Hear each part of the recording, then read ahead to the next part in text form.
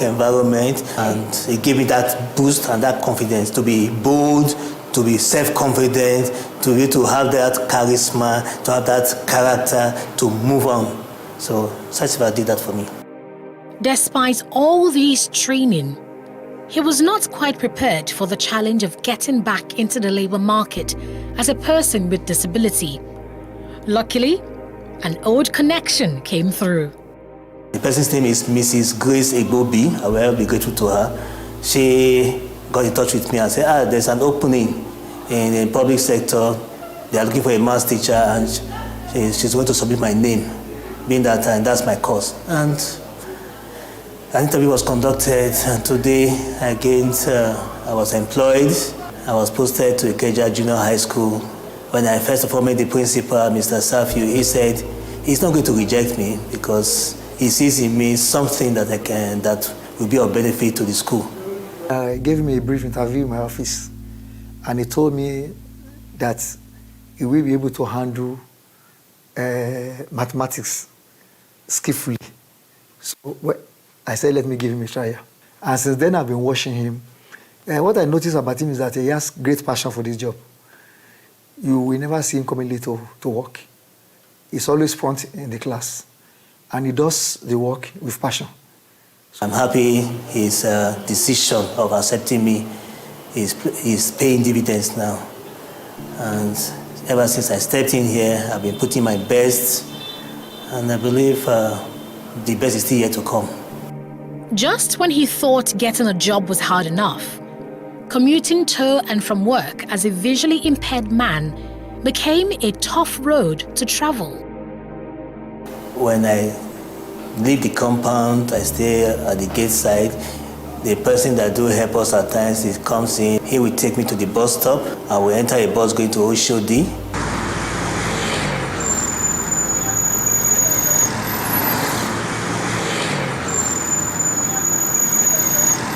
I will drop at Kappa. From Kappa, I will take a bus coming down to PWD. Drop at PWD. When I get down, God has been faithful. Somebody is always there. They will take me across the railway track and to the other side, bring me over to this side, to the GRA side, drop me at the gate. At times it will be a teacher, a fellow teacher. At times it will be a student. At times just be a passerby who has a measure of kindness in him or her. This is David Okon, former president of the Nigeria Association of the Blind. He is the current chairman of the association's education committee. Okon was born sighted, but became blind as an infant. Like Cyril, he had a hard time securing a job despite his skills and education. He's now a staunch advocate for equal opportunities for persons with disabilities. Blind people can work as long as they have the education that is required. They need training like other people. It might be some specialized training, but honestly, it doesn't cost the price of a rocket. They need equipment that will make them function appropriately. That might cost a little more than what you give. But every employer should think this way. Okon also analyzes the role that the Nigerian society has played in perpetuating the belief that persons with disabilities are outcast. The society is yet to come to terms with the fact that a blind person or a person with disability is a member of the society. Or they see him as that lesser being. You can even hear things like, this handsome man or this beautiful girl or lady is blind. That is just nothing but pity. But are they ready to see you as an equal stakeholder in the society, in the organization, in the workplace, in school environment, even in the church? The answer is not in the affirmative for now. A blind person would have ordinarily not been so disadvantaged if the society was more enabled. The environment, the road networks was not built with me in mind. And even when the government even did some walkways, pavements that you could walk and not be run down by moving traffic, you find out that that is not possible because the walkways have now become markets. The bike owners, ones we call Okada, park their bikes on top there. And so I now it would then be as if I'm more handicapped than I should be. Drawing from his personal experience with disability discrimination, Cyril makes a passionate plea for an inclusive society. Those who have physical disabilities, they are pushed aside. They look them as perpetual beggars. And it's not supposed to be. Some of us, we are learned. We don't need pity. We need opportunities. We need encouragement. Those who are lacking education, they need to go to school. Those who need employment, they need to get employment. Those who need to even start their own crafts and their own little business, they need such help. Every 6 minutes, someone is told they're going blind. Leading medical journal Lancet Global Health projects that global blindness will triple by 2050 to 115 million. Okon speaks to these figures as he calls for a paradigm shift in how society views and treats persons with disabilities. I have not come across a blind person who have become sighted. Unfortunately, I've come across too many sighted people who have become blind. The question then is, why don't you think of making the society a better place? In case it will be that person you know, or even you, because there is nothing that says that it cannot be you tomorrow. So that will not join us in the cry and lamentations that we're going through. In January 2019, President Muhammadu Buhari signed the Discrimination Against Persons with Disabilities Prohibition Act. The act criminalizes discrimination against persons with disabilities and requires all public organizations to reserve at least 5% of employment opportunities for these persons. But that law has the challenge of enforcement.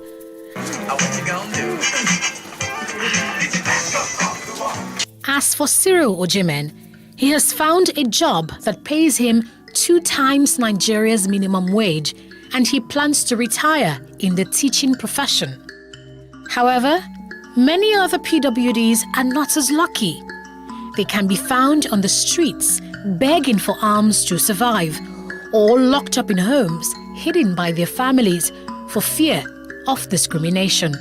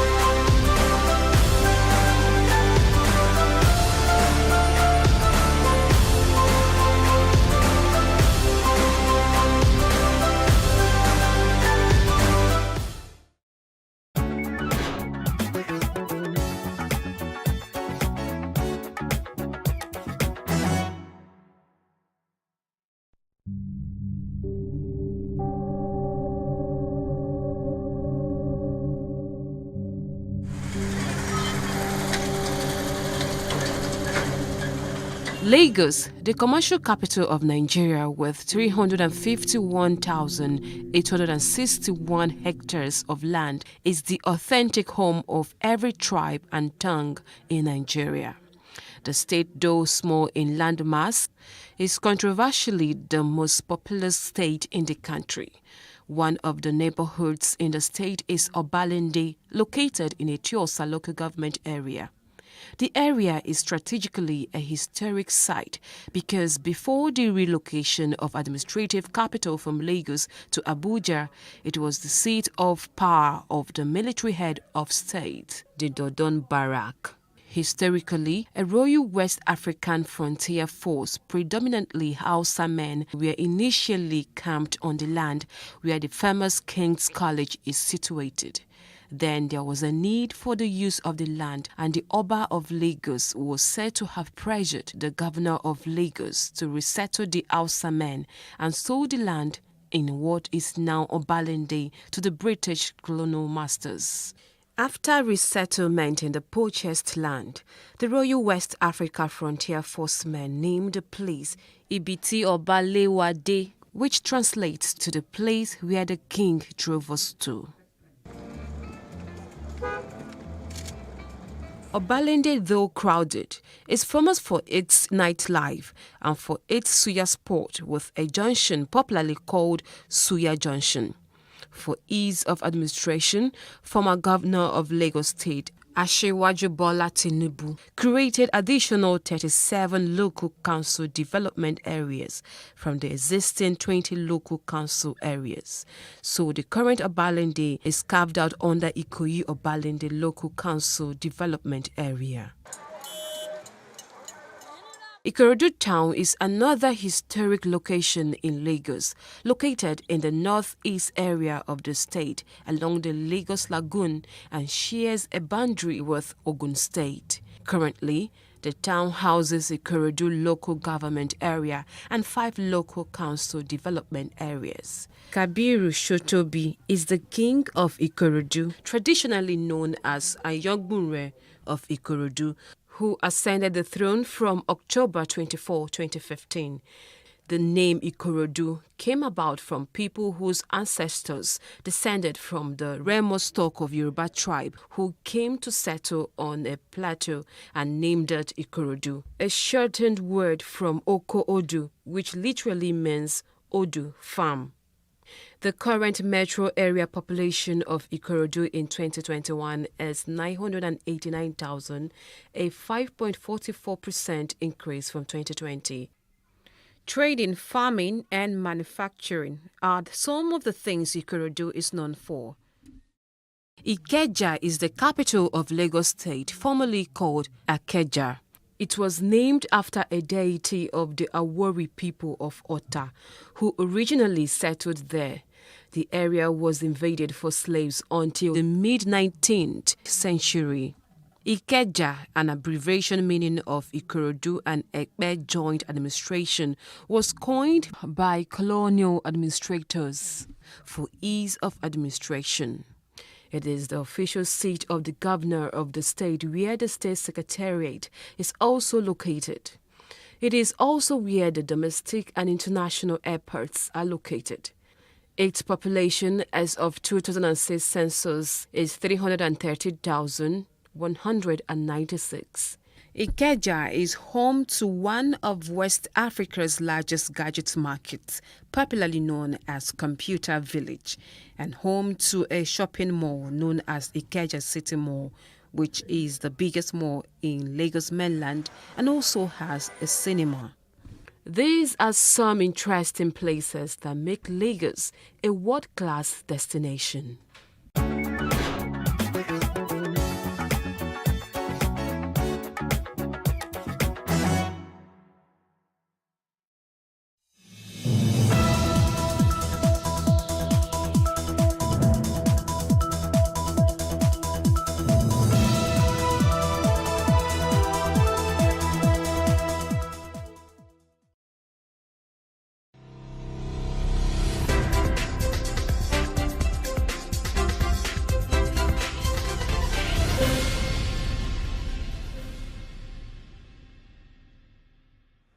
Hello and welcome to Ladies Talking Business. I'm your host, Moremi Akonwu. On today's episode, we will be discussing an interesting topic, retaining your femininity as a businesswoman. Discussing this with me today is a seasoned etiquette consultant, human capital developer, and author. She is a certified international etiquette consultant. She is the CEO of the Etiquette Avenue. She consults with corporate organizations and offers specialized training programs. And she also teaches children at various levels and creates bespoke training sessions for individuals and groups on a variety of etiquette topics. A graduate of estate management from the University of Lagos, she received her etiquette training at Minding Manners International in London. She is a very passionate advocate of the power of etiquette and how it can be harnessed to improve the lives of individuals and ultimately transform a nation. She believes if you must do anything to make a difference in the lives of people, you must do it properly. She is Amanda Amushon. Delighted to have you on Ladies Talking Business today, Amanda. Thank you for having me, Maureen. And I'm looking forward to our etiquette talk today. Same here. Okay, so in simple terms, can you explain femininity? Okay, I'll try and be simple. Oh, please be simple. I'll give you a proper definition first. So femininity, you can define that as the attributes or qualities that are regarded as characteristic of women. Okay. If I was going to put it in my own terms, in my own words, I would say femininity is the essence of a woman. Everything that makes up her composition. When you look at her attributes, you're talking about her sensitivity, her ability to be emotive. A woman is a nurturer. She's a multitasker. She's warm. She's graceful. I can go on and on.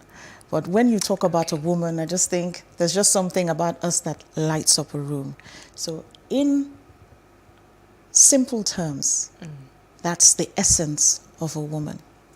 So what makes a woman a woman? So those attributes that make her a woman. Yes.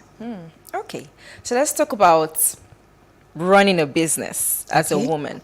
Why is it important for women to retain their femininity while running a business? I know you have a lot to say here, so let's talk about it.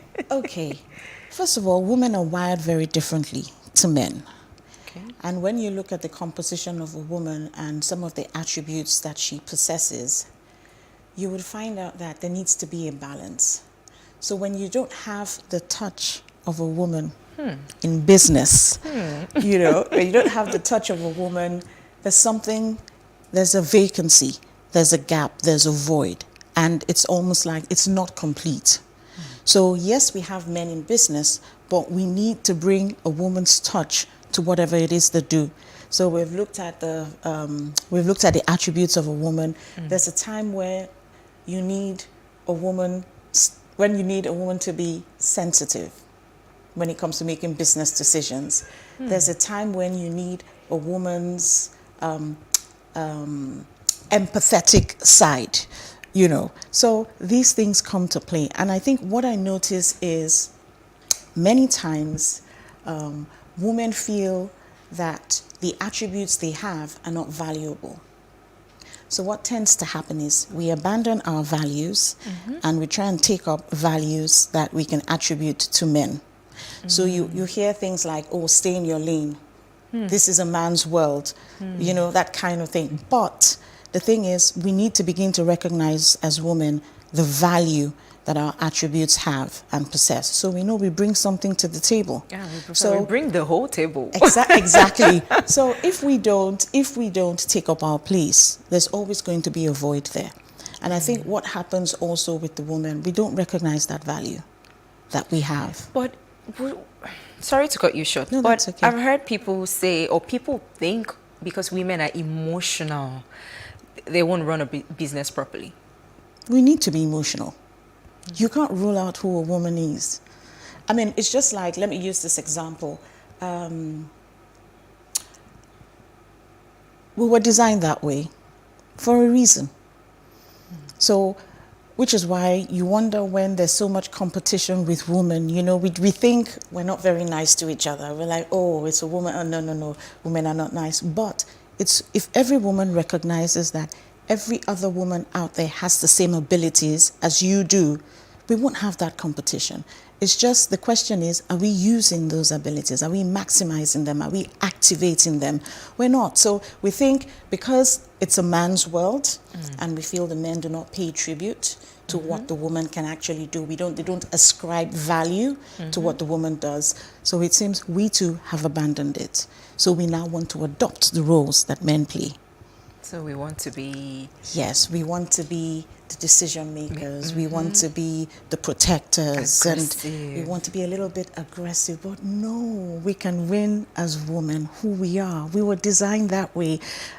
You know, so simply put, yes. Well, I'm just, even from the way you speak, I can tell that it's something you're passionate about. You're calm about it, but I can tell that there's passion somewhere in there talking about it. So, how would you say, or what's the best way for a woman to handle situations where she's surrounded by male counterparts, and it probably doesn't happen every time, and they just basically want to shut her down or shut her up? How do you handle such situations? She needs to maintain her composure. Like I say, you can't take away who a woman is. It's innate. It's how you work. It's just like you came into this world one day and you just realized, this is who I am. I'm a woman. And God put certain emotions in you. You know, you need to be warm. You need to be gentle. You're a nurturer. You can't change that overnight, no matter how hard you try. So it's who we are. So the thing is, I would only advocate just fill in that role. Okay. We don't need to compete with the men. We need to let the men know that we are good all by ourselves. We carry value and we are bringing something to the table. Like I say, you need the woman's touch with everything you do, any line of business, any line of work, whether if you're in an organization, from the tea lady to the PA to a lady who is a director in a company, it makes the world of difference. As long as we're activating those skills and those attributes that we have and we're applying them. We should stop leaving them dormant. They're very powerful. We should stop leaving them dormant. Yes, which is what many of us do as women, and we're taking up the roles that men occupy. We want their attributes because that's what the world tells us, that it's a man's world. So what makes a man function? You look at his attributes, so you see the woman a little bit more aggressive. I know not all women out there would agree with me, but we're a little bit more aggressive, we're pushing the envelope. No, let us be women. Yes. Amanda will speak more about this shortly. Okay. Please stay with us for more of this conversation after the break.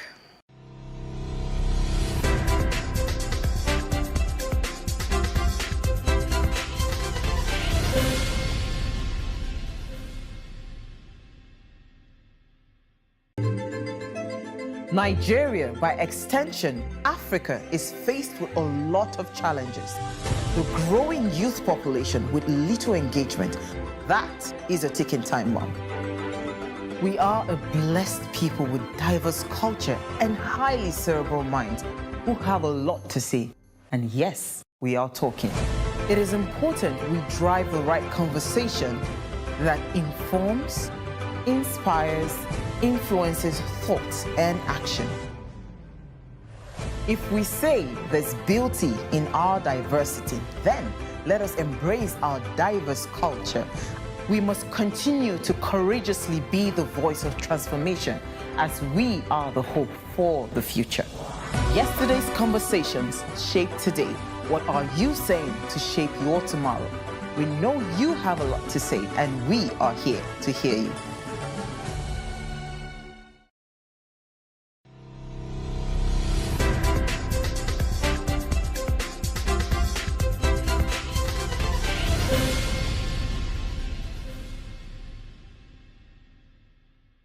Thanks for staying with us. I'm still here with Amanda Amushon, an etiquette consultant, human capital developer, and author. I didn't want to interrupt you earlier when we were talking about it, but let's talk about the role culture plays in all of this. I believe culture, especially in the African setting, has its influence on how women behave generally, let alone at the workplace or running a business. So let's talk about the role culture plays, the What culture basically has given we women? It depends on what culture you're talking about. And one thing I would tell you is culture greatly influences etiquette. And another thing about etiquette is it evolves over time. So when you try and put culture and etiquette side by side, you realize that even what our parents did or their parents before them did, it's 2022. Things are definitely going to be different. So how in the past maybe it would have been proper to write a letter, you know, or a thank you letter, you know, it was proper, you use the ink and the pen, you nice cursive writing. Today, it might also be proper for you to send, you know, a text message as long as your sentences are constructed properly. So things evolve, things change. Now, culture and women, we can't live in the past. Okay. We can't. And like I say, things evolve. So society has to give women the place that they have earned and they deserve. We can't live in the ages. So whereas in the past, it was traditional for a woman to be at home and look after the family, the home front, ensure the children are well, and her husband eats well, and she's looking after, you know, the home, that was her job. The man went out, you know, to work, earn money, and bring home. Typically, that was a cultural setting at that time. But now it's different. More doors are opening for women. Women are being educated. Women are pushing the boundaries further. So what are they going to do with everything that they have achieved? But there are men who still feel a woman shouldn't be working or be in a place of authority. There are men who feel women shouldn't even have education. Unfortunately, we're always going to have people who like think like that in society. There's really nothing we can do about it. And there are people who are, you would find out, what I've noticed is even amongst the young folk, you see young couples, when you listen to their beliefs, their values, and you're wondering, you sound like someone from 40 years ago or 30 years ago, and then you're so young. Values, they hold on to these things, you know, pretty closely. But I think that we've come of age, give women a chance. There's nothing you can do about the mindset that people have that women should be in the kitchen or should be at the home front. No, look at them as your equal partner. They're there to support you, they're there to help you. And like I say, I go back, a woman's touch. I'm going to be saying that quite often. A woman's touch, I know I'm going to be hearing that a lot. Yes, a woman's touch. We make all the difference. So, but just to summarize what you've just said, I believe that it's also the duty of the men to just let women be who they are meant to be. I agree with you, and I think before we take the fight out there as women, I think amongst ourselves we need to have these conversations quite often to realize that what we carry is actually powerful. And if we can agree and have a loud enough voice, we can actually take it to the men. It's because they don't see us for who we are. They just don't think we're that powerful. And when I say powerful, I'm not talking about operating, you know, in a man's world or doing what he can do. You know, whatever a man can do, a woman can do better. We've gone beyond that. It's honestly, I think it's more of as they are, with the attributes that they have, and in the times that we live in, the skill sets they've been able to, you know, acquire, they're formidable. I agree. Let's give them that credit and work with them. Don't try and tell or make the woman feel that she's not like you. She wasn't created to be like you. Yeah, so recognize her power and what she brings to the table, and all would be well. So moving on, how can women maintain a family life balance while thriving in business? Good question. I think foremost, a woman has to look at her well-being. Okay. Like you said, in times past, our parents had the responsibility of, or mothers actually, a woman, you know, being at home, looking after the family, the home front. But today things have changed. Women are out first thing in the morning, dropping their kids off at school, and they're hitting their offices. You know, they're starting their day, you know, 8 a.m., you know. And a woman has to be balanced. You know, her well-being has to be taken care of if she's going to juggle all of these things. So her mental state, she has to be healthy in her mind and her emotions and physically. And when you look at physically, of course, you know, many women are very conscious about how they look now. So you're talking about diet, you're talking about exercise. You need the balance. Right, yes, you need the balance. And emotionally, when it comes, you have to be happy. You have to do the things that make you happy. I'm listening to more women now who are saying, you know, it's going to be about me this year.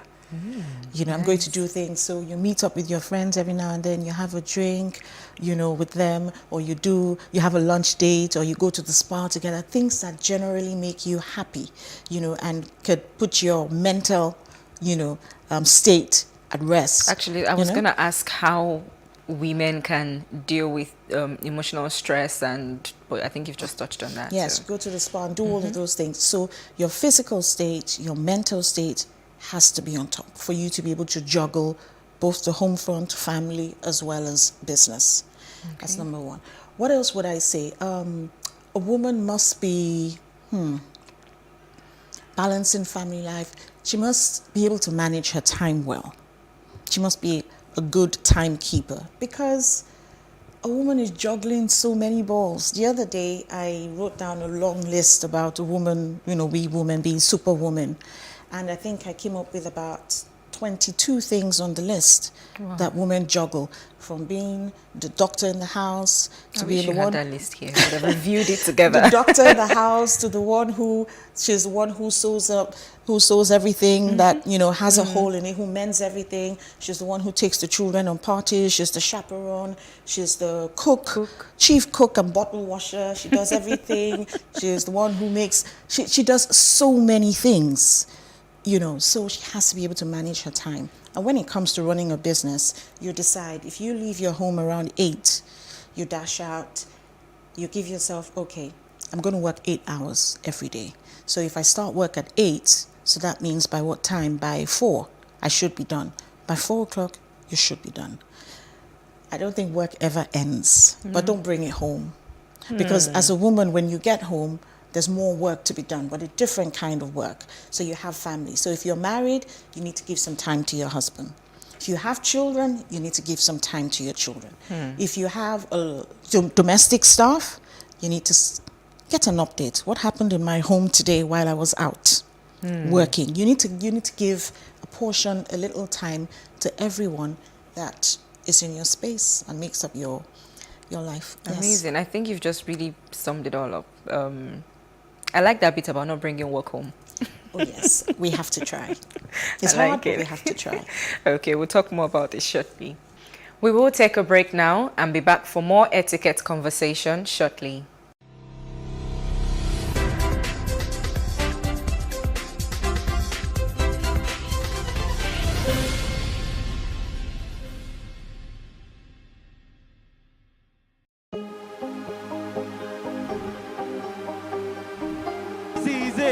For upcoming artists to blow in Nigeria.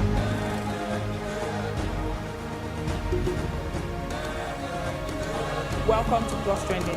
I am Bukky November, your host, saying thank you for joining us on today's episode. Welcome back. It's tea time on Plus TV Africa. Practice makes perfect. I'm not perfect yet, but I'm a lot better than I used to be. He's a king. He's entitled to marry 100 if he wants to.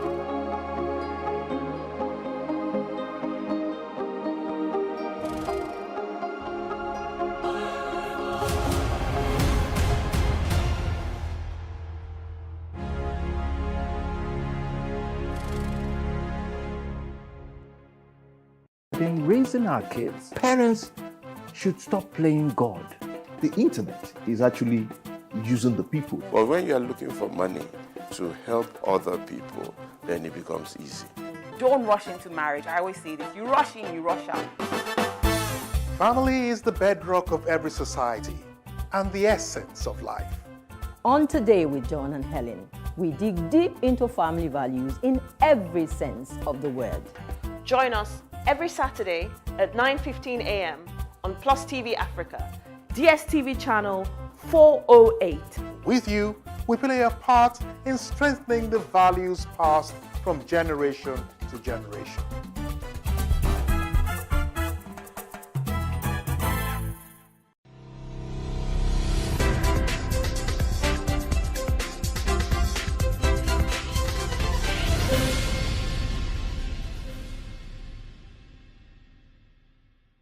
I'm still here with Amanda Amushon, CEO of the Etiquette Avenue. Amanda, it's been an interesting conversation so far, you know, the old etiquette talk. Why do you think it's important for businesses to have women in top positions? I know we've talked about why you should have them in business, but why should you have them in top positions? At the top is where all the decisions are made. Okay.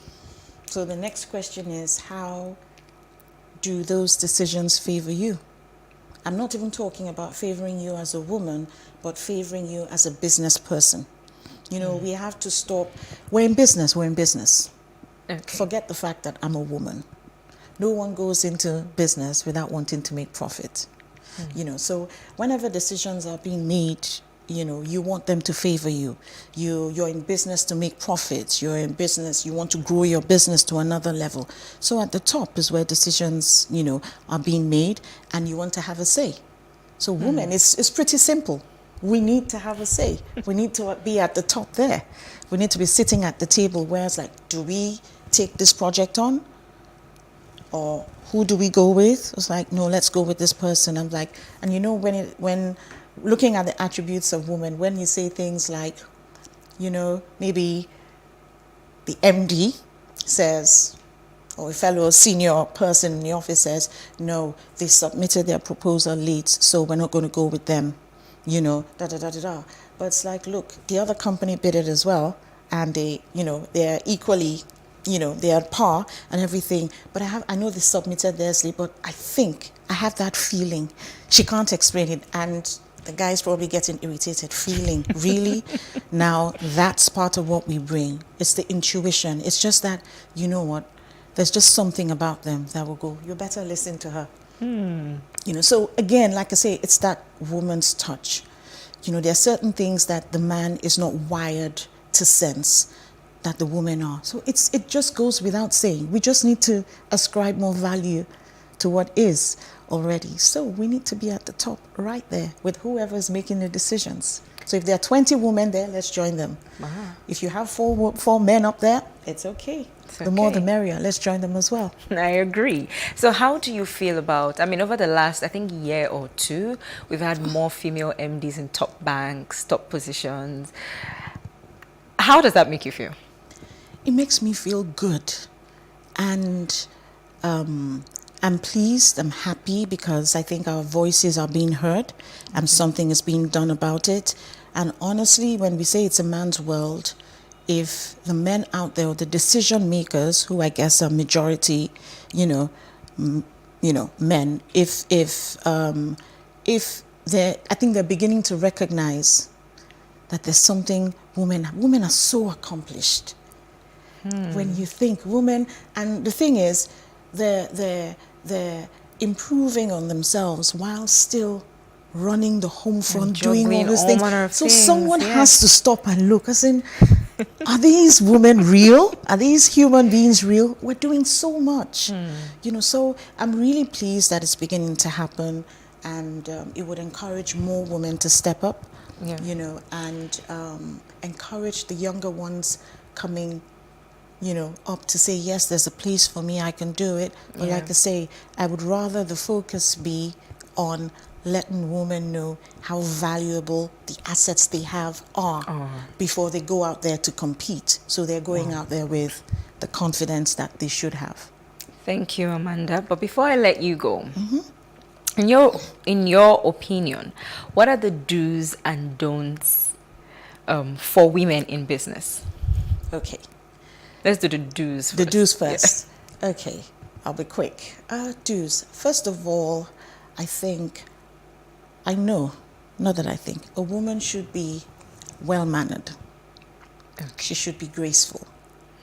And she should be composed at all times. It doesn't matter the line of work you're in. Okay. So some people might say, but she's an engineer, which sounds masculine or so. But imagine an engineer attending a meeting, nicely dressed up, graceful, carrying herself very well. I'm going to give her another look. I'm going to draw the chair out for her, even as another woman, to say, take a seat at the table. There's just something about a woman being graceful, well-mannered, and it's all the way, So that's the first thing I would say. She must be well-mannered, graceful, and composed. Okay.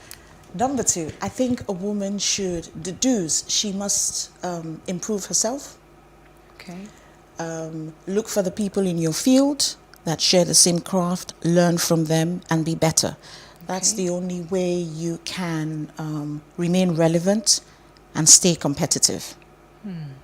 Yes. Let me see. What are the number 3? I think women in do's. As a woman, we make many mistakes. We've made mistakes in the past, and we've not had people to guide us. When we have telephone calls, some in the past, well, I know it still happens. There's a tendency it can happen, but we need to ensure that everything we do in line of business is in writing. So you have a telephone conversation with someone, it sounds interesting, let's do this, let's go for it, everything. But a telephone conversation can be forgotten in a hurry. So as women in business, those are the things that maybe the men might think we overlook. Make sure every conversation you have, every business deal you're about to go into, everything is written. And let me just quickly add this. She should maintain a strong network. And when I say network, I think some people might just think, oh, it's all about, the people at the top, my network of friends and everything. Yes, it's okay. But also at the lower levels, because a strong network is a strong network. We all need each other. So I always say things, I can abound, and I could go high and I can go low. I can relate with the tanker driver that delivers water in my home, and I think I can very much, sit with the queen the next day. So you can. So that's what I honestly feel. We should have a strong network, but it should be a network of people at all levels, because you never really know who you need tomorrow. True. So I'll leave that with my do's. So okay, so don'ts now. Don'ts. Okay. I think women should never let their emotions run away with them. It's one of the reasons why I think, when men look at, oh no, she's too, you said it, she's too emotional, or no, I don't know, she's too, no. We are aware of who we are, but let's fine-tune that attribute and work it. Fine-tune? Yes, we need to fine-tune. So yes, because I could sit down and cry about something the whole day, and I could also be emotional and get something done and sign that $1 million contract. Yes. So, do you have one more don't for us? Let me see. One more don't. Let me leave it there because of time. Thank you so much for coming on the show today, Amanda. Thank you very much. Wish you all the very best. Thank you so much. I'm sure you'll agree that it has been an enlightening etiquette episode of Ladies Talking Business today. Many thanks for watching, and do join us this same time next week for another episode. Don't forget to follow us on Plus TV Africa Lifestyle on YouTube to catch up with our programs. I am Moremi Akon. Bye for now.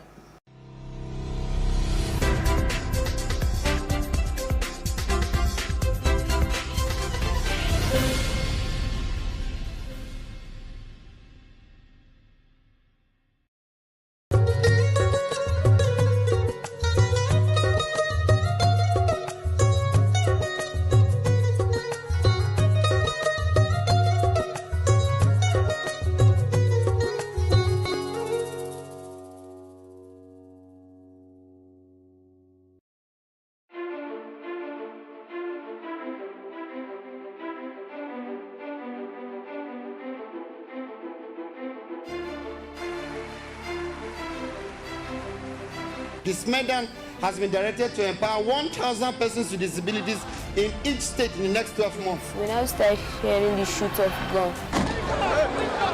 Whatever I've done. Every public policy has winners and losers, and some will not be very happy with you, while others usually be silent.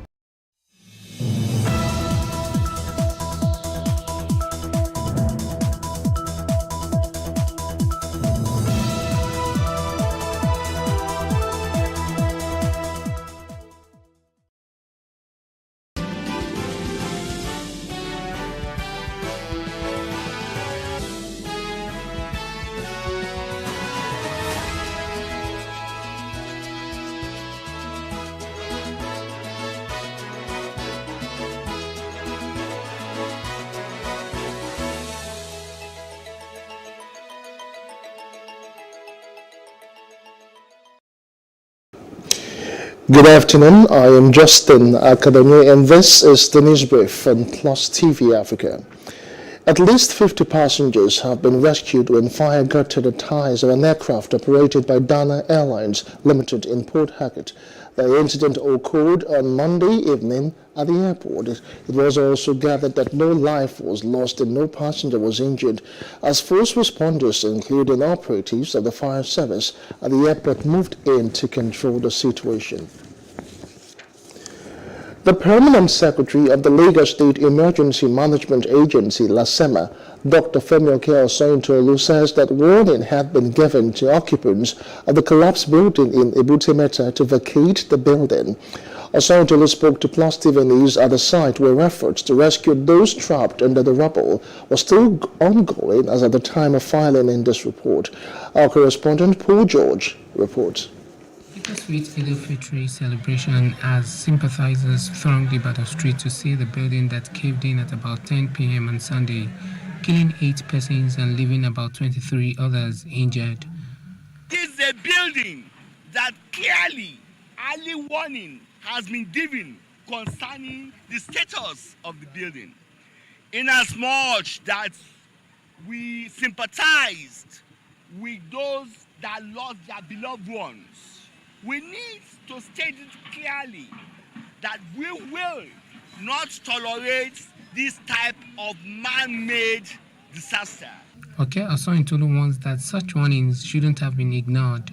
When we got there, at that time, we were having close to 20 people rescued.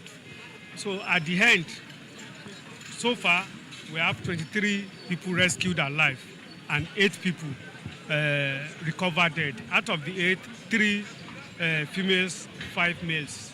Johnson Adejare, who claimed to be a family member to the owner of the collapsed building, and at the same time the Secretary of the House, corroborates the claims of the DG that the owner of the building had been informed about its status. 2 years ago, we called the developer that, look, this is situation at hand. The house is not good again, it's not safe again. Come and do something about it.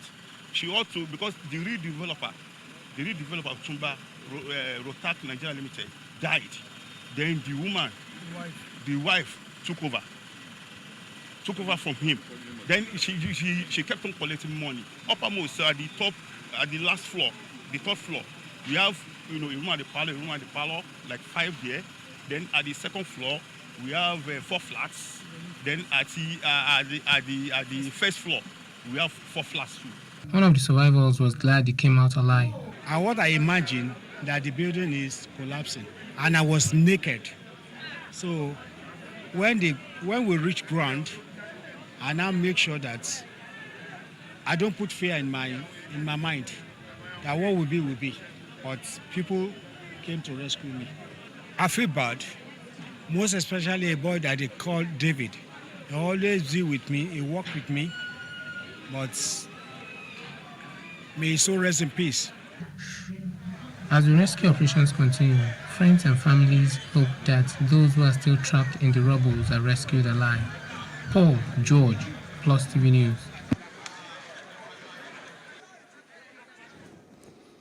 A chieftain of the All Progressives Congress, APC, Benga Olawekbo Hashim, has joined the 2023 presidential race. Hashim insisted that despite the fact that the country is grouped in the close of insecurity, worsening energy crisis, a new and better Nigeria is possible. He explained the current political trajectory of the country is dim and dark as deep ethnic cleavages and bigotry have dominated the landscape. He believes he is able to midwife a new Nigeria. As the 2023 general elections draw closer, the PDP has embarked on world congresses. In Imo State, the Congress was tension-soaked following alleged holding of result sheets by the State National Secretary of the party, Samuel Anyao, as well as writing results without Congress. Anyao was accused of being selfish, using his cronies to subvert the will of the party faithful. However, he has debunked the allegations, describing it as baseless. What brought all of us here is the robbery, criminal act of stealing Congress results and an attempt to steal shop. It was to steal the entire Congress result of the 27 LUGA. By the time they were caught, 2 LUGA, which is Idaho North and Idaho South, have been stolen. And this thing started from Abuja, and it has the imprint of the National Secretary of the party, Samuel Anyanwu. And it was designed at hijacking the entire 27 LUGA results.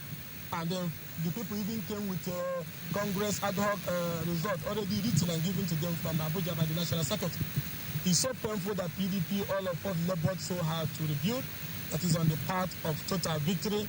Is at the verge of being destroyed because of the ambition of one man. Actually, one Ikenga, Ugo Chinyere, alleged that the National Secretary masterminded the seizure or diversion of the electoral materials during the Congress yesterday. Actually, this allegation is quite laughable. And Senator Samuel Anyanwu is the National Secretary of PDP. And the committee was set up by the party to conduct this ad hoc Congress in Imo State, in various states. And up till now, you can see that other states that you have not been receiving a lot of issues. Why must that of Imo State be a different ballgame? It is because we have people who are so desperate for power. In the meantime, the PDP has shifted its National Executive Committee meeting earlier scheduled for May the 5th to Tuesday, May the 10th. The party disclosed this on Monday night in Abuja in a statement issued by its National Secretary, Senator Samuel Anyanwu.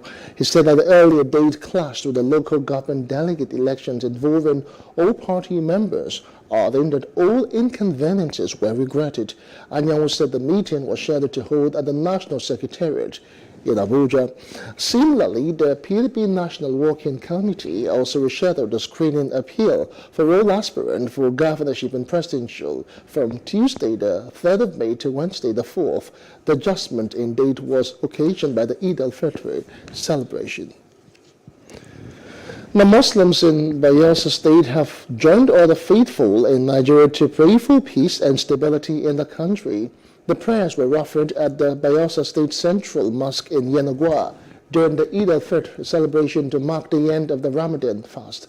The Muslims also spoke on the significance of the Salah while asking Allah to release peace upon Bayelsa State and Nigeria. The symptom of the fasting is this: Ijana, paradise, protection, seal, is cruel, is a shelter from hellfire. So those who make the fasting, Allah will bless them in paradise. That is the significance of the fasting. And now, we are now praying in Bayelsa State and Nigeria as a whole. The symptom of the As Muslims worldwide celebrate the end of Ramadan, families and fun seekers headed to various relaxation spots to spend time with their loved ones. Plus TV News was at some relaxation centers and spoke with fun seekers. It's another holiday, this time dedicated to Muslim faithfuls after the Ramadan fast.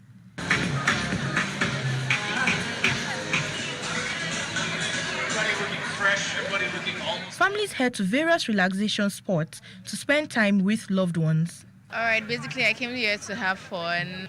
I'm just happy being at home. I'm not going to work today, just having fun. Came here for this fun, that's all. Yeah, I got a bit of pop-up seat. So I'm enjoying the pop-up here. And I'm also not a Muslim, but it's like it signifies the end of their fasting. And I don't really know the story behind it, but so I think that's that. Honestly, I'm not a Muslim, but I know it's like celebrating after like so many days of like fasting, and you know, it's the way to like celebrate the success of the fast. While some hope for a much peaceful, united and economically strong Nigeria, others say they live each day one step at a time. And this moment is to free the mind of all distasteful issues in the country.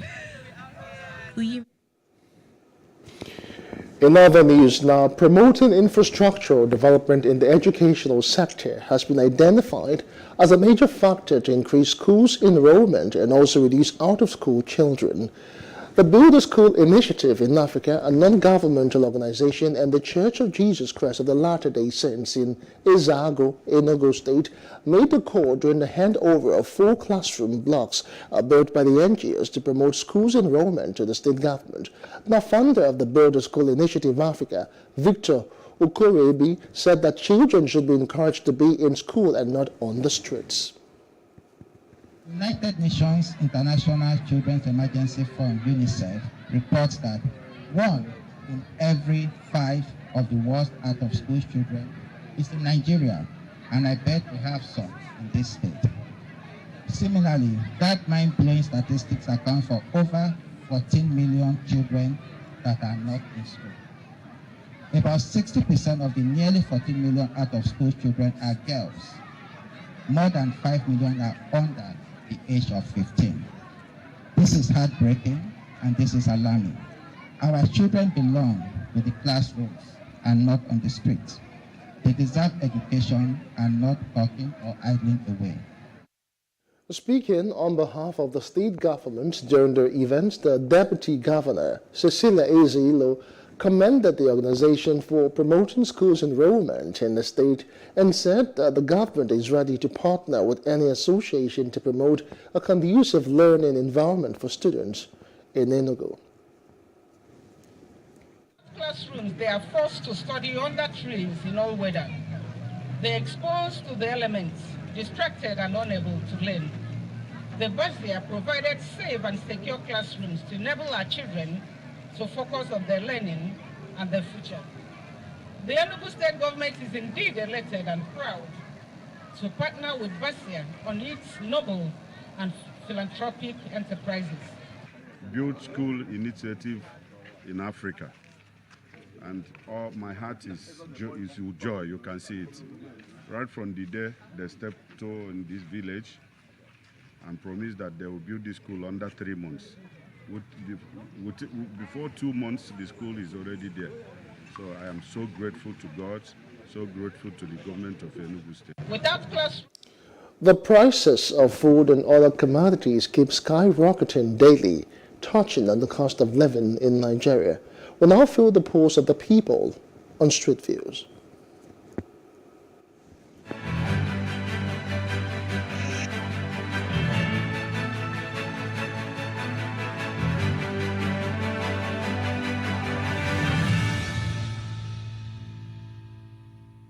You expect seriously, we can't even explain because in my place of work, the place I would normally pay 500, go and come back.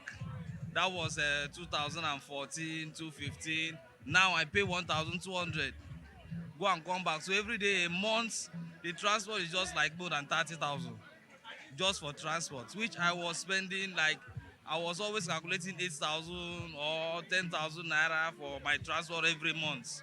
But now the transport fare is moving from 10,000 to 30,000 every month. For the 26 days, I always work.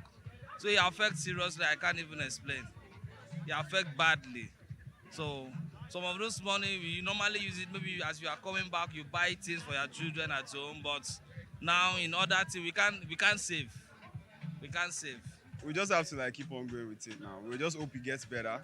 So how we are coping is work harder, and that's just what we can do. I'm into food business, so I know it's affecting a lot, particularly trying to get customers. When you give them prices of stuff that we do, they complain that it's too expensive.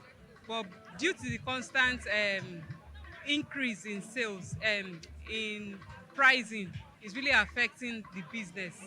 So we hope the government will look into that. The price is way too expensive. Take for example, a bag of flour last year was going for about 10,000, but now it's going for like 22,000, 23,000, depending on where you get it. When you look at the rate at which prices of commodities are going up, is very, very high. In fact, average Nigerians are finding it very difficult to cope. and we want government to do something as soon as possible before things get out of hand. I think it has really affected it adversely because things are quite costly now, and the things that we used to get for a particular price has actually gone up. So we need to improvise and, like they say, cut our clothes according to our size, right? So, but we dey try, we dey manage. Like, okay, when I was coming now, I had a small issue with my car, and I had to get, I think the person that I wanted me fix it said I should get, what is it called? Jowl, ordinary jowl. Then we used to get it for like 1, 2 or thereabout. But when I bought now, it's 2.5. Now. You get, so everything, food, rent, everything. That one is, I don't even know what to say. It's been God. You know, buy something today, by the time you get to the market, it has tripled the price. So it's being consistent with the price. It's not as if it's going down, it's going up. So there are some things you really want to eat, but you cannot afford it, so you just leave it out there and eat the basic things. So it has affected my daughter. Like, my daughter likes berries a lot. And berries that I used to buy for 1,000, now it's 3,000. I can't afford to always buy berries for her. So it's affected in every, I don't even know what to say about it. Cost of living, water now, we used to buy 600, now it's 750. Maybe by the time you go next month, it could be 800. So it's affected a lot of things. So you now start considering, should I not drink clean water? Should I just drink from the bowl? It has affected a lot of things. So your health now is at risk because your meals are no longer balanced diet. So you have to weigh options. What will you eat and what you will not eat? That's affected a lot of things.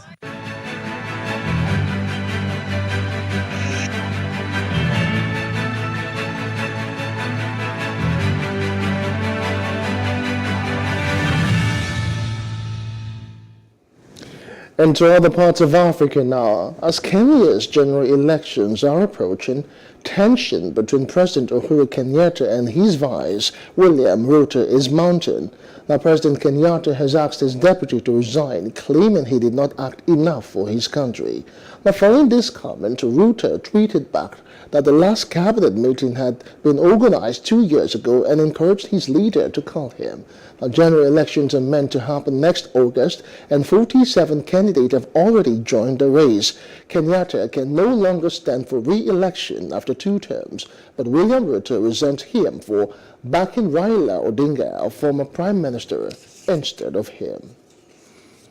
Now, Ethiopian police have used tear gas and briefly clashed with young Muslims in the capital on Monday during prayers to mark the end of Ramadan.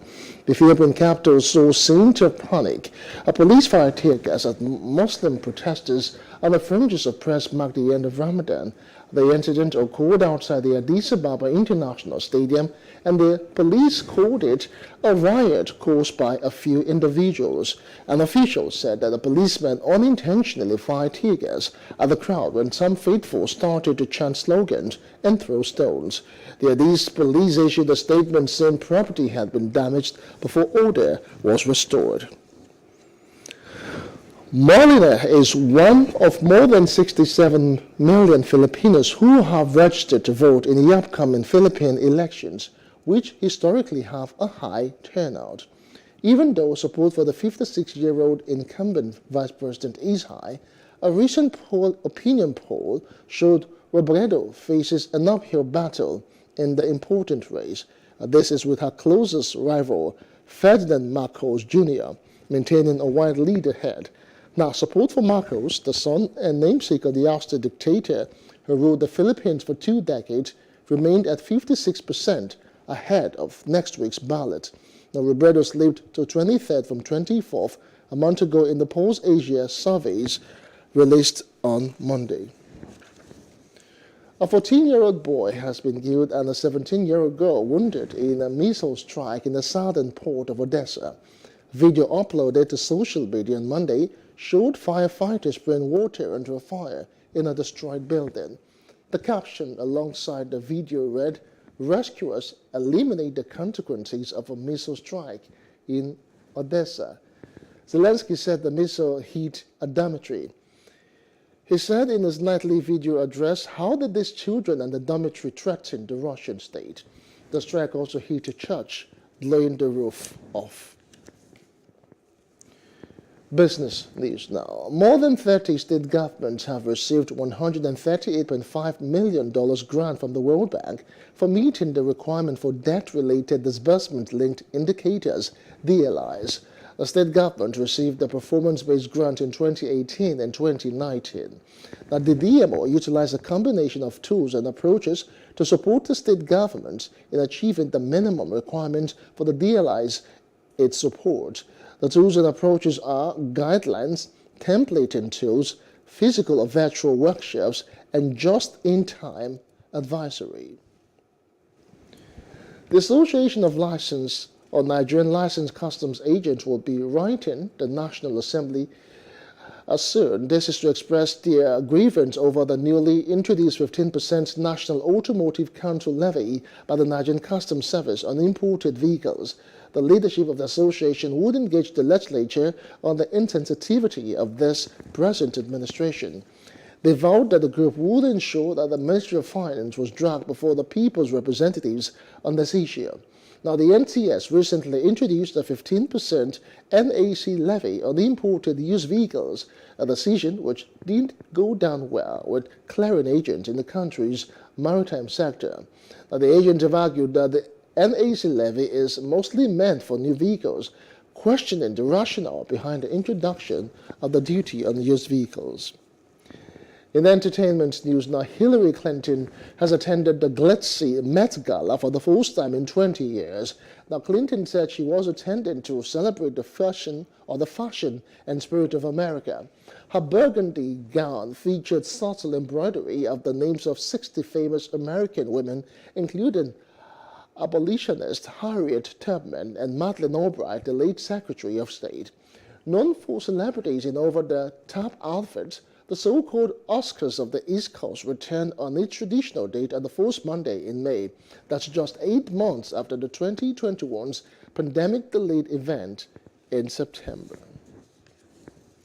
The Country Music Hall of Fame has inducted Ray Charles, the Jets, and 2 studio musicians who contributed to classic country songs.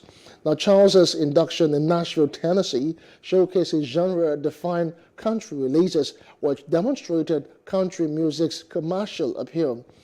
He grew up listening to the Grand Ole Opry and in 1962 released Modern Sound in Country and Western Music, which became one of the best-selling country releases of his era.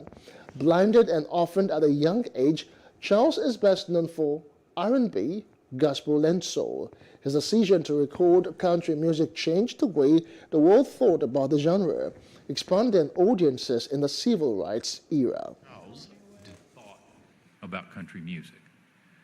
Willie Nelson said Ray's recording of I Can't Stop Loving You did more to expand country audiences than any other record had before. He recorded it for his Modern Sounds in Country and Western Music album, a landmark work that introduced innumerable pop music fans to the beauty and soul of country music. From then on, until his death in 2004, he made country music an integral part of his repertoire. His first recording in 1959 to I'm Moving On, to informing that record company in 1961 that he would record an entire country and Western album. They told him he was crazy. Mr. Charles always stood his ground for what he loved, and country was one thing that he truly, truly loved. And finally, in sports news, the Senegalese national team has been sanctioned by FIFA for the incident that took place during the second leg of the World Cup 2022 qualifying playoff between Haiti and Egypt in Dakar on the 29th of March. FIFA fined Senegal Soccer Federation $180,000 for fan disorder at the World Cup playoff game, including shining laser pointers at Egypt star Mohamed Salah in the penalty shootout. Senegal went on to win the shootout in Dakar in March, with Salah's Liverpool teammate Sadio Mane scoring the decisive sport kick. And that's the news brief. For more stories, please follow us on our Facebook, Twitter, and Instagram pages, and do subscribe to our YouTube channel at Plus TV Africa and Plus TV Africa Lifestyle. I am Justin Akadonie. Many thanks for watching.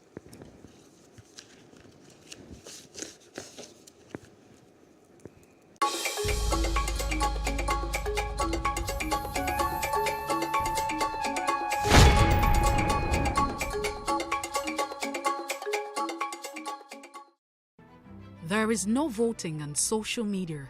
To vote, you would require a permanent voter's card. To get your PVC, visit cvr.inecnigeria.org.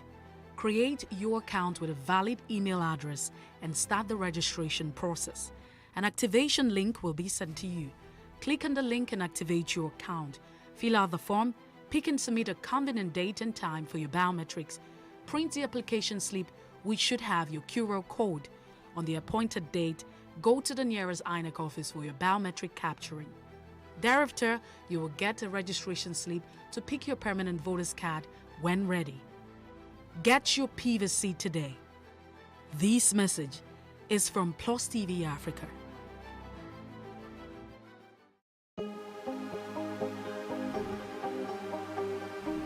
This is it for upcoming artists to blow in Nigeria.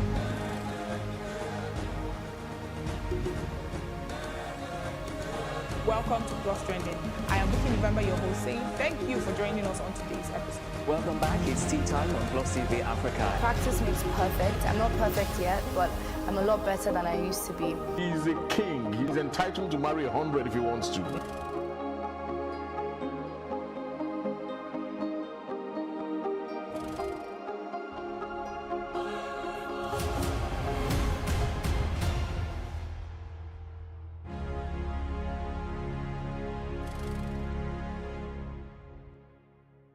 In raising our kids, parents should stop playing God. The internet is actually using the people. But when you are looking for money to help other people, then it becomes easy. Don't rush into marriage. I always say this. You rush in, you rush out. Family is the bedrock of every society and the essence of life. On Today with John and Helen, we dig deep into family values in every sense of the word. Join us every Saturday at 9:15 a.m. on Plus TV Africa, DSTV channel 408. With you, we play a part in strengthening the values passed from generation to generation.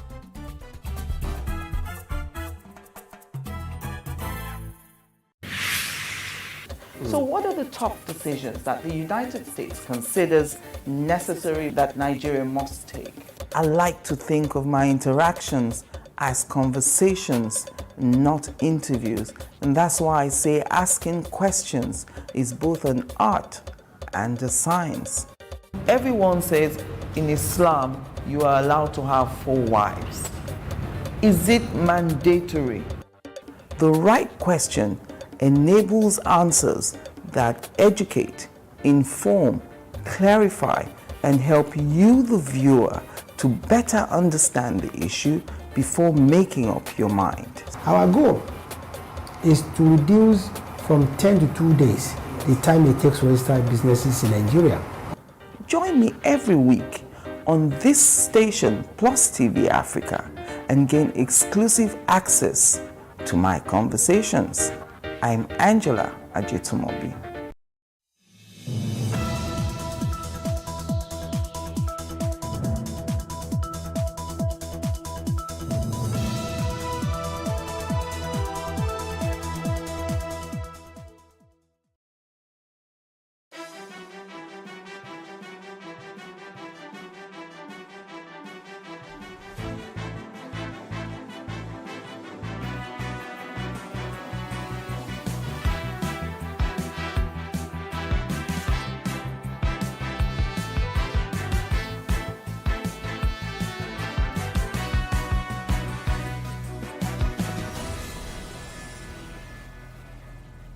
Barkada Salah and hello and welcome to What Are You Saying?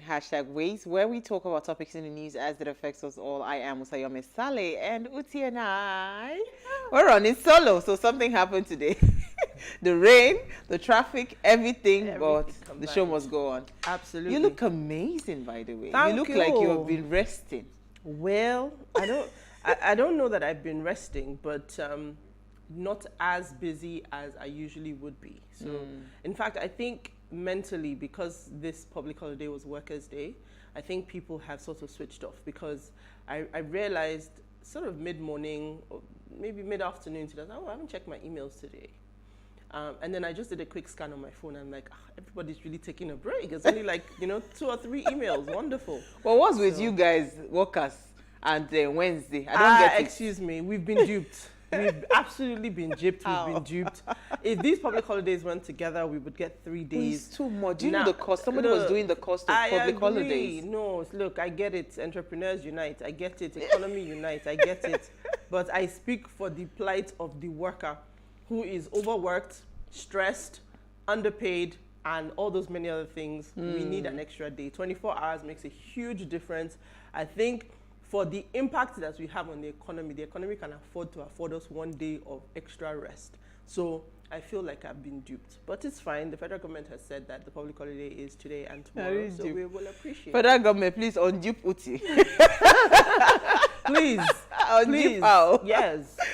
All right, so today we're discussing, you know how everybody, when the elections are coming close, it seems like no other office is relevant. It's just the office of the presidency that's relevant. And it keeps putting this conversation to the fore that you need to understand where the power lies. Absolutely. And where to be smart, if you truly want to strategically change the course and the direction of this country, right? If you are not strategic about it and understand what it will take to truly transform the nation, and we are still focusing on one human being, it means that we have no clue what the problem is in Nigeria. It's a lack of understanding, definitely, in terms of how the process works. Politics in itself is like a game, and you got to go through politics to get to governance, but you have to understand the entirety. The politics, yeah. So a lot of the time we focus on the politics. The politics leads us towards the executive, just to the office of the president, but we forget, or some people forget, and then some people don't even have the understanding of the impact of what the different levels of government, the different arms of government, how they impact you. So it's not just about focusing on the office of the president. It's not just focusing on the governors, all the way down to your councillors, your local government chairman. All these roles are important. Very vital. And you find that as these elections are happening, half the time nobody even knows. Nobody knows. You live in an area, you probably don't know who your councillor is, you probably don't know who your local government, you probably don't even know where your local government office is. So important for us to be able to see the bigger picture, to understand how all the pieces fit together. I'm sure our guest will help us learn more today. We're happy to have our guest. Me, I'm just going to be quiet. I'm just listening. Indeed. All right, so on that note, here's what we found as today's quote. The most important office, and the one which all of us can and should feel, is that of the private citizen. This is from Louis Brandeis. Now, according to a publication on The Nation, whoever wins the 2023 election across all levels of government, the flawed system will remain in place. The patrons of the systemic anomalies are too powerful to be challenged, at least for the moment. It's time to look beyond 2023 elections, look beyond office of governor, office of presidency. This is the time for the politically savvy to join or create a dependable platform and start conversations to educate and reorientate the illiterate segment of the electorate. So that's why we're having this conversation today. Dele Farotimi is here to discuss the topic, how can the electorate look beyond presidency as we look ahead of the 2023 elections? We'll do that, but first, let's take a break to see what we found in the news.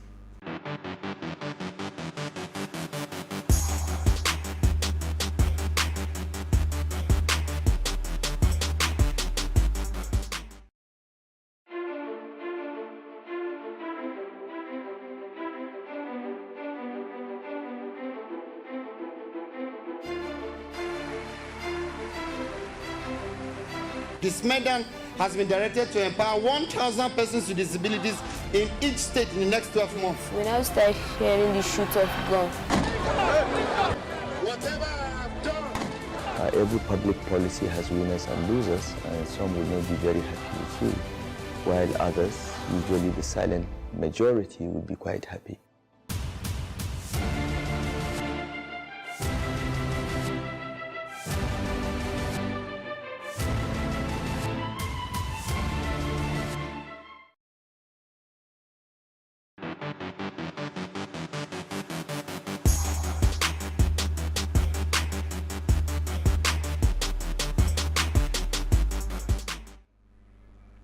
All right, you're still watching Ways now. World Tuna Day 2022. Rich in omega-3 minerals, protein, and vitamin B12, tuna has various other advantages, but the superfish is a victim of its own amazing qualities and nutritional properties, threatened as it is by the overwhelming demand from the human population. Now, according to the United Nations, latest data shows that 33.3% of the stock among the 7 principal tuna species are estimated to be fished at biologically unsustainable levels. Now, to underline the importance of its conservation, so systems can be put in place to prevent tuna stock from crashing. The UN General Assembly in December of 2016 voted to officially observe a World Tuna Day, and the date was chosen to be May the 2nd. Do you love tuna? I do. Not so much. Well, I don't eat it so much now. We don't really have a, would I not say a culture? You know, when we talk about canned fish in Nigeria, we talk about sardines. That's more readily accessible than tuna. But I mean, the chicken of the sea, right? It's delicious. It's healthy. It's chunky. It's chunky.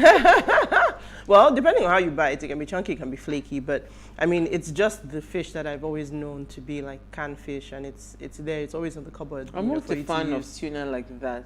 So the fish I like my sardine. I like the Titus. Yeah, I like the sardine. I also like salmon. So those are the two real. So I mean, sardine, I can eat it anyway. If it's in the can, I eat it. If it's fresh, I eat it. You know. So and I think tuna fresh is a lot better than canned, but canned is what is more readily available. But that combination for me of tuna with mayonnaise and sweet corn, like we grew up on it, so I'm used to it. I want UK ass. But I want Londonian. But yeah, I mean, at one point it was really bad in terms of crisis, the way it was being fished, and I think now. I can't remember if it's illegal to fish it, and it's farmed. Yeah, some areas as well. It's illegal, yes, but yeah, most of what we consume now is farmed. Yeah, so it's more sustainable. Absolutely. Okay, so what do you find first in the news? Sadly, I wish this was not a story that we were taking today, but as we were celebrating Workers' Day yesterday, my headline reads, "Death toll rises to 8 in Lagos building collapse." So on Sunday in the Ibutemeta area of Lagos State, Ibadan Street, a building collapsed sadly, and as of this story going out, 8 bodies had been recovered. Thankfully, about 23 more had been rescued and taken to the various hospitals for treatment in various states of health. Apparently, the key thing for me was that, you know, the building was a 3-story building that had actually been marked for demolition. We hear this all the time. It was due for demolition, but the residents were still in there. Just in the same way, another 3-story building, a couple of on a different street, also scheduled for demolition, but still had the residents living in there. So that building apparently has also now been evacuated. But it's just sad to, I mean, the Lagos State, NEMA and LASEMA have done what they're supposed to do in terms of being there quickly to manage the process, you know, evacuations and retrieve the bodies and all of that. But I mean, for me, what is most sad, like I said, is the fact that 1, lives were lost, and 2, that we see, you know, repeat occurrences of this happening all the time. And it takes me back to the question that says, look, on an average, what's the average lifespan of a building? 30 years, 50 years, 100 years? There are buildings that have been standing in other parts of the world for 200 years, maybe. So the fact is, 800 years. I saw one in France. Why do we have these buildings that seem not to be able to withstand the test of time? Is it the building materials? Is it the building process? Is it that it's not taking into account the various factors we deal with, like, you know, the wind, the weather? There's so many things, but I can tell you for free in such areas, right, Uti. So I remember when we were building the bungalow, my dad did the foundation when, you know, when someone saw the foundation and said, this is too much. It's just a bungalow. Why are you building a foundation that is this heavy that can actually take 2 floors? And my dad says, you know how people get tired of property?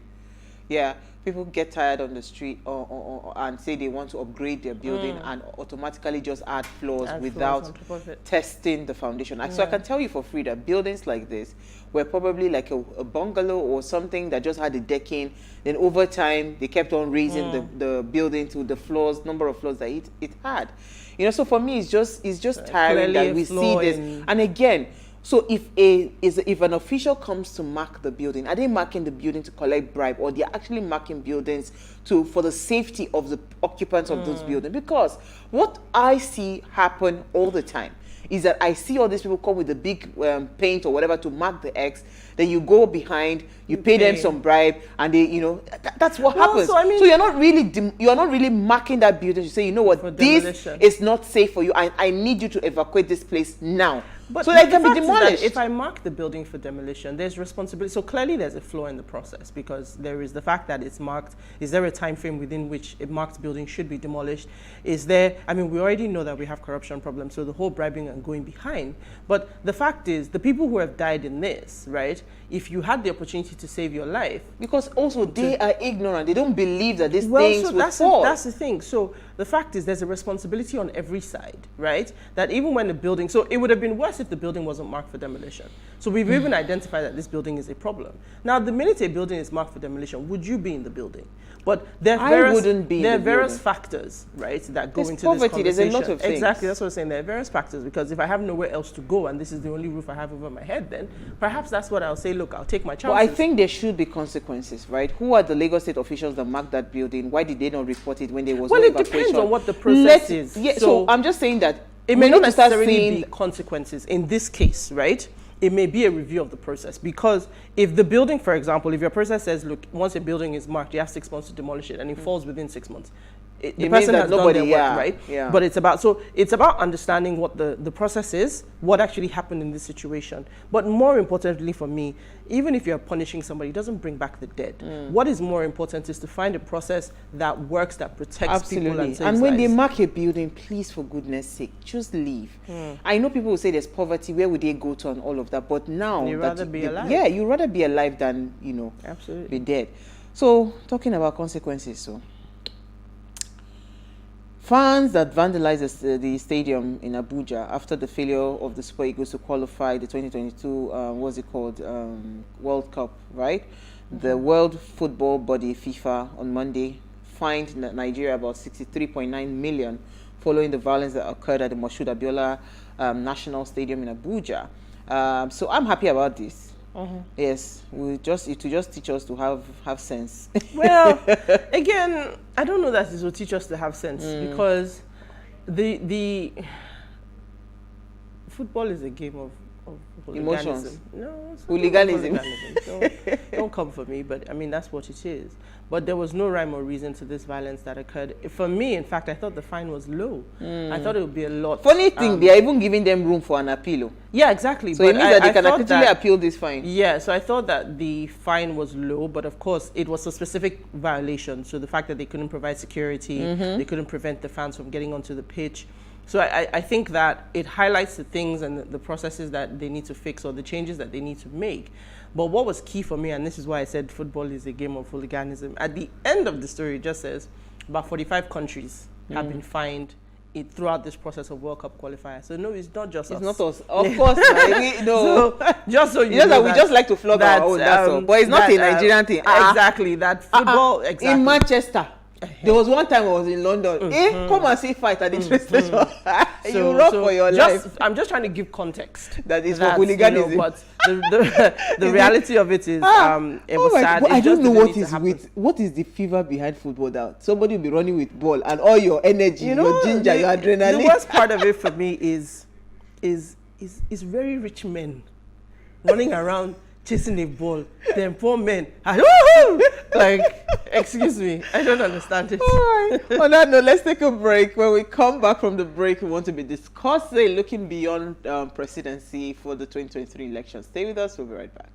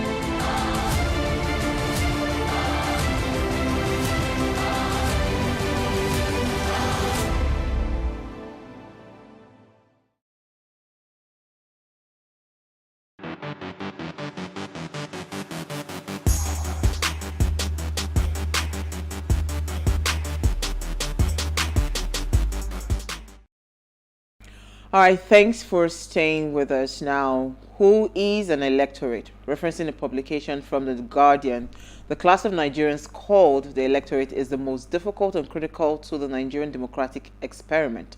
You wonder why they, you wonder who they are. The electorate are the Nigerians who are eligible to cast votes in each successive general elections. They are presumably those citizens of Nigeria that have satisfied the constitutional requirements of competence to vote and have represented themselves for registration as potential voters. What this implies is that regardless of their competence to vote, constitutionally, where the eligible voters fail, neglect and refuse to register to vote, they will be unable to exercise any franchise. It's happening already, and the 2023 general elections will be contested by different characters, like you want to call them. Now, some of the aspirants are driven by delusions of sainthood and an inflamed ego, while some might have good intentions. We're still watching them. So today we're asking, how can we educate the people that will elect these people to office, to look beyond presidency and ahead of the 2023 elections. Now, please let us hear what you have to say. Remember, you can join the conversation, send us an SMS or WhatsApp to 081-803-84663. You can also tweet at us at Wayshow Africa1 with the hashtag Wayshow. So, Uti, I want to bring in Dele in a minute, but I just wanted to say to you that I am so guilty of this, right? Prior to recent time, maybe 2019 and all of that, my ideology of voting is that if a particular party is the candidate I'm voting for presidency, I just go across board for both, not caring. And funny thing is that maybe it's just this particular season where I know a few of the House of Rep members, the Senate members that are going for Senate and all of that, that I am even paying attention. I am very guilty. And this is supposed to me that I'm supposed to be discussing issues that concerns the nation. So you cannot imagine the number of people that don't even bother who their House of Representatives would be, who their senators would be, who their House of Assembly member would be, who their councillors will be. Nobody just cares. So once you are supporting a particular party, what the usual thing to do is just carry your thumb, go across board, just wherever you see that party, you just go. And this has been the system. Because we are trying to see how we can move this nation forward. And we have to be very strategic about, the right people, putting them in those places that have critical roles to play in decision and policy making, that they can change policies that eventually would transform the Nigeria that we're hoping to transform. But what are your thoughts on this? What's your experience like for voting? Well, I have to agree with you, and I don't think that it's a case of some. I think it's a case of all. But for me, I like to look at the foundation. I think you've gotten to the point now where something has to give. something must change, which is why you're paying attention. Previously, what mattered was presidency, governors, and the party. That's what mattered. But as the situation has worsened, keeps worsening, it's come to a head, and people are like, look, we want change, we want change, we want things to be different. But for me, the key focus there for me has been the issue of accountability, where we've always said, the country is getting worse, the country is getting worse. Everything is either pointing at the office of the president or is pointing at the state governors. Nobody really cares about anything else. When we talk about things going bad, nobody's talking about your local government chairman. Nobody's talking about your senators. Nobody's talking about your House of Reps. They come up in different parts of the conversation, but the way the entire picture fits together and what each person's responsibility has never come into the consciousness of, in my opinion, has never come into the consciousness of the average man. When we think about elections, what we think is president, what we think is governors, which is why when we have elections, you see that in some areas nobody comes out and then people start saying things like, oh, we didn't know there was an election. So even at the height of this, we all are waiting for 2023, we all want to see what's happening. Elections happened a few months ago. Nobody came out. Nobody came out. People said they weren't aware. So clearly, we're still not even the one that happened in Lagos. Exactly. We're not at that point yet where people are even on fire to say, you know what. And this is the time, maybe sadly, maybe even a bit too late now, because the candidates are all picking up. It's been a show in the media for the last few weeks, picking up their forms. Everybody's making this big fuss.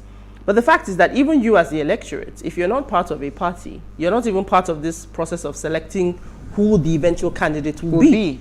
So that in itself is even another issue. Is the higher level of understanding, because if you are given limited choices and you say you want change, but you were not part of the choice process, and you are then presented with, for lack of a better word, the devil and the deep blue sea, well, I don't see how you're going to get much change from that. Absolutely.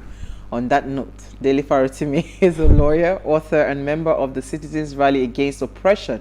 He served as president of the student union at Lagos State University, LASU, between 1994 and 95, and was called to Nigerian bar in 1999. He established the Dele Faratimi & Co. in 2002, a full-service law firm, which is known as the name DF Legal. He remained in active legal practice until his retirement in 2018 at the age of 50. He's a political commentator and author of the book Do Not Die in Their War. Dele Faratimi is very passionate about the birth of a new Nigeria, and there is no better guest to be having this conversation with than himself. And he's joined us live via Zoom. Thank you so much, Dele Faratimi, for joining us tonight. Thank you very much for having me. Good evening, Uwa. Good evening, Luti. Good evening. Thank you. So, Dele, so you heard our banter on this conversation, because this is something that I am very guilty of. I can't lie. Even up until the last election that I voted in, until my PVC got stolen in after the 2015 election, even up until 2015 election, I was very guilty of this. I was not paying attention. All I was just focused on are the executives, the what's it called, presidency and governor, and that's it. So it was just anybody I vote there, whoever is representing your party. I was not paying attention to the individuals, and we've seen it time and time again, because you are an advocate for someone. I mean, for policy changes, for a lot of things that would eventually reform, the system that eventually births this new Nigeria that we're praying for, right? So, how do we even start this conversation when we say we want to look beyond the 2023 elections, right? I mean, presidency rather, again, around this 2023 elections that is just around the corner. How do we even start this conversation, educating the electorate what is important and what they should really, really focus their energy on? Let me say this to you. I'm always happy to come on your show for one key reason. You think ahead. Even though you start with all these, your bants and everything, making light of it, but deep inside, there are some deep issues that you treat. Yeah. And this is one of them. I was advising some people a couple of days back, and I said to them that in order to understand Nigeria sufficiently, you must maintain a degree of insanity that allows you to compartmentalize the issues and then deal with them in their separate compartments. Yeah.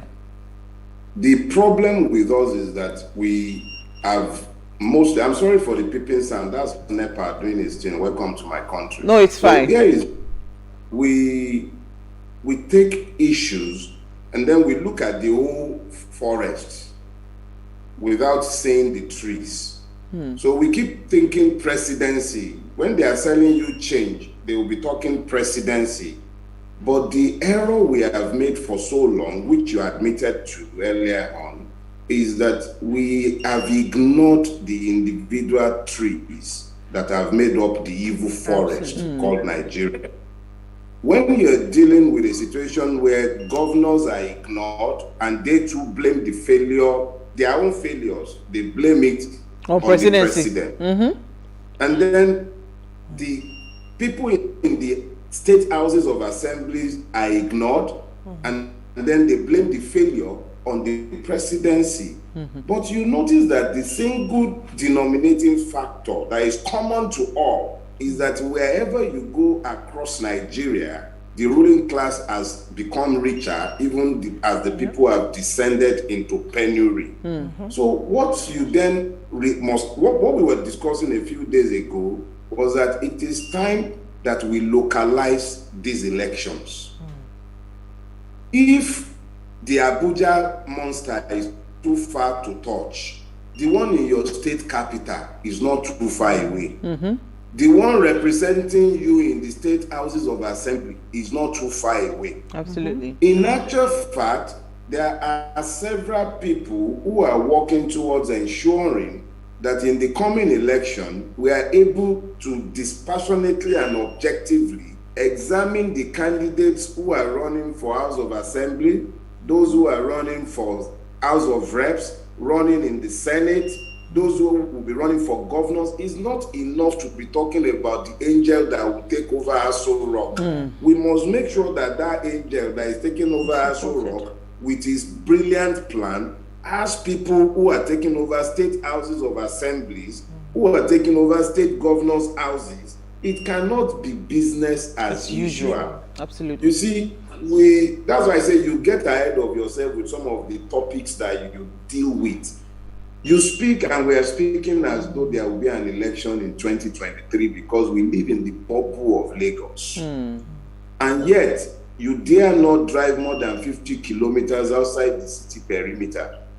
Whichever city in Nigeria you might be living in, you cannot drive 50 kilometers outside the city limit without being afraid that you might either be kidnapped for ransom or killed by one non-state agent or the other.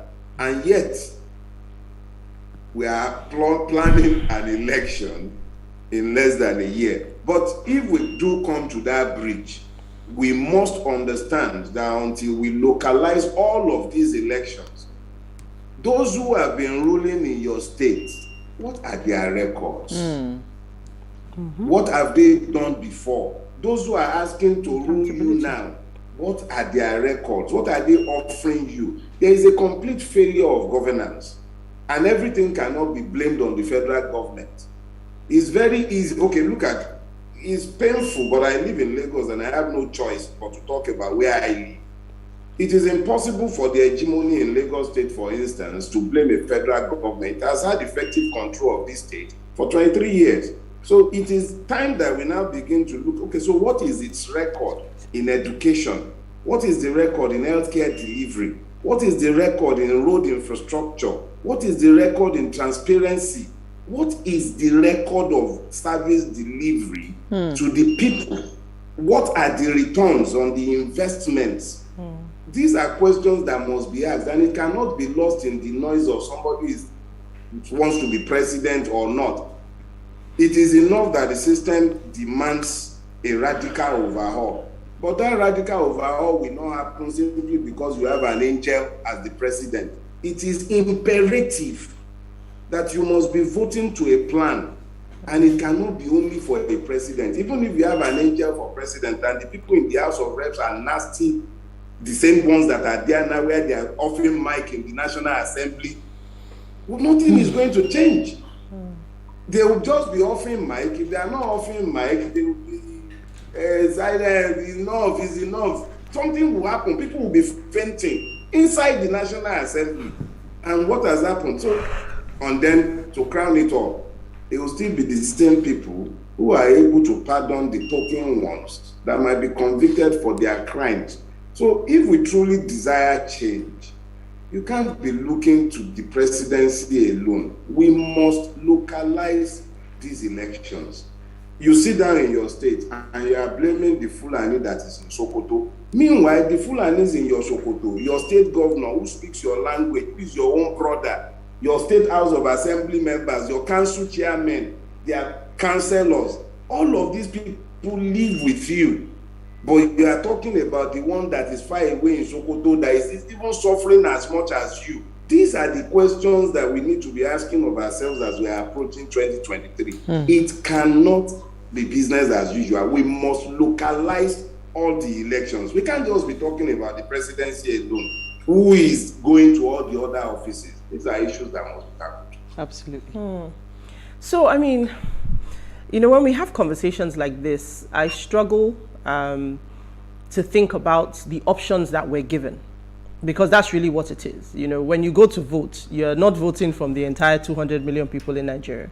You're voting from a limited pool. How do we start to even ensure, because in all the stories that we've been seeing in the press, in the media so far, everybody picking up the forms, it's still the same set of names. So even if we say today that we're interested and we need to look beyond those two offices, right? How do we even start to get the right people to the fore if we say we truly want change? Because if I get there and I say, okay, I've expanded my knowledge beyond the executive and I'm looking at all these other arms of government, really, what choices do I have? How can we improve that process? What I'll say is this. You know, I said earlier on that who has this, you ladies generally have this capacity to jump the gun. You go a little further than others are discussing. Right now, everybody is talking about the different people declaring their intentions. But you ladies have gone beyond that already. You're already talking about the localization of the election. That is actually about 3 steps ahead of where we are right now. The way we have sought to conceptualize this struggle, which is why I spoke to the compartmentalization of the issues. Yeah. We've seen this as, okay, at this stage, be talking to people about registering to vote. The next stage would be pressurize INEC to ensure that it does its own part to deliver the voters' cards. The third stage was meant to be, okay, so parties by now would have completed their primary processes and would have clearer pictures of who the candidates are. Now, understand this. We must, of necessity, look beyond the 2 that have identified themselves as being grossly incompetent and unfit to govern, and that is both APC and the PDP, which are one and the same. In my opinion, there would, of course, be outliers amongst them who might think that they can change the system by joining those parties. If we have indeed registered to vote as we are hoping that people have done, our voices will be sufficient to influence, because let me give you an example. Last election, you had about 27 million people voting in the presidency. That's in spite of the underage voting and inflation of votes and everything. And yet, this is a country where you ostensibly have close to 90 million registered voters as at that time. So we're thinking, even if we can only double the number of people who goes to the poll in the coming election, it simply means that there is a decisive voice coming to the poll. Now, that decisive voice lends strength to younger elements who are in smaller parties, who have good ideas but do not have the finances to compete with these monsters. And it also gives strength to the outliers who might be in the stealing machines but who have good intentions. The intention of our own coalition is to look at candidates across board, across states, across local government areas. We will, where possible, queue behind parties and candidates and campaign for them based on our conviction as to their capacity to deliver. However, there are no vote runs anywhere. Nigerians must understand that the changes required are systemic in nature. No matter who the man is that we might be voting, it must be that we have made those decisions on the basis of the ideas and the issues represented by those men, not the parties. Unless the party platform offers a basis for conviction that they will do as they have said, because they are fronted by men of honor, not those who will say they will restructure with one breath, and the next moment they'll be telling you they don't even know the meaning of the word restructuring.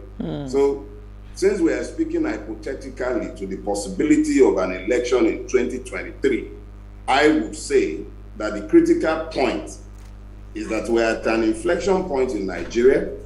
There is a unique opportunity because certain forces are aligning that were never really truly aligned.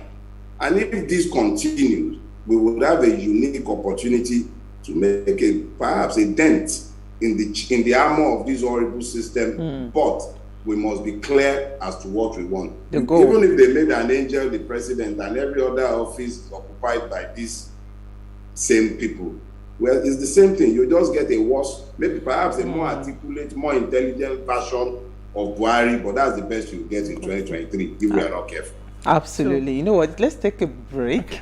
When we come back from the break, very quick break, we'll continue the conversation. Stay with us. We'll be right back.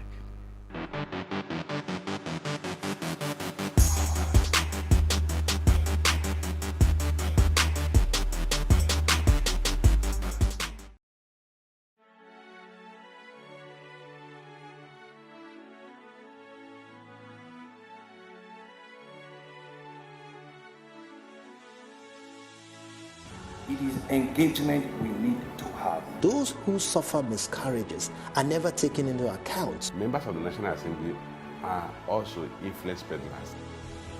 You are sitting on Nigerians' money. From the Babin, I pay my rent. On the Babin, I send my children to school. A consultative engagement. No any tangible notification before they ban us. It's one thing for people to be at your back and the heat of the moment, and another thing for them to still be with you when push comes to shove. I will do everything to take Lagos out of the national grid.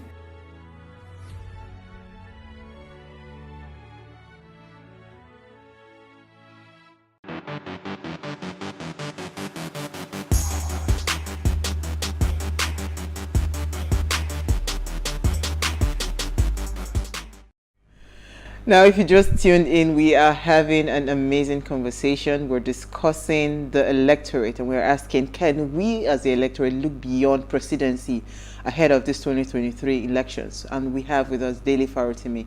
Now, please let us hear what you have to say. Remember, you can join the conversation. Send us an SMS or WhatsApp to 081-8038-4663. You can also tweet at us at Wayshow Africa 1 with the hashtag Wayshow.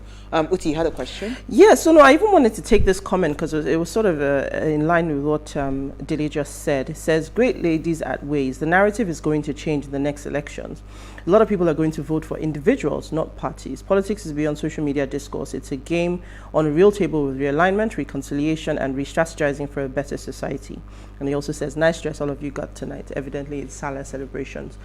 Why I wanted to read that, because what I took away from what Dili just said was the fact that it's no longer about business as usual. You said, I just go and I thumbprint all the way down. Now we've got to shine a spotlight on the individual. So it's like building a fantasy football team. You pick one person that you like from Manchester, one person from Chelsea, and you build a team. So what we're saying now is that the group of people that we're looking at are people that, it doesn't matter what party you are. If we are educated enough to understand what you bring to the table, that's what we need to be choosing, and that's how we need to be viewing the elections. So for me, if that is my roadmap now, how many parties do I then scan? How many people do I scan? I'm looking for cheat sheets. So my question is, how can you help me simplify this process and understand? Because if we truly, a lot of people are well-meaning, but let's be honest, it's overwhelming. No matter even when you have good intentions and you want to look for information, I don't know if there's anything that our guests can give us that just says, here's where you should start, here's how you should even begin this journey. Because a lot of people truly want change, but they just don't know what to do. Absolutely. Uti, I'll say this to you here and now, and you can take it to the bank. The first, the second, the third, and most important of all of the things you need to be looking out for in whoever you are voting for any office, including dog catcher in the coming election, restructuring. Nigeria must be restructured. It's not just about the president.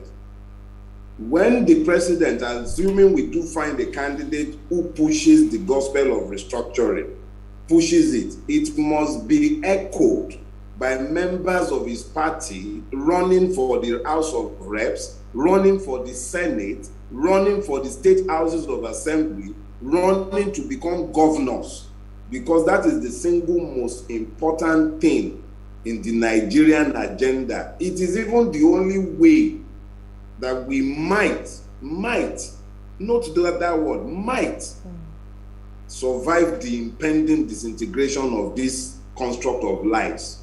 Without restructuring being clearly placed on the table, don't just ignore the person. The person just wants to be the next person at the feeding trough. Nigeria has been emasculated by a constitution that is essentially a coup against the people. That coup against the people has sustained a lie for 23 years and counting, or almost 23 years now. But it can't sustain it for much longer. So if somebody is talking to you, not just the presidential candidate of the party, don't let somebody come and start lying to you like they lied in 2015 when they were talking restructuring, like they lied when they put together the El-Rufai committee just before the 2019 election. It must be an article of faith. Our people must understand that the foundation of the entirety of the Nigerian mess we are in today is that constitution. Change anything you like. If you don't touch that constitution, Nigeria will be worse off this time next year and the year after that one. But one more thing, just to drive this home so that we all understand it clearly. The Nigerian ruling class as a whole, barring few exceptions, have no problem with the 1999 constitution. They are very, very happy with it. So anybody who is telling you he wants to change it after the election, but he can't talk about it now, is lying. He simply wants to get to that office to be the one to manage the system of stealing. Yeah, because I was going to... The problem with Nigeria...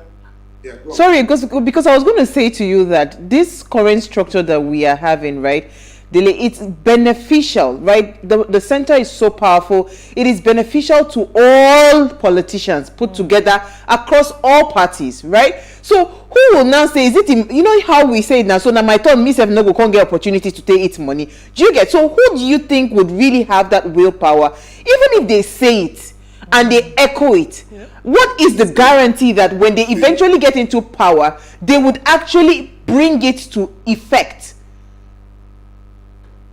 Uwa, let me tell you this. I just concluded a series of talk, a 4-part series, and I titled it, Your PVC or Your Gun. You know, my people have this proverb. They say, where the old man lie down, sleep, what he sees there, the youth that is perched on top of the Iroko tree will not see it. Nigeria is at an inflection point.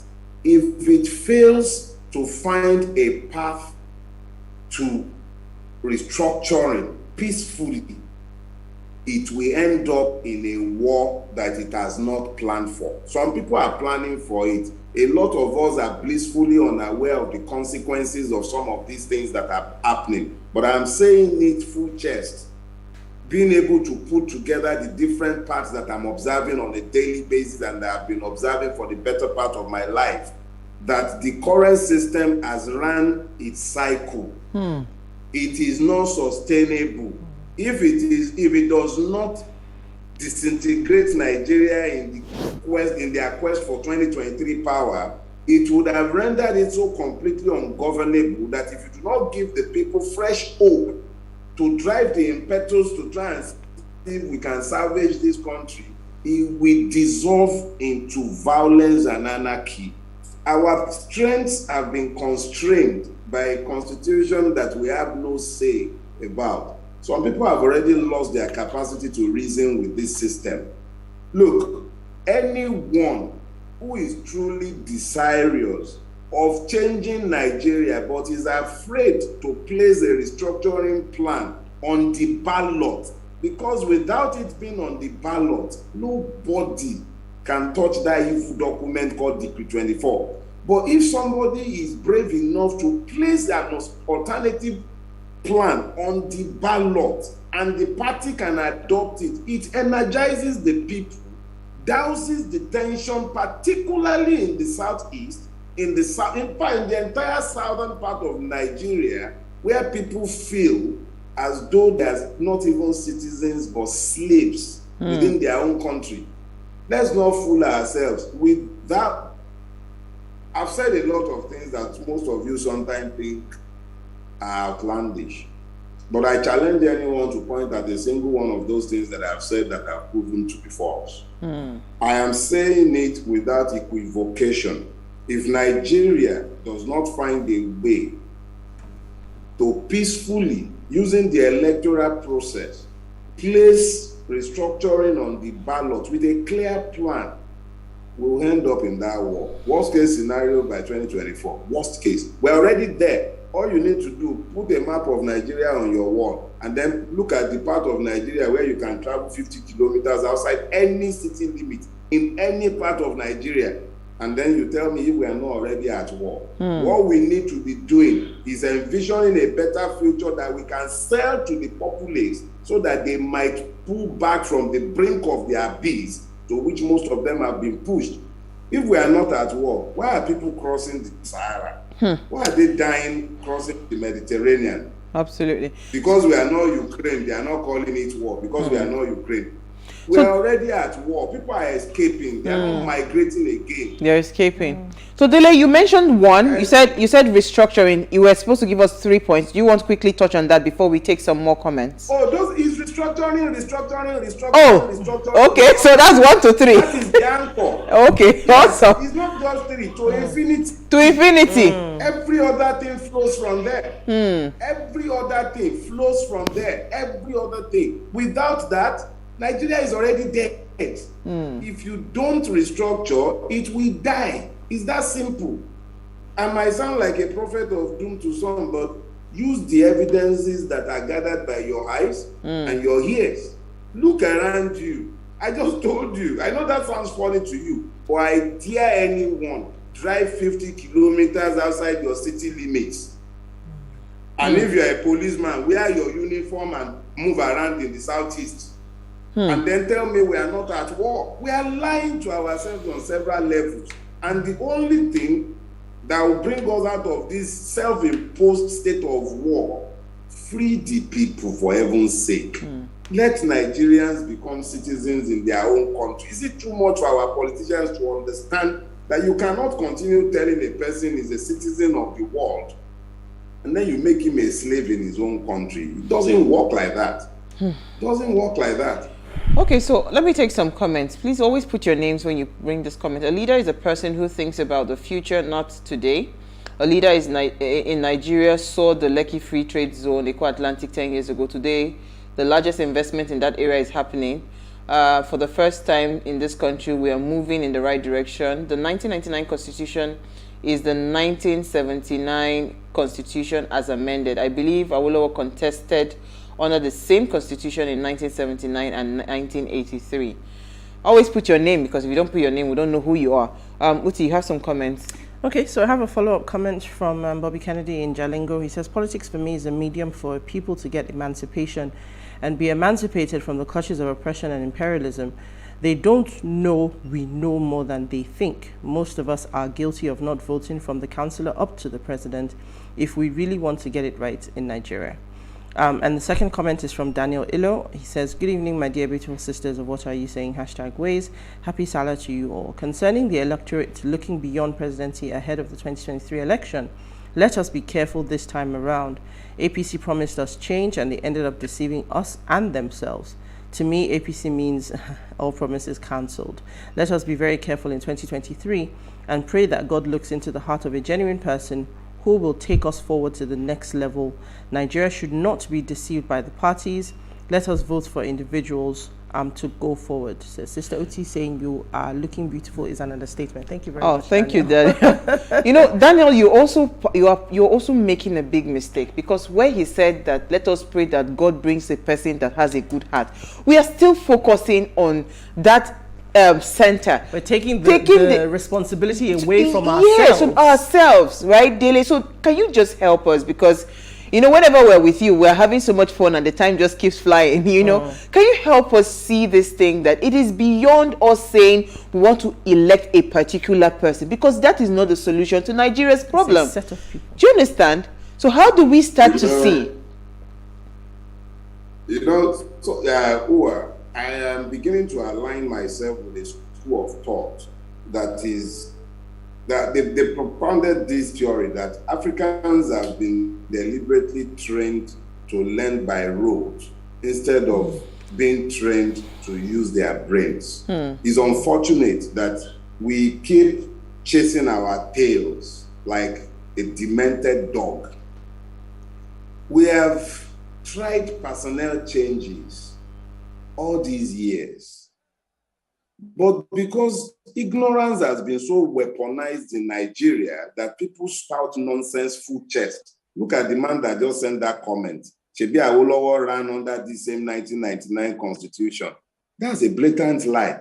And then the other one was talking about a person with vision who took people's land and built free trade zone. Free trade zone, go and look at the number of people who have been rendered homeless, not gotten any compensation paid to them. You are pointing at lies as achievement. This is because people don't bother to use their brain and look at the evidence of their own eyes so that they can then make up their mind. The fact of the matter is that systems are designed to produce results. Nigeria is designed to produce exactly what it is producing. It is not by accident that men that we thought were good men will get into these offices and they achieve exactly what the system had designed that they would achieve. Nonsense. When you build anything without purpose, without vision, what happens is that perversion sets in. Nigeria was not built with purpose. Hegemonies govern nations everywhere in the world. You bring your hegemony, then you take on the smaller ones, you assimilate them for everybody's progress. But not in Nigeria, because the hegemony governing Nigeria is not built with vision. It's built simply for the acquisition of power and money, impunity and privileges, nothing more. So when you now keep cycling people through a system that is designed to, it's like asking someone to swim through a sewer and then come out clean at the end of the process. It's not going to happen. The problem is that our system is designed to produce evil. Unless you redesign that system, it is not going to produce anything good. You would have the occasional systemic errors, some of them good and beneficial, not all are particularly good. The current president is a systemic error. He is the height of the hubris of that system. Another one might come that will be worse than that. But if you don't want bad rulers, reconstruct the system that is consistently producing them. Which one? In 23 years, you cannot actually count up to 5 persons. You would have fingers left on the hand if you were counting 5 persons that have worked for the people within this system. The system will frustrate the person if they ever had any such intentions. And if they didn't have any such intentions, it will enable them to do what the system is already designed to do. Steal, kill, destroy. End of story. One thing is consistent. Every time we have Dele as a guest on the show, you learn a lot of things. And sometimes you feel like you come away from the conversation a little bit more despondent than when you started it, just because the No, don't do this to me. No, don't do this to me. No, but it's because you're telling the truth about the reality of our situation. Because if I take nothing else away, without hope. Yes, no, but I the don't thing leave is, you without hope. It's the change of mindset now for me that says, how do we even begin? So it's a bigger problem. If I change the people, the system still exists. So the system is designed to make These evil of people, good men yes, who are well-meaning. So right now, as a collective, we are all carrying our batons and our pom-poms, and we're saying, let's get the right people. But then if we put in the right people, that what you're doing is actually still feeding this same system that doesn't work. So in fact, it now becomes a shift in mindset to say, okay, I need to put the system before the person, but then I need the people to change the system. It's like a chicken and egg situation. So, so like give us some small hope in a minute. Leave us with hope.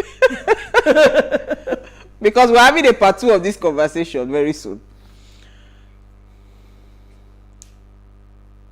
Oh, is that me? Yes, I said you should give us some hope. Leave us with some hope in a minute. Let me just say this to you. A few years ago, I traveled over to Republic of Benin. That was in 1998. And the woman selling corn by the roadside in front of the hotel I stayed in Cotonou, she had a mobile phone. And I came back to Lagos to the specter of having to be begging people to use their Not 9 Not or go to a NITEL office to make my phone call or a business center. Why am I talking about this? Today in Nigeria, the same Nigeria, we're talking 23 years later, 24 years later, I'm able to sit in my house and use a telephone device to connect to a TV station that is not NTA, simply because the Nigerian energy has been unbundled. Our problems are not intrinsic to us. We are not bad people. We are good people. Down the length and breadth of this country, we are very good people. It is the system that has hobbled us. However, if we ever get a few who stand up in the recognition of the fact that you cannot repair the disaster that is Buhari, what has happened to us cannot be repaired. If anybody is coming up to say that I can repair Nigeria or will restore, there is nothing to restore, there is nothing to repair. You have to reimagine it. If Nigeria is reimagined, the Nigerian people are more than enough to turn Nigeria around. Absolutely. There is something I said to you when we were off here. Okay, I didn't know where. Yeah, we are so sorry, but we have to bring you back again. As always, we hope you honor our invitation. Thank you so much, Dele Farotimi, for a fantastic conversation. Oluwatayo Ali says, the system is so bad that it frustrates the good and destroys a lot. I went to INEC office to get my PVC that was lost. I was told nonsense and convinced that they can't confirm if I really registered or not. Well, why can't they just check the system? So this is a big issue. We're going to bring a part 2 of this conversation. As we always say, we talk about things, you know, hoping that, yes, people would listen. Thank you so much, Uti. Thank you again, Dele Farotimi. Now, before we go, do ensure you follow us on Instagram at Ratio Africa. You can interact with us further, drop a comment, and more importantly, follow all our engagements on social media, like, share, invite your families and friends to watch and follow the conversation. Now, if you missed today's quote, here it is again. The most important office, and the one which all of us can and should feel, is that of the private citizen. We'll see you guys live tomorrow at 8 p.m. as we bring another great conversation to your screen. Enjoy.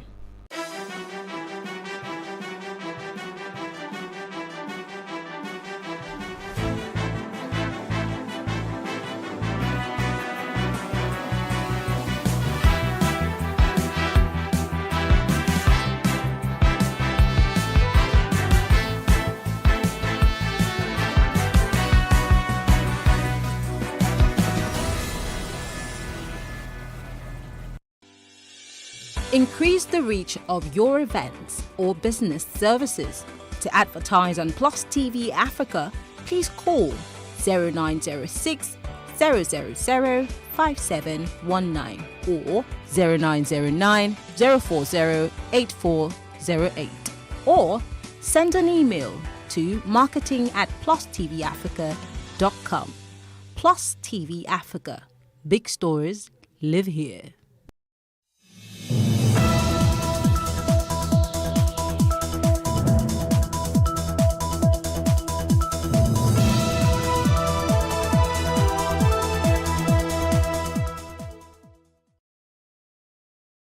Today on the Justice Court, the plaintiff, Odesola Veronica, is suing her ex-lover for the sum of 436,370 naira, being a loan and the accumulated interest that James obtained from Fair Money with Veronica's personal data. All rise. Court in session. Honorable Judge Fumi Asaolu presiding.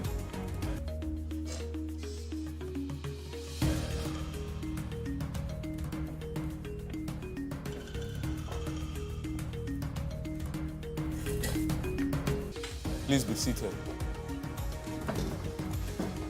Your Honor, this case is between Veronica and James Igwe. Parties for a moment.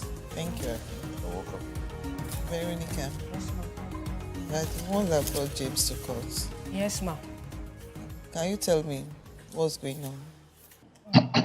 Thank you, ma'am. I and James were into a relationship which we hope to lead to marriage. But definitely along the line, we have to cut the relationship. So during her courtship, he used my details, my NIM and my BVN to obtain online loan from Fair Money. And when I noticed, I asked him, what do you want to use the money for? And the rest said he's going to pay back. So after we cut the relationship off, he decided not to pay the money. So, and these people have been on my neck. They've been calling my relatives, threatening me that they are going to bind my account. Up to now, although during the process, I was trying to see if I would be able to solve it amicable without letting it out. But due to he hasn't even been picking my calls, responding to my messages, so I have to look for a way of him getting the money. How much is involved? Yes, he obtained the loan 250,000 naira, in which he accepts to pay within the range of 7 months, and he accepts with an interest rate of 72%. The money is now up to 429,000 naira. All right, James, can you hear me? Yeah, very well. Okay, let me have your response to that. Well, everything she said is quite correct. It's something that was done out of love, but I don't kind of like the way, maybe the semantics of what she meant. You know, how can I obtain somebody's BVN and get a loan? We were planning to get married. Everything was in progress.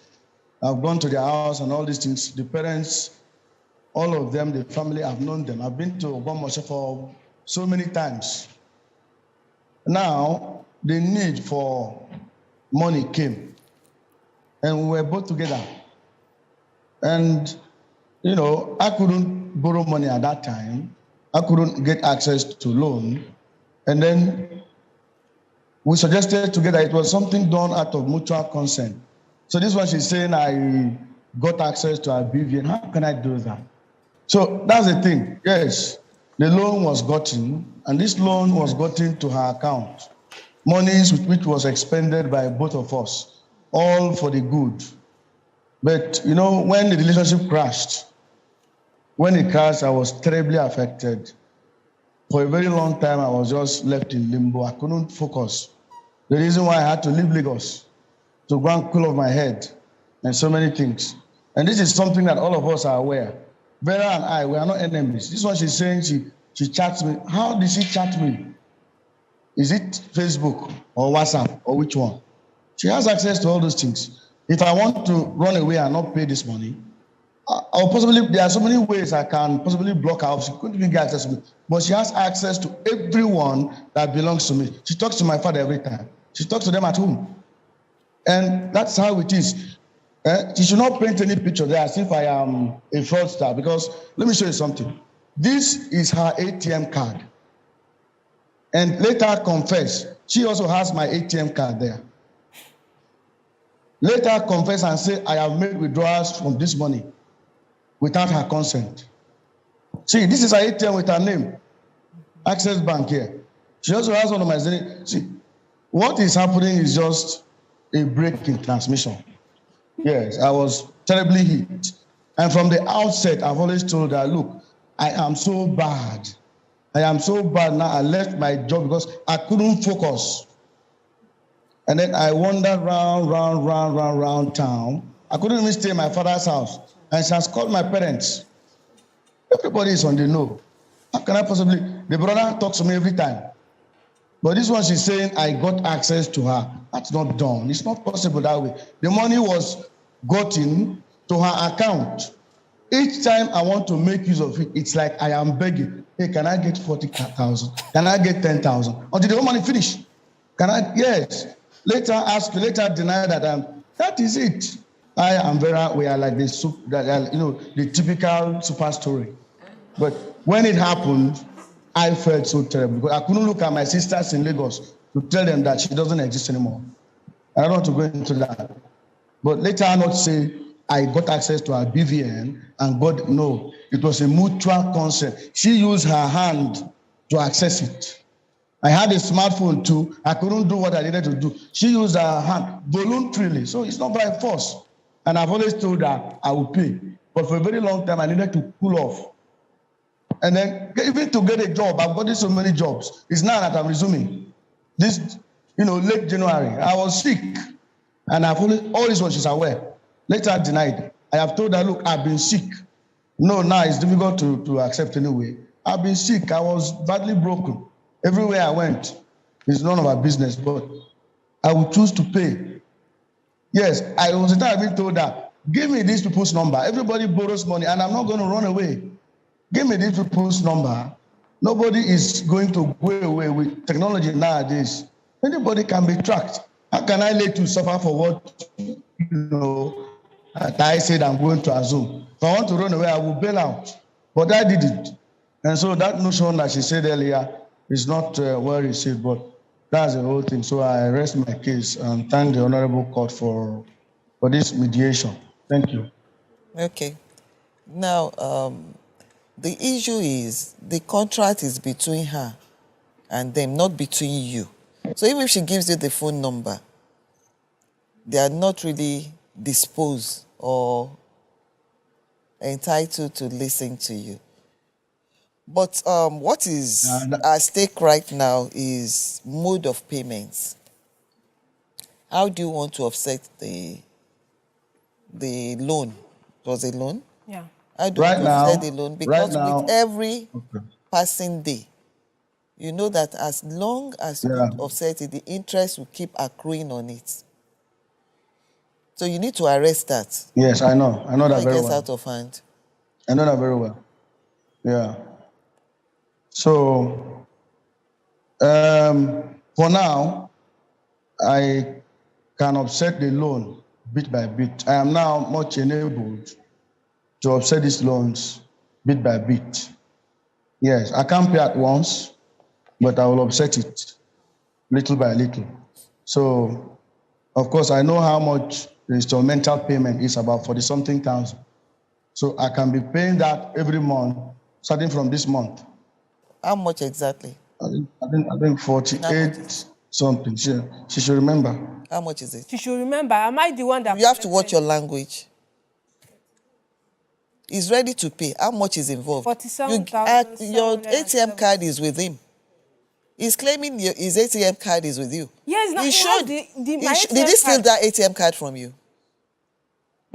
It was. I'm asking him. Yes, I gave it to him because so that he can. Were you not aware when he was taking the loan? I was not aware. It was until I saw the alert of the money. Okay, that was when. No problem. We're where we are right now. So how much is involved? Because you have to agree on the sum that will be offsetting from. The plaintiff, Odesola Veronica, claims James used to be her lover, and when the going was good, James used the BVN to get a 250,000 naira loan at 72% interest rate from Fair Money. She alleges that James has refused to offset the loan after their relationships hit the rock. The defendant, James Igwe, claims that his plan was to get married to Veronica and the loan was obtained with her consent. He was assertive and he will offset the loan and the accumulated interest. He stated that the abrupt end to his love affairs with Veronica affected him terribly and he's just getting over it. Judge Fumi wades into this matter. The total money is going to pay the total money with the interest is 436,000 naira, 370.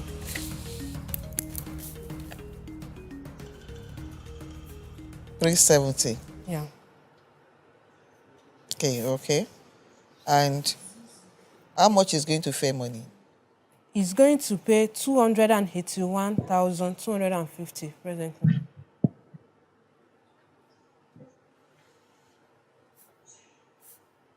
And to you? 155,120. Now, what of the interest that accrues over time before the total interest sum? is added to it. You've already added the interest to it. Okay, then. The one as I due January 6 is 40,900. No, every month. How much is it going to be paying on a monthly basis? Every month, 47,770. Okay. But the outstanding loan now that it has due for payment is 87,900. It is due for payment already. Outstanding. So there is a need for immediate payment of how much? Of 87,000, 88,880 naira.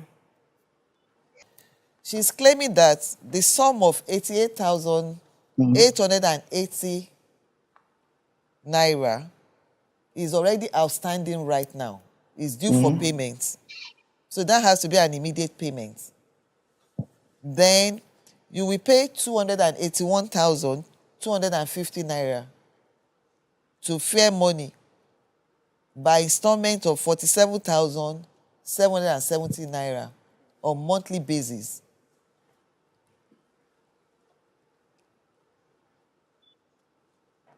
Okay. When that is fully paid, then you pay her 155,120 naira at the same rate on monthly basis.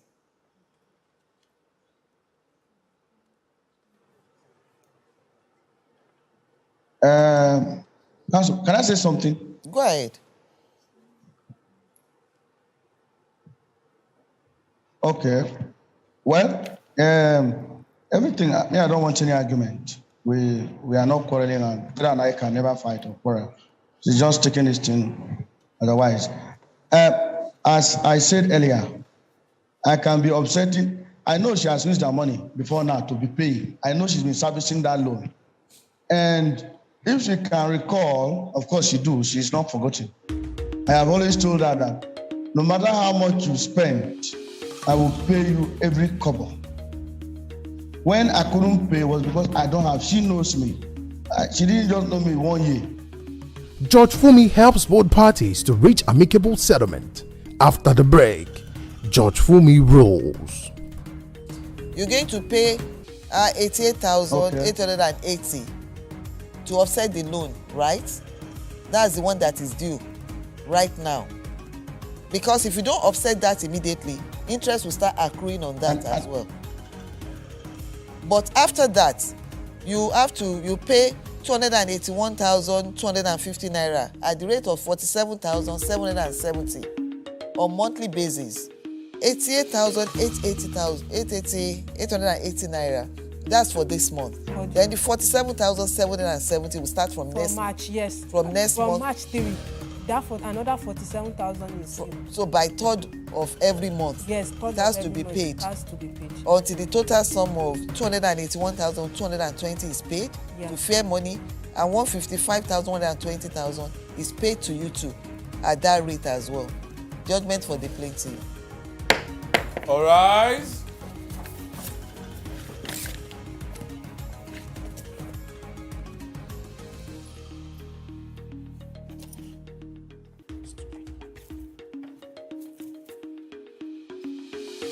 Continuing, the plaintiff, Okololise Buchi, is asking the court to compel Tokpe Akakpo to refund a sum of 600,000 naira, being the balance of 4.5 million naira deposit he paid for 2 cars that he wanted to purchase, which Temitope was not able to deliver. All rise. Court in session. Honorable Judge Funmi Asaolu presiding.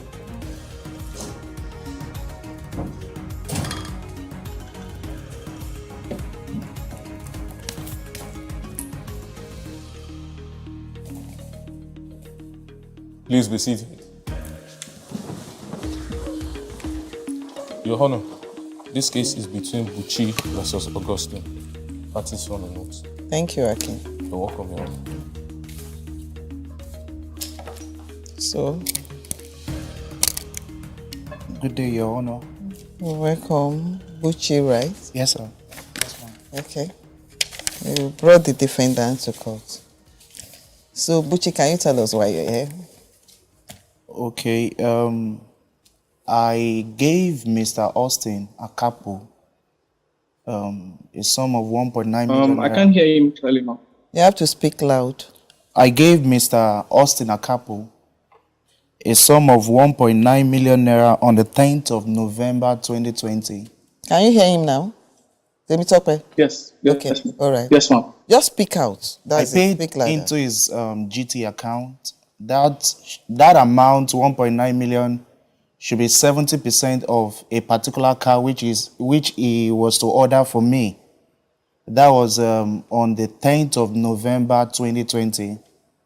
Then on the 30th of December that same year, 2020, I gave him another sum, 2.6 million naira. That's for him to order a car for me. The first car was to give it to my dad, while the second one is for me. And these payments are 70% payment for both orders. And he promised to deliver by January latest. I'll get both cars. But unfortunately, he couldn't meet up to his own part. And I had to be very patient. February, March, until April, because his excuses was not really consistent. I started demanding for my money because the total sum I sent to him was 4.5 million naira. So since April last year, I've been telling him, okay, give me back this money. And he's been bringing so many excuses, and they've not been consistent over time. And I trusted him because of I was referred to him by a church member, a lady called Dora. And since he failed, I didn't see the refund. But due to several pressures here and there, he returned the sum of 3.9 million. First 3 million, then 900,000 after so many pressures. And with a balance of 600,000, I've been pursuing him since June last year. And he's been giving me so many stories about it. Precisely on the 7th of September, Mr. Austin called me himself. After I decided not to really go after him again, he called me himself and he was saying that he started apologizing and promised to start paying me bit by bit. This suggestion was from him. He called me by himself, said he'll be paying me a month, 100,000 until he clears the bills. I didn't object to it. I agreed, thinking that he will meet his own part of the deal.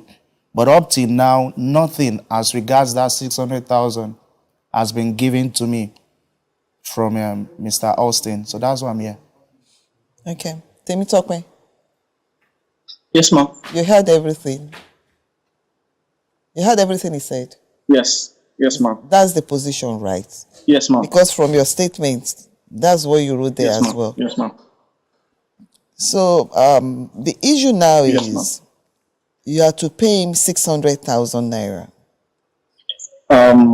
First and foremost, Mr. Buchi, I am so sorry for the whole delays and the promises. Honestly, I was working with something. That's why I was making those promises. But unfortunately, they didn't come forth. Honestly, because I've not been sleeping because of it. I've been working back to back, and things have been amazing for me. I don't want to say otherwise. And I'm willing to pay this money and not cause any trouble. Honestly speaking, ma'am. So when I called him that time that I was going to pay the money and all, I was working with something. I was supposed to start an Uber driving thing. I was supposed to be driving Uber. So the person was supposed to give me the vehicle. You know, even after fixing the vehicle, because they give me the vehicle to fix and all of that. only for me not to hear from the person, because I told him I was getting a job. I called him myself. And all that, because I had everything planned. If I commenced the Uber business, but unfortunately, it didn't turn out as I planned and all that.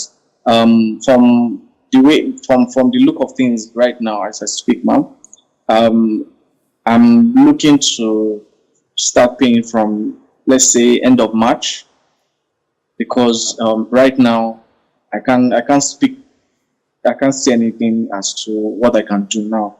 Saying from end of March, I can start making some payments. How much do you want to start with from March? I know I already promised him to be paying at least the sum of 100,000 naira. And the honest truth is, when I looked at my accounting, what's coming in and out, for me, the 100,000 I won't be able to do. So I was thinking, if he can please accept, maybe I pay maybe like 50 to 60 every month. Please, I am begging. Please. That means it will take you 10 months to pay me my money. He's pleading with you. Your Honor, He's you know, pleading. this Mr. Allstate has promised me severally. He's in court now, and he knows he's in court. And I've been very patient with it. Yes. It's more than a year. I've been very patient, to the extent I didn't call him for 4 months. And You said so. You said he was didn't more even than- call me, nothing, until I was forced to come here. And if he can do the 100K a month, it can be Yes, because of reasonable what I for was 6 working. months to be Correct. able to wait. That's my position on it. The plaintiff, Buchi, deposited a total sum of 4.5 million naira, being 70% of the price for 2 cars he wanted to purchase for himself and his father. He claims Temitope refunded a total sum of 3.9 million naira after I could not deliver the cars as promised. Temitope has not paid the remaining 600,000 naira balance till date. The defendant, Akakbo Augustine Temitope, apologizes for the disappointment and the delay in making the refund. He pleaded to offset the 600,000 naira balance in monthly installments. Judge Fumi wades into this matter. Temitope, can you Yes, hear me? ma'am. He said Yes, he's ma'am, I can hear you. insisting on 100,000. The honest truth is, I'm not trying to boast or anything. 100,000 shouldn't be a problem, ma'am. But with my current state, I won't lie. Can I come in? I will not. if Mr. I- Buchi, hold on. Sorry. Hold on, Temitope. Okay. Will you mind if it's work out this way? And the only reason why I'm going to state this is because from what you said, he was the one Yes, that ma'am. called, do you understand, at the point when he thought he was going to start earning income with him falling.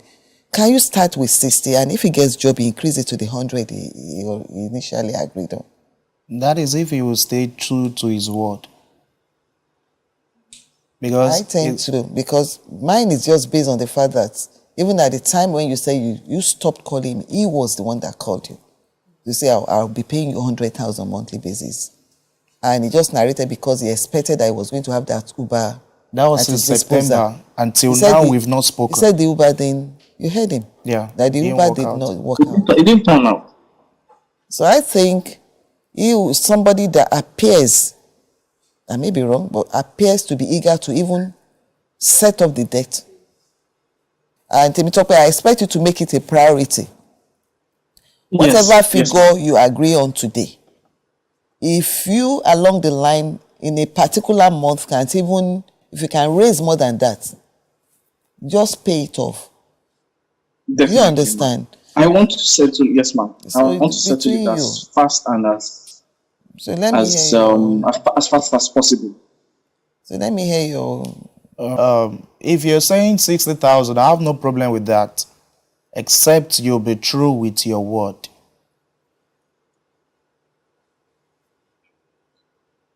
Yes, I am. Okay. Mr. Buchi, I am. I would make up to the agreed this thing. Please, if you allow me to pay at least 60,000 in If I'm able to do more than that, I will push. But 60,000 is what I know I can push every month. Please. Please. Your Honor, that's fine. Okay, all right then. So, Judge Fumi helps both parties to reach amicable settlement. After the break, Judge Fumi rules. Judgment for the plaintiff for the sum of 600,000 naira. The defendant is to pay the plaintiff the sum of 600,000 naira by installment of 60,000, minimum of 60,000 naira on monthly basis from month of March 2022 until the total sum is fully paid. Judgment for the plaintiff. All right.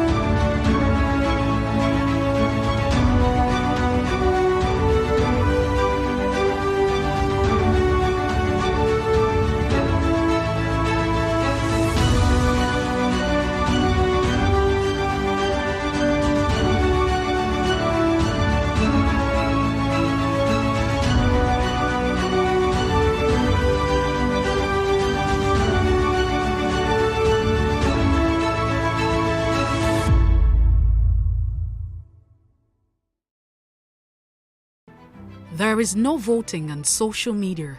To vote, you would require a permanent voter's card. To get your PVC, visit cvr.inecnigeria.org. Create your account with a valid email address and start the registration process. An activation link will be sent to you. Click on the link and activate your account. Fill out the form, pick and submit a convenient date and time for your biometrics. Print the application slip, which should have your QR code. On the appointed date, go to the nearest INEC office for your biometric capturing. Thereafter, you will get a registration slip to pick your permanent voter's card when ready. Get your PVC today. This message is from Plus TV Africa.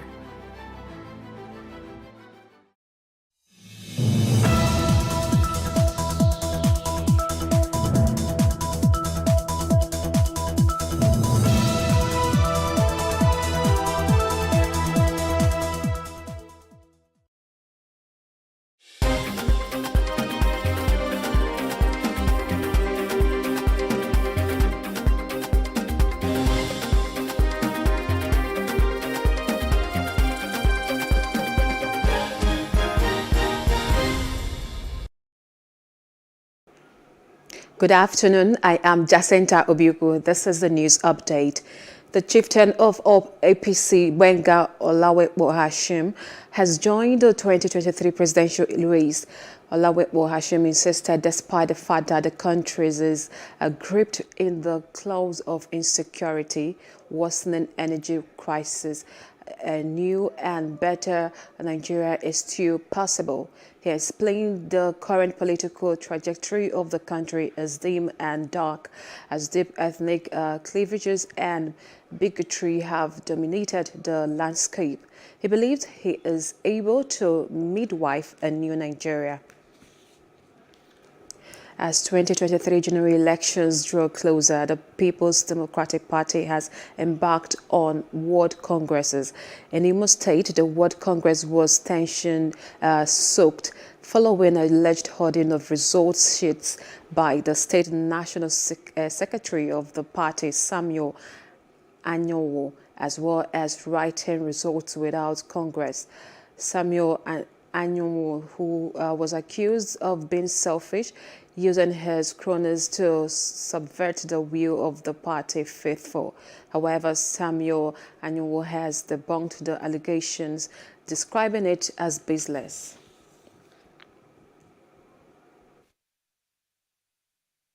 First of all, what brought all of us here is the robbery, criminal act of stealing Congress results and an attempt to steal. It was to steal the entire Congress result of the 27 LUGA. By the time they were caught, 2 LUGA, which is Idato North and Idato South, have been stolen. And this thing started from Abuja, and it has the imprint of the National Secretary of the party, Samuel Anyanwu. And it was designed at hijacking the entire 27 LUGA results, and then the people even came with a Congress ad hoc result already written and given to them from Abuja by the National Secretary. It's so painful that PDP, all of us labored so hard to rebuild, that is on the path of total victory, is at the verge of being destroyed because of the ambition of one man. Actually, one Ikenga, Ugochi, alleged that the National Secretary masterminded the seizure or diversion of the electoral materials during the Congress yesterday. Actually, this allegation is quite laughable. And Senator Samuel Nnemeka Anyanwu is the National Secretary of PDP. And the committee was set up by the party to conduct this ad hoc Congress in Imo State, in various states. And up till now, you can see that other states that you have not been receiving a lot of issues. Why must that of Imo State be a different ballgame? It is because we have people who are so desperate for power. The PDP has shifted its National Executive Committee (NEC) meeting earlier scheduled for May 5th to Tuesday, May 10th. The party disclosed this on Monday night in Abuja in a statement issued by its National Secretary, Senator Samuel Anyanwu. He said that the earlier date clashed with the local government delegate elections involving all party members, adding that all inconveniences were regretted.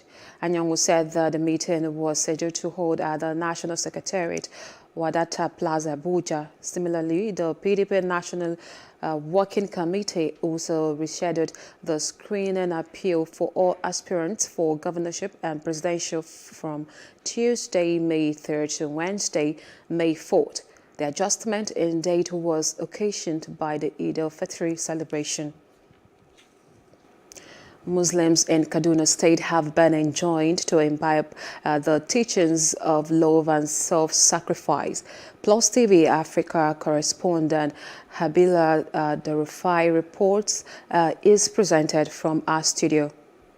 Speaking after the Eid prayers in Kubal local government area of Kaduna State, the chief of Dusinwai, Malam Idris Al-Hassan, says Nigerians must be fair and resolute in the discharge of their responsibilities of maintaining peace, unity, and development in the state and the country as a whole. He joined Muslims to use the lessons learned during the holy period for the good of mankind and also called on the state government, security agencies, and members of the community to intensify efforts at ending insecurity in the state. We pray for Allah's mercy to give us peace and unity in our community, in our local government, in our state, in Nigeria at large. We call on to our people to be loyal and to open their eyes in this critical condition that we are in the country. A lot of things are happening. Also, Honorable Yusuf Hussaini Sardana, who is also an aspirant of the House of Representatives, said that any nation where there is no peace, unity and tolerance, irrespective of cultural, religious sentiment, there cannot be meaningful growth and development. There is nothing as good as peace. We should all engage peace. We should all embrace peace. We should know that without peace, nothing will excel. So I am calling on the youths to shun violence, shun drug addiction, shun banditry, shun all forms of these social vices that we are having at the moment. My message to the people for this Salah occasion is for them to be very patient with one another and live in peace. Youths get something to do that is positive, because if they don't engage themselves in a positive way, they may end up engaging themselves in a negative way. Special prayers were offered for the peace and security of the state and the nation at large. As Muslims worldwide celebrate the end of the Ramadan fast, families and fun seekers headed to various relaxation spots to spend time with loved ones. Plus TV News was at some relaxation centers and spoke with fun seekers. It's another holiday, this time dedicated to Muslim faithfuls after the Ramadan fast.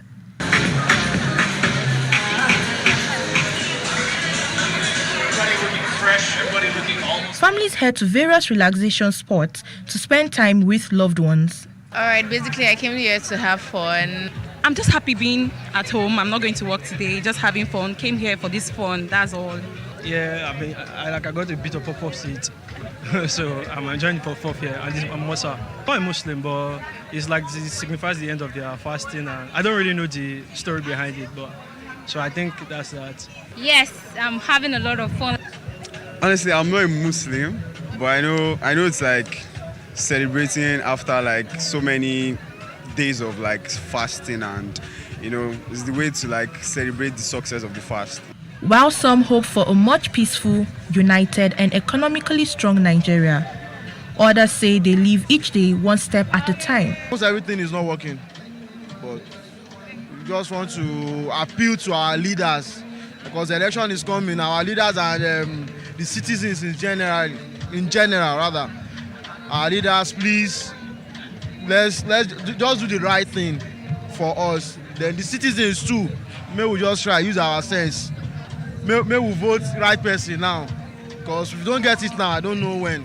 Anything happen in Nigeria, in the whole world, we are copying it as a child of God. So some people are lament, but me as I'm lamenting to, but I believe in my God that if I have it, as for my God, He will provide for me. Average Nigerians are finding it very difficult to cope, and we want government to do something as soon as possible before things get out of hand.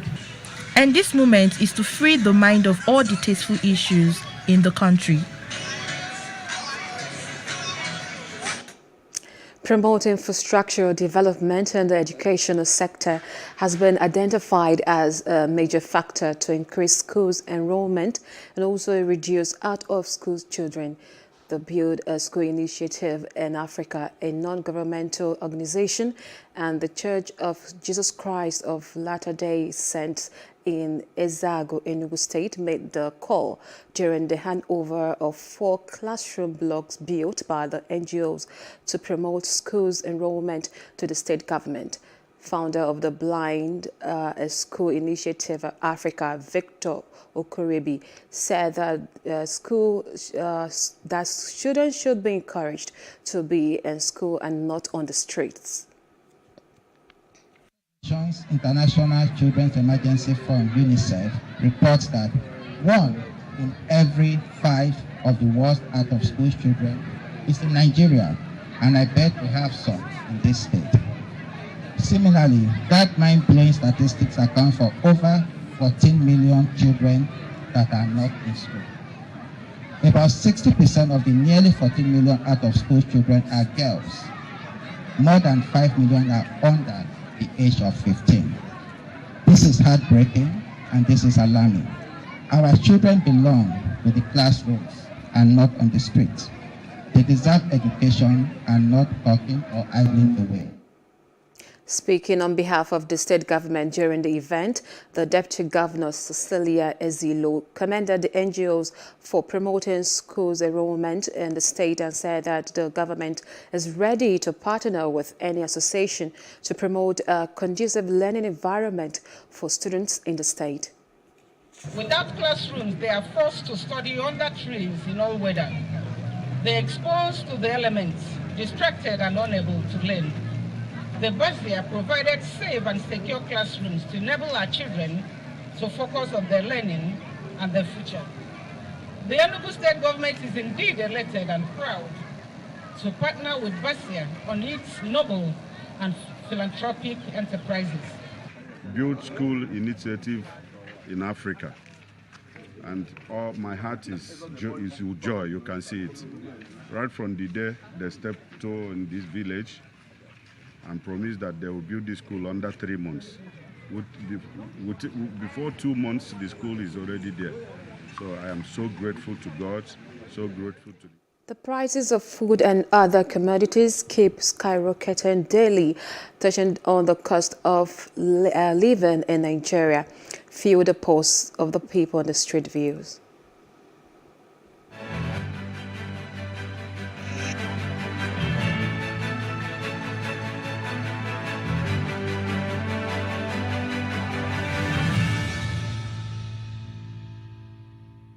You expect seriously, we can't even explain, because in my place of work, the place I would normally pay 500, go and come back.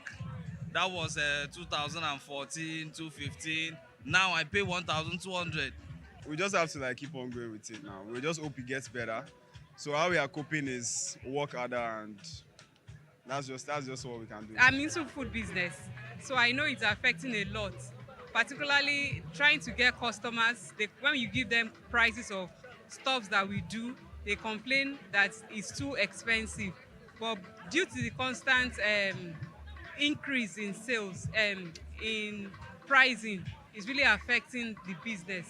For example, a bag of flour last year was going for about 10,000, but now it's going for like 22,000, 23,000, depending on where you get it. When you look at the rate at which prices of commodities are going up, is very, very high. In fact, average Nigerians are finding it very difficult to cope. And we want government to do something as soon as possible before things get out of hand. When I was coming now, I had a small issue with my car, and I had to get, I think the person that I wanted to help me fix it said I should get, what is it called? Jowl, ordinary jowl. Then we used to get it for like 1, 2 or thereabout. But when I bought now, it's 2.5. Now. You get, so everything, food, rent, everything. That affected my daughter. Like my daughter likes berries a lot, and berries that I used to buy for 1,000, now it's 3,000. I can't afford to always buy berries for her, so it's affected in every. I don't even know what to say about it.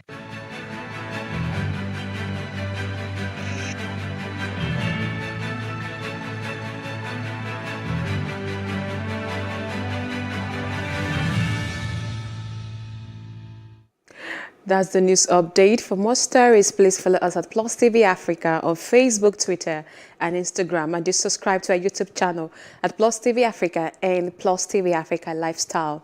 I am Jacinta Obiuko. Thanks for watching.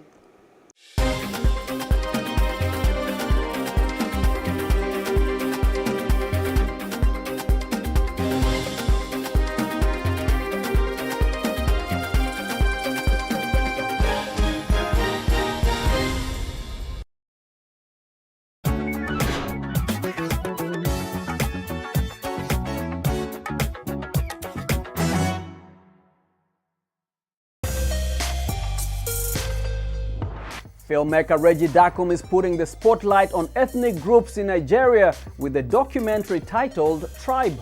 The film is about the culture of the Mapun people in Plateau, Nigeria. Let's take a look. Africa has 54 countries, more than 1.3 billion people, and more than 3,000 tribes. In the documentary Tribe, Nigerian filmmaker Reggie Dakum describes his journey to rediscover his ancestry. Dakum belongs to the Mapun tribe based in central Nigeria's Plateau State. Nigeria has more than 300 tribes, but most people only know about the West African country's three main ethnic groups: Hausa, Igbo, and Yoruba. Red Carpet spoke with Dakum, who said he made this documentary to ensure that his people's story was told and not left out of recorded history. My motivation behind making this documentary lies in the fact that culture is constantly changing, evolving, and growing. With globalization taking effect, the world getting smaller, cities and nations being built, certain cultures are left behind or left out of the conversation. In Nigeria, like we know, everyone knows Hausa, Igbo, and Yoruba, but people don't know that there's much more diversity that Nigeria has to offer, because Nigeria has been blessed with so many different cultures. So Mapun is just one of them. In Nigeria, there are about approximately 370 tribes. In Plateau States, there are about approximately 60 tribes, and all these tribes have their own unique languages and traditions. So if different identities and communities and humans, families are not acknowledged, the risk of them going extinct is very much a reality. And so this documentary aims at shedding light on that. The fact that there are Mapun people, and there are also Tiv, Birom, Ngas, Tarok, Mwagavu, and so much more that Nigeria has to offer. So that is one of the motivations for making this documentary. Scientists generally have established that the origin of humankind is in Africa. For a place this big and so diverse, its identity is constantly changing and to some extent fading away. So I'm going on a journey to learn about my tribe.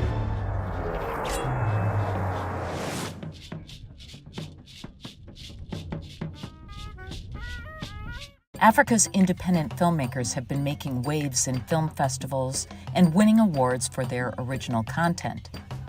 With films from the continent available on major streaming platforms such as Netflix and Amazon Prime Video, Africa's cinema is flourishing in the digital age. The broader exposure for African filmmakers excites Dakum. I think this is the perfect time to be an African storyteller. As you can see, African cinema is doing big things. It's being accepted in big platforms, in the streaming space, in the theatric space, in the festival space. African storytellers are finally able to use their voice on big platforms to tell our stories, because for a long time we've not been the one telling our stories, or we've not been heard. So this is a wonderful time to be an African storyteller, and I'm excited because so many young filmmakers are doing great things with their work. They're telling very important stories, stories that shape our understanding of what it means to be Nigerian, what it means to be African, Ghanaian, and so I'm just excited. Defeating Emmerson Mnangagwa. President is a documentary chronicling the fierce struggle for power in Zimbabwe. The plot centers around the 2018 election. The country is set to hold its first election after 37 years under Robert Mugabe's dictatorship. Through the figure of the young Nelson Chamisa, the main opponent to putschist Emmerson Mnangagwa, the film tells the story of Zimbabwe's yearning for democracy, a theme dear to filmmaker Camilla Nilsson. Democracy in general, universally, is something that we need to care about and keep debating and keep nurturing, almost like a marriage or a relationship. We don't take care of it, it can crack, as we're seeing in many parts of the world right now besides Zimbabwe. Camilla Nilsson, who previously documented Zimbabwe's political life, explains that her second film is an effort to highlight the historic significance of the 2018 election for Zimbabweans who lived through food shortages and a severe economic crisis. When asked why she chose to tell the story from the opposition's viewpoint, Nielsen explains that the MDC, the Movement for Democratic Change, is the only side to have given her access to its campaign. And we did also approach Ide Mnangagwa and his camp to see if he would, like ZANU-PF and the ruling party had been part of my first film, accept to be filmed for this new documentary. But after some initial negotiations and actually an initial green light, the camp then declined, or basically didn't get back to my request for meetings, and so we could have made a more balanced film had Mnangagwa's camp agreed to be part of the movie, but unfortunately they declined. To understand why the ruling party refused to be filmed by Nielsen's team, we contacted officials in the Mnangagwa administration. To this date, no response was provided. The documentary exposes the violent repression of demonstrators by the police that left more than 6 dead in the days leading up to the results. Besides the campaign and the presidential election, Nielsen's documentary also showcases the opposition's appeal to Zimbabwe's constitutional court after Emmerson Mnangagwa was declared the winner. All the drama that's in the film and why it feels like a thriller with the military and the police interrupting press conferences and all these dramatic events that took place during the election is not something that you could have ever scripted had it been a fiction film. I think we were surprised very much about how events turned. The filmmaker believes that the documentary's ability to retain the viewer's attention is largely due to the choices made by the ruling party. Now, Camilla Nielsen says that the most important thing for her is to make sure Zimbabwean audiences see the film. We still need to release President in Zimbabwe, and we're in the process of doing so. And that will be another huge chunk of time in the beginning of 2022 to make sure that any Zimbabwean who would want to see President had an opportunity to do so. Nielsen's first documentary, Democrats, released in 2014, was censored until February 2018. Making President accessible to Zimbabweans is undoubtedly going to be a difficult but not impossible endeavor.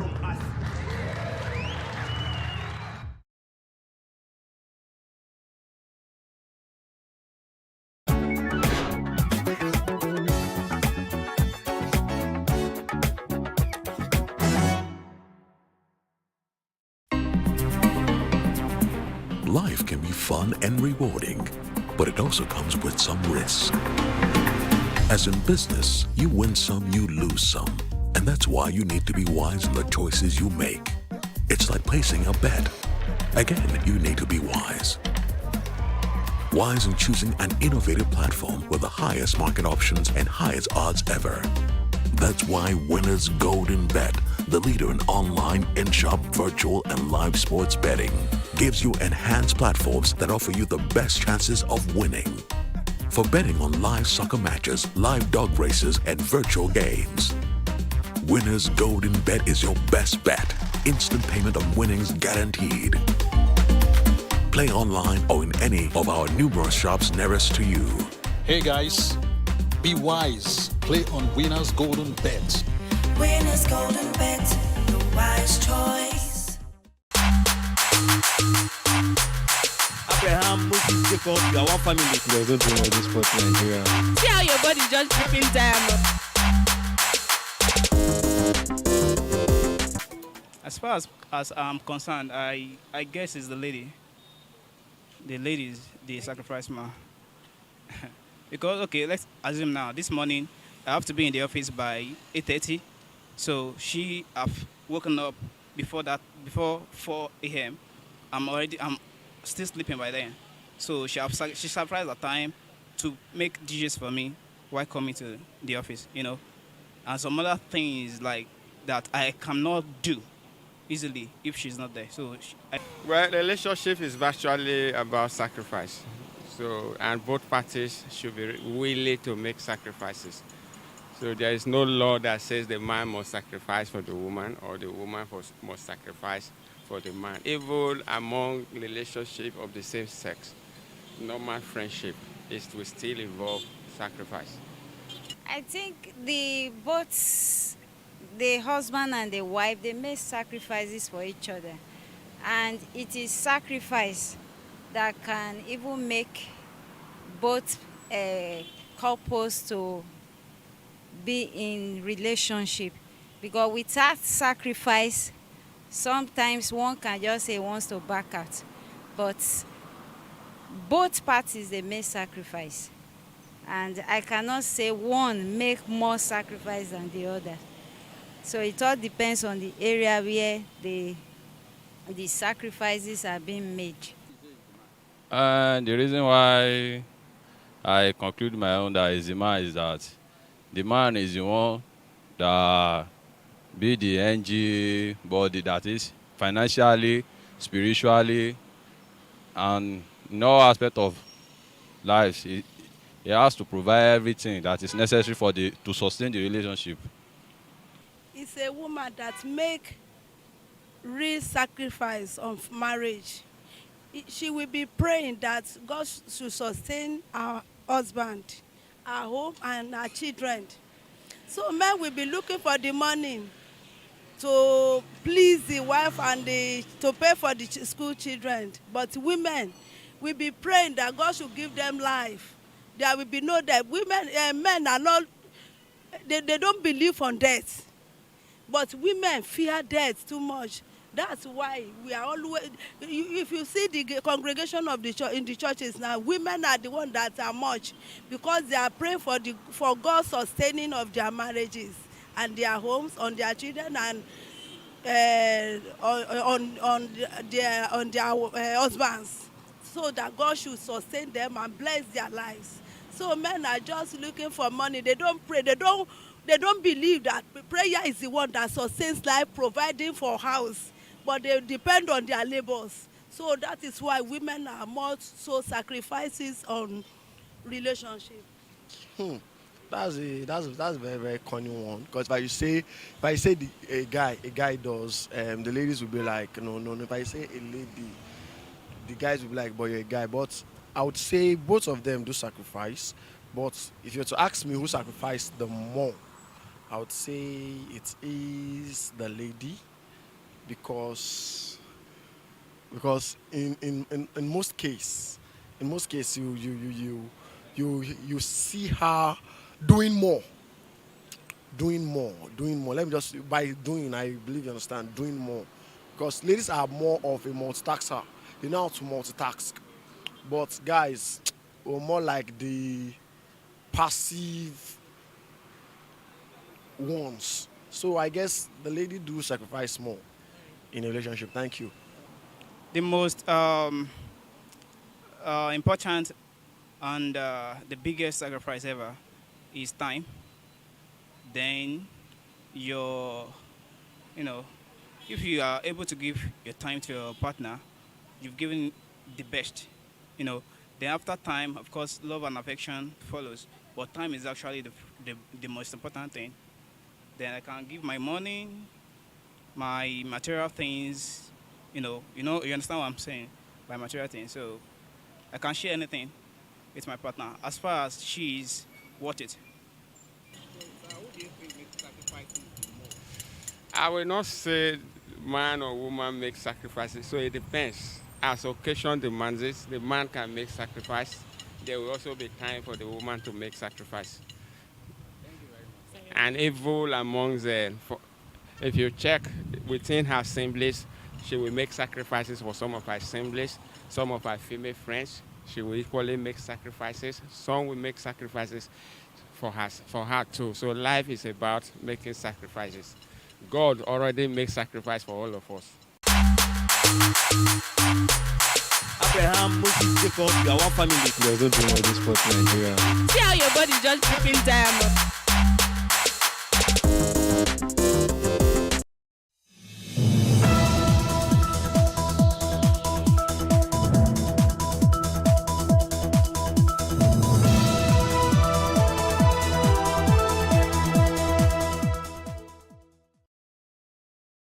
try anyhow on help us. But worry for that. All rodents and reptiles who they disturb the die. I'm a graduate of Political Science Social Studies from Adini Rogosaya College of Education. I graduated in the year 2020. See, as of now, I'm looking for other jobs that I can merge together to meet up with responsibility.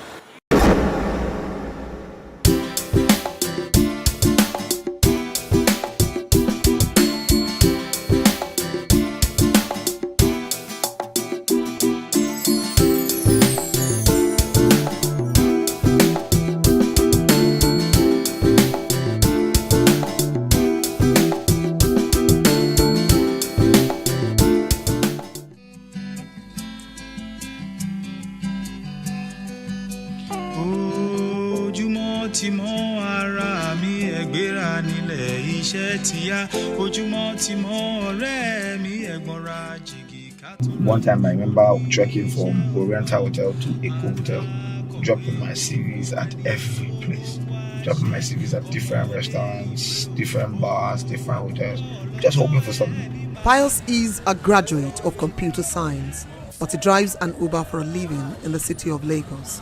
Although underemployed, Pius is considered a tad lucky because 41% of the labor population with bachelor's degrees are without employment.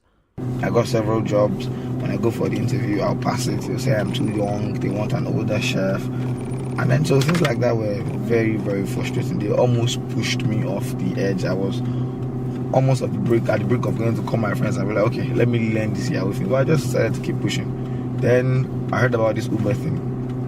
I got my first car. I was driving for somebody. I was supposed to be paying the person 25k a week. But sometimes when I walk, the car was having so much issues. If I make maybe 20, 30k in a day, the car, I'll end up spending like 27,000, 25,000 on fuel. So I couldn't keep up. I had to go for another car to another car before I finally found this one. And this one I'm driving to own the car and I'm almost done with it. Presently, 1 out of every 3 Nigerians that are able to work are unemployed, according to the National Bureau of Statistics.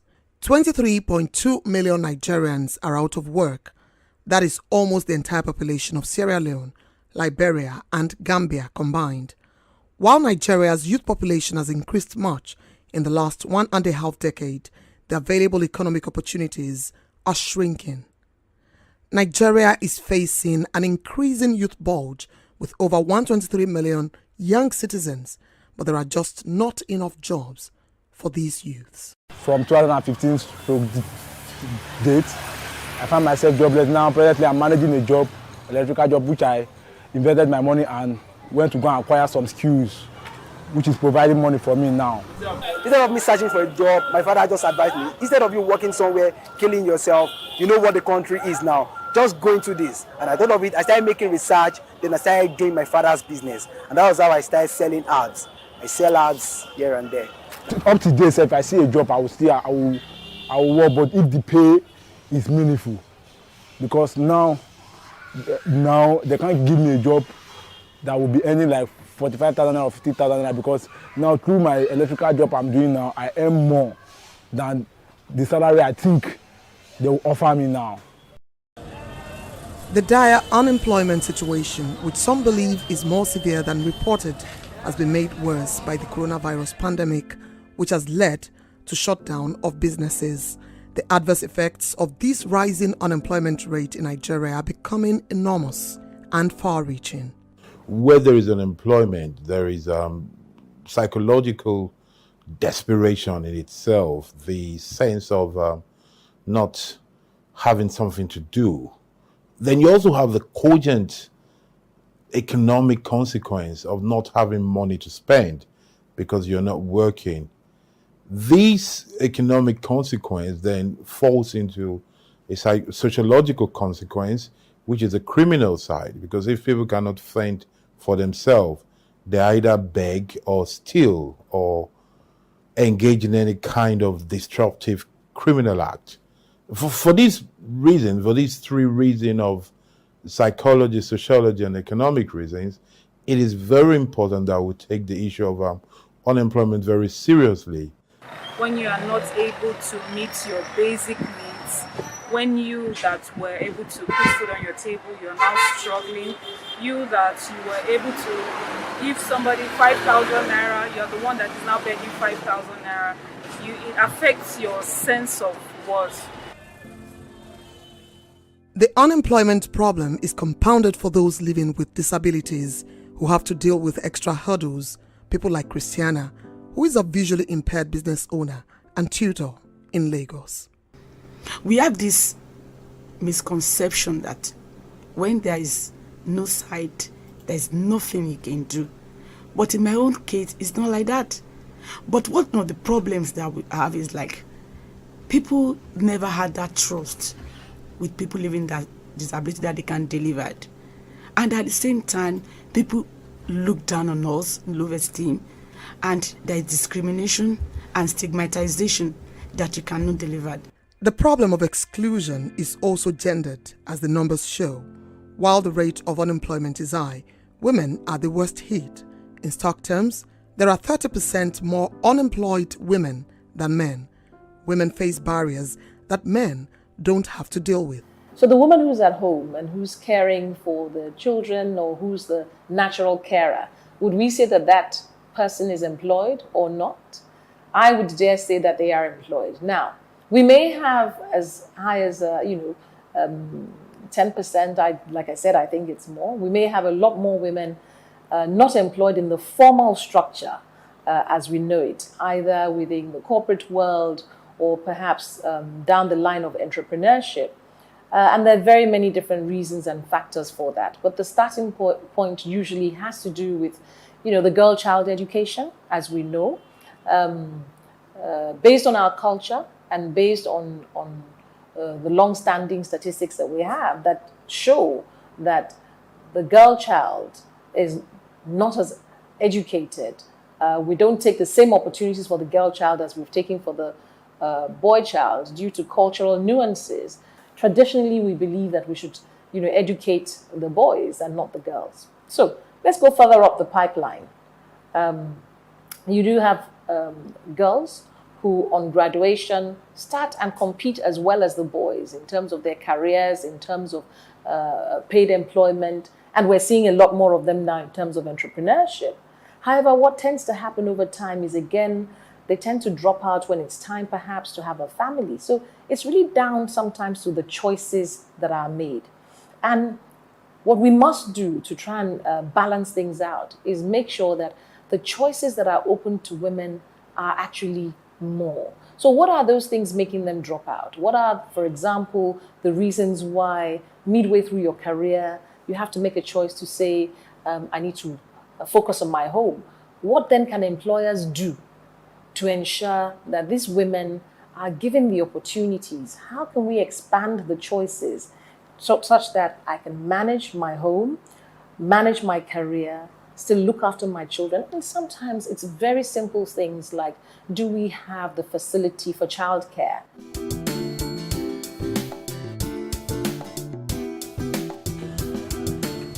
Unemployment in Nigeria is not just about availability of jobs, but also about the education system producing the right type of manpower in the right quality and quantity to industrialize the country.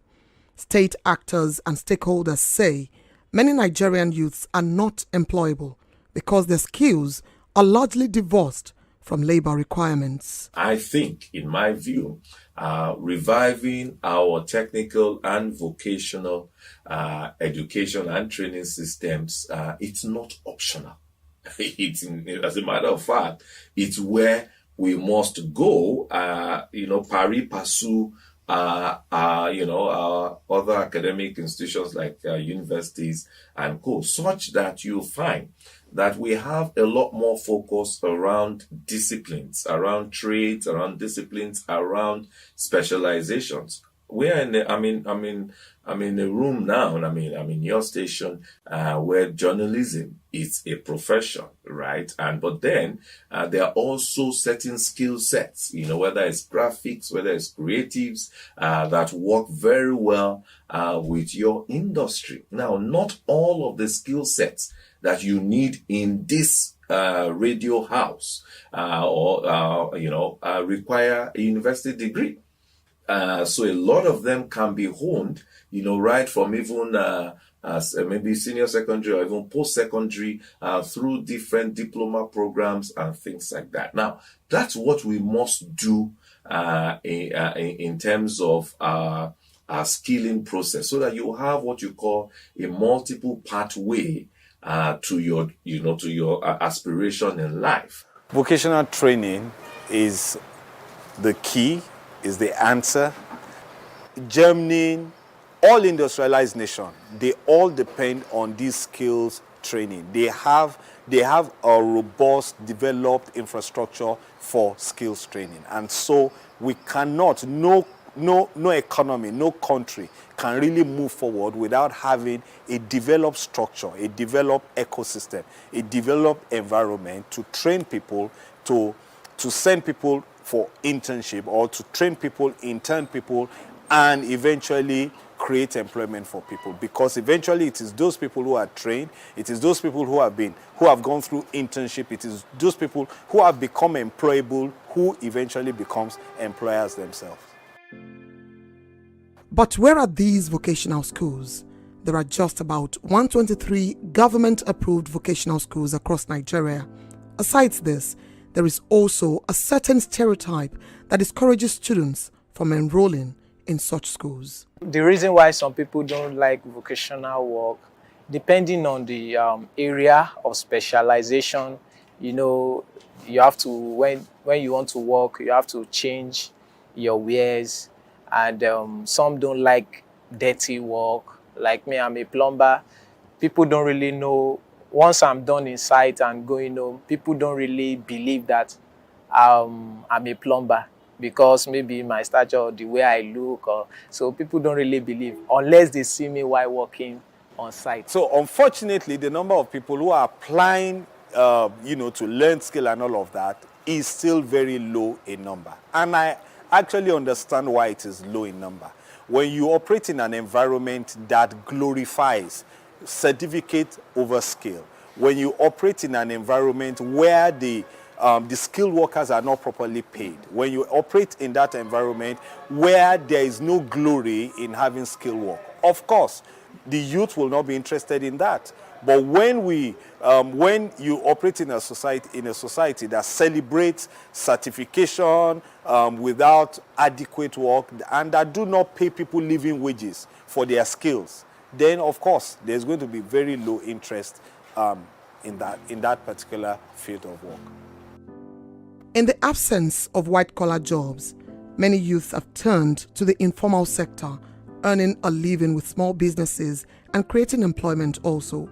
Presently, these small businesses account for 96% of businesses and 84% of employment in the country. Despite the significant contribution of SMEs to the Nigerian economy, the sector is still struggling with growth. For me, there are three things. The first one is infrastructure. Power, for example, access to markets. When you are an SME or a member of the informal sector, if you are producing something in small quantities, after you've paid your rent, you've bought your raw materials, you have your equipment, you of course have to supplement power, because we don't have stable power in the country. So I think that's one of the major issues. Another issue is multiple taxation. A lot of businesses, there's no clarity on who they should be paying what taxes to.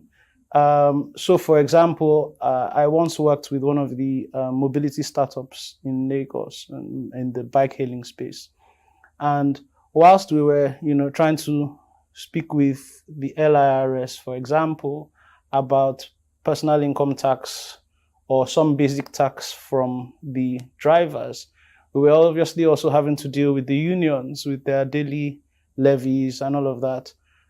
So therefore, things like that will stifle businesses and informal sector players. Although the informal sector may be having an influx of educated youths as players, there is also the snag of these graduates being majorly unequipped for entrepreneurship. The world is moving from theoretical based learning to case-based learning, where you sit and you study case studies, you study practical lessons about scenarios, right, for business. I think it was Obasanjo, regime that tried to introduce entrepreneurship studies as one of the general GES courses or general studies courses. And, you look at the syllabus of that course, it's the same theoretical stuff, right? So there is nothing that prepares them properly for the challenges, for the realities, for the type of dynamics that they will be facing if they go out into the business world, right? If you look at the Igbo apprenticeship culture, it's an amazing learning point, because everything does not have to be all your learning, your education doesn't have to come from the classroom, right? It does not always have to come from the classroom. So I think if government was serious enough, right, I would expect that the SMEDAN, for example, should have put in some type of structural support for the Igbo apprenticeship model, so that we can replicate those models across various societies. The government acknowledges there is a bulging youth population with overwhelming unemployment figures. They, however, also insist they are addressing the problem. The government has been consciously and in a deliberate manner trying to address the issue of the youth bulge. It's not just about the numbers. It's also about what are the needs of the variegated strata of the youth population. First, education is key, because education is power. Education is the greatest weapon against poverty. So the government has committed so much into education. There's emphasis on technical and vocational education, on the skills that you have. That's one. Two, as regards to the new technology, the digital economy, the ICT as it is, we've seen that our youth are IT savvy, we've seen that our youth have innovative minds. And my ministry, which is the Ministry of Youth, for instance, just during the COVID era, that's my first year in office, we were able to train close to 100,000 people on digital skills, which is still ongoing. We have quite a number of other skills.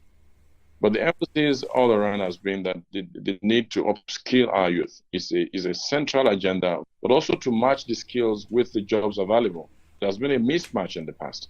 But under this government, we've seen a deliberate effort to make sure that the upbringing of our youth, where that the skills they acquire matches the jobs available in the market, so that you just don't train them and throw them back into the job market. I know that you must have read it. In 5.5 years, this government has created 45 youth-focused programs. Some of them are empowerment programs.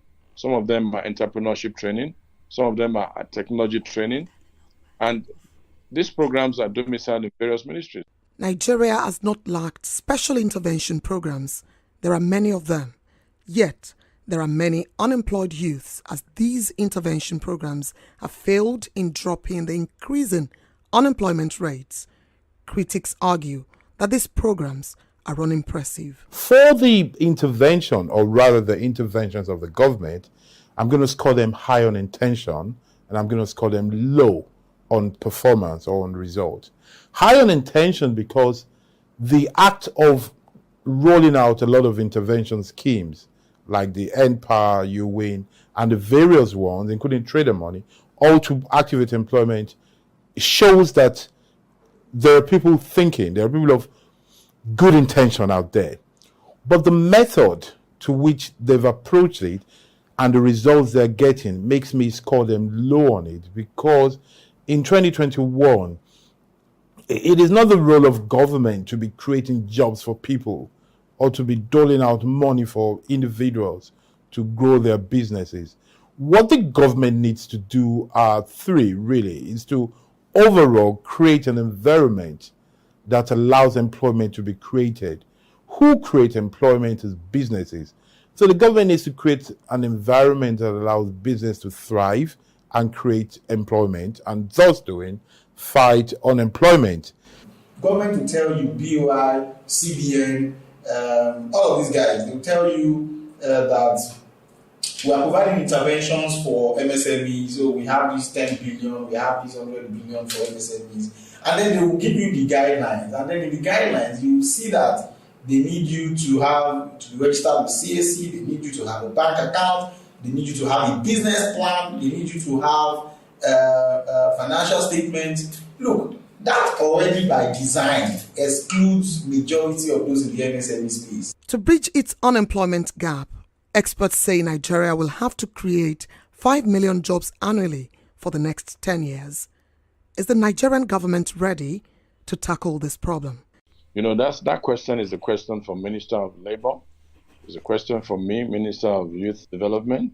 It's a question for the Minister of Finance. It's a question for the NBS. You know, but I only wear one cap. And my desire is that the youth unemployment will drop. What am I doing in that direction as a minister in this government? Is to make sure that we win our youth off this idea of just putting together a resume and looking for a job, a white-collar job, an office job, a 5 to 9 job. There's no country in the world that has been able to solve its youth unemployment problem without turning its youth into entrepreneurs. And that is the whole rationale behind the establishment of the Nigerian Youth Investment Fund. The emphasis is on two major things. That is, we must invest in our youth, provide them the needed credit and capital, access to that capital that can make them become wealth creators. Second, we need to focus ourselves educationally. We need to provide technical skills and vocational skills. China, 2 years ago, decided to close down over 200 universities or 250 universities and then turn them into vocational and technical schools, because the emphasis now in the developed world is the skills and what you can produce with your knowledge and your hand, not sitting down and carrying files in an office. So we need that paradigm shift. The AFDB leads clearly in the fact that we should move from youth empowerment to youth investment. That don't give our youth handouts, but give them tools, give them resources, give them credit and finance so that they can start. And look at this country. Our youth are they're hugely talented. The creative and entertainment industry dominates. Look at Nollywood, for instance. Look at where it is right now. And look at the musical world. Our Nigerian musicians, massive. But there's also a value chain. So there's an emphasis on looking at what's the value chain in agriculture. How do we you don't have to be a farmer. You can be an off-taker, just buy the produce and take it to the market. Look at sports, for instance. The value chain of sports is massive. Have we explored it? No. Under this government, we've been able to reclassify sports from recreation to business. And as we put together that policy, the entire value chain of sports as business will employ a lot of youth. If Nigeria is to turn its large youth population into an advantage, then Nigeria has to rapidly reduce the disastrously high rates of youth unemployment. You see, luckily and unluckily for us, we are an underdeveloped country. And most of what we have, what we need, we don't have enough of them. We don't have enough schools. We don't have enough hospitals. We don't have enough, almost anything. I can't think of anything that we have enough of. That problem of scarcity of assets should become the solution to our problem, in the sense that we should just sit down and try to create what we lack. To create what we lack, we need to think of what is needed. Why is it that we're not producing, and why is it that we're not consuming what we produce? Why is it that there is no urge to produce? Why are we having more pastors and politicians than manufacturers? If we want to boost Made in Nigeria, for example, I think we need to sit down and say, the first thing we need to do is perhaps create 5,000 production managers as a pilot scheme across the country, so that each one of them will go to different areas and specialize in one sort of production or the other. I repeat, I'm insisting on production, knowing fully well that where there is production, accountants will be needed, photographers will be needed, salespeople will be needed. The core of progress since the Industrial Revolution lies in production. They really need to go fast because boys are not smiling, and then it can lead to early bloodshed. Early bloodshed in the sense that there will be serious competition. Boys know they smile again. Boys are willing to get their hands on anything just for this bag. And the government, if they are this slow, they will not be able to withstand what will come.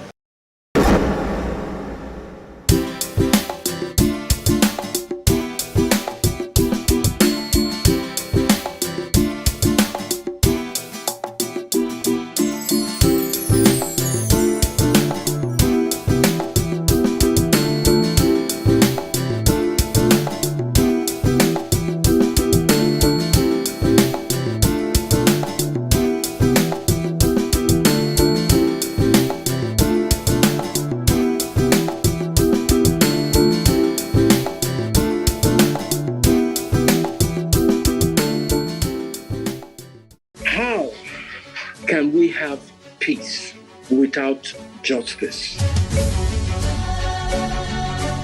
Plus Politics. It's not just another political conversation, it's about keeping you in the know. The relevant interviews, asking the tough questions to those that matter. Get the answers you need. Does it mean that the people who were injured, people who were shot at, those who were involved in that stampede are not going to get justice? It is unfortunate, it is sad that we have a government of deaf and dumb.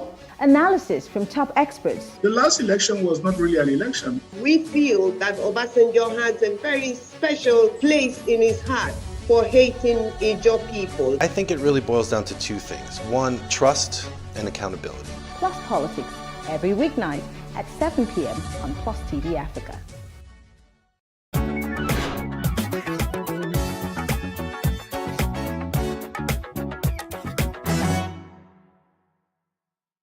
Everyone talks about getting their dream jobs, but what does it take to get that dream job?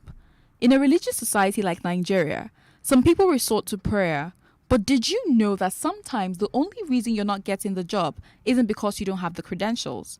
Many times about how well you can defend your credentials through your presentation and communication skills during the interview. According to the National Bureau of Statistics, the rate of unemployment in Nigeria rose to 33.3% in December 2020 from a 27.1% in 3 months. Interview phobia is a major issue that contributes to unemployment in the country. Some individuals are employable but don't know how to express themselves properly, present their resumes, and network effectively. An expert spoke to us about interview phobia and how it has increased the rate of unemployment within the country. Okay, so I mentioned I struggled. I went to Lagos State University, a public university. Nobody taught you any of these things. And so I thought that if I come to the interview space, I would do well because I know I'm good enough. But coming in, it was difficult. I got plenty of rejections, and I made up my mind that if you can get past this thing, you would help other people who are also like you. And so sitting down in that space, I also see people like me, and I feel for them. According to Student Graduate Report, more than 50% of graduates in Nigeria disclose that communication skill is the least skill their academic education prepared them with. Like we have a compulsory NYSC every year. I believe the government or the educational sector should do something like when they know somebody's in their final year, maybe they allow them go through a month or so, or they introduce a course and make it mandatory for them to be able to go out there and face the outside world when it comes to interviews, when it comes to networking and all of that. I've seen super amazing, intelligent people lost opportunities because they were not confident, and those who were not so smart but have built their confidence are able to get the job and get these networks and get these opportunities. Especially when you come from a Yoruba or Igbo family where you don't have to look at your dad in the eye. You get that kind of thing. So you have to learn to look at people in the eye when you talk to them. It makes them believe that you are not up to something. You're not hiding anything in your cupboard. We're going to school or having to attend different schools, all right? They just teach us, we only have syllabus on what they've been doing so far in past years, and there's no trend of bringing in new things. So the next time you complain about not getting a job, think about how well your CV is prepared. Assess your communication skills during the interview and think about how well you presented yourself.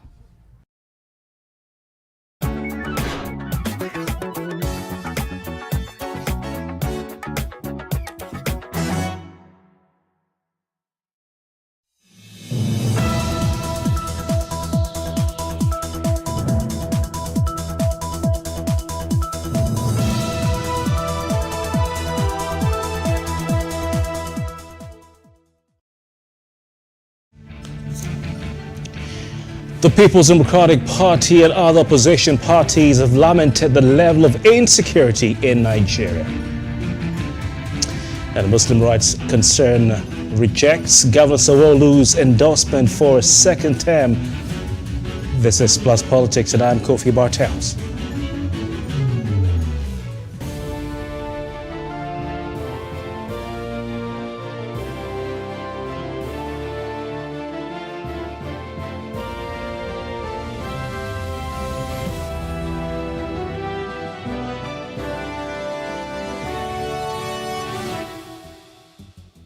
You're welcome. The People's Democratic Party and two other opposition parties have lamented the rising insecurity in the country, which has caused the death of 12,250 citizens between January 2021 and March 2022. According to a report compiled by research group SB Morgan, and an advocacy network, Enough is Enough Nigeria, 6,102 civilians were killed within the period, while 1,055 security personnel were also killed.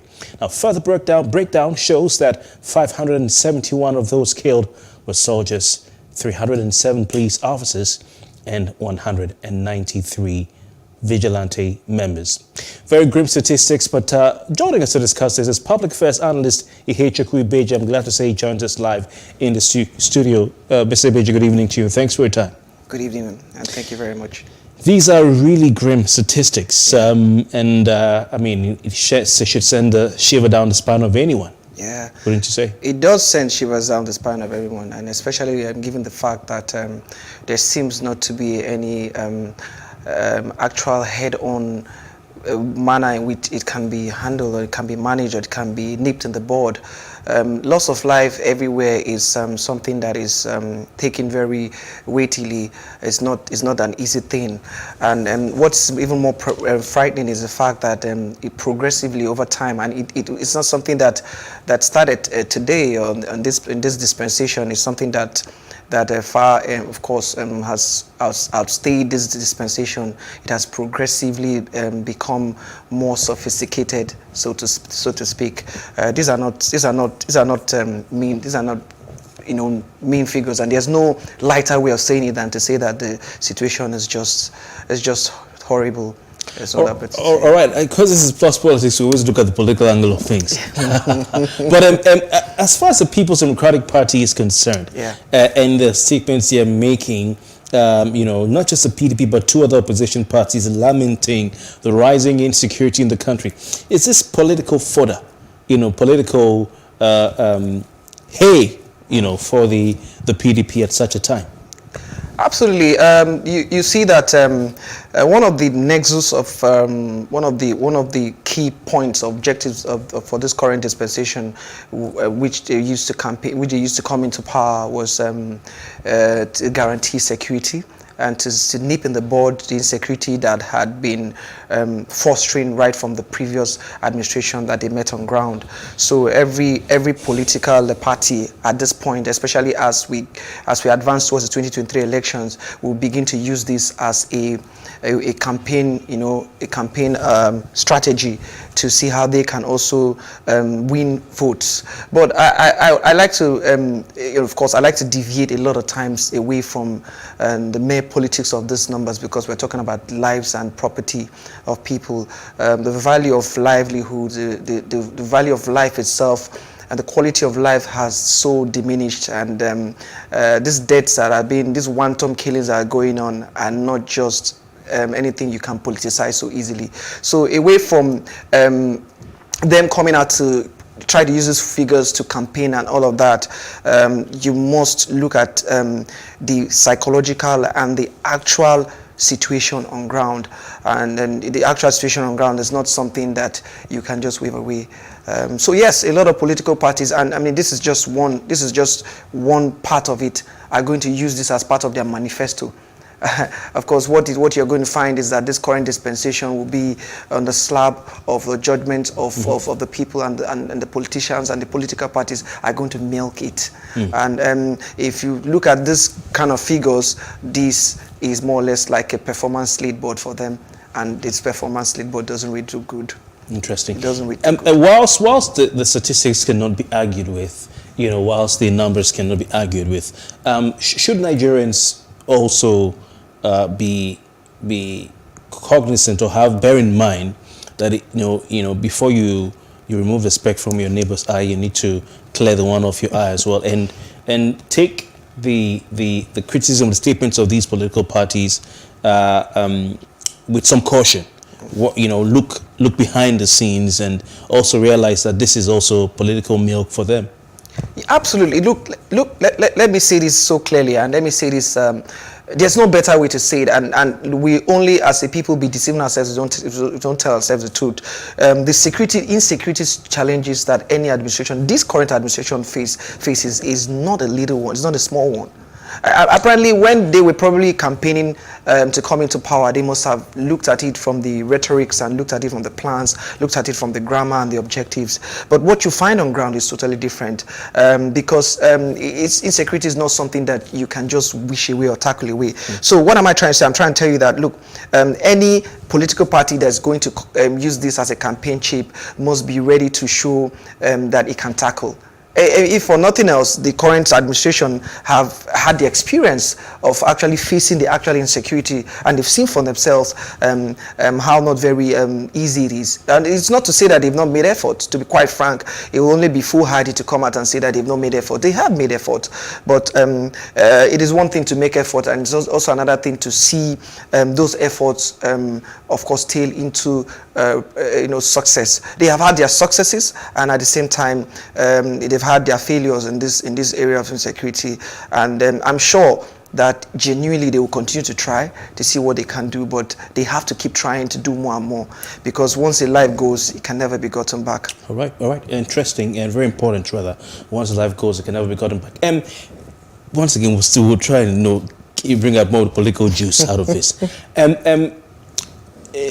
It's the People's Democratic Party itself. Do they have a moral justification to judge the APC on this? I'm not talking about Nigerians now, the party itself. What do you say?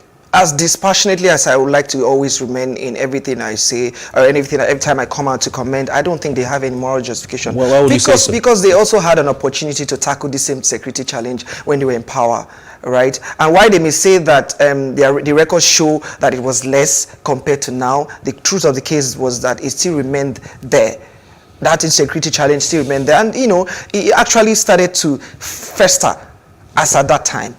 We started to experience a lot of insecurity as at the last PDP led, when they were in power. We started to experience what was called, from different angles. We experienced the Niger Delta militancy. We experienced the Boko Haram attacks. We began to experience a bit of kidnapping with ransom, attached to it. And since 2011, there's been a source that speaks to us having paid over $18 million in ransom alone, and ransoms are being charged of between $1,000 and $15,000. These are ransom paid by families. Yes, by families. And these are things that we started to experience not from this current dispensation.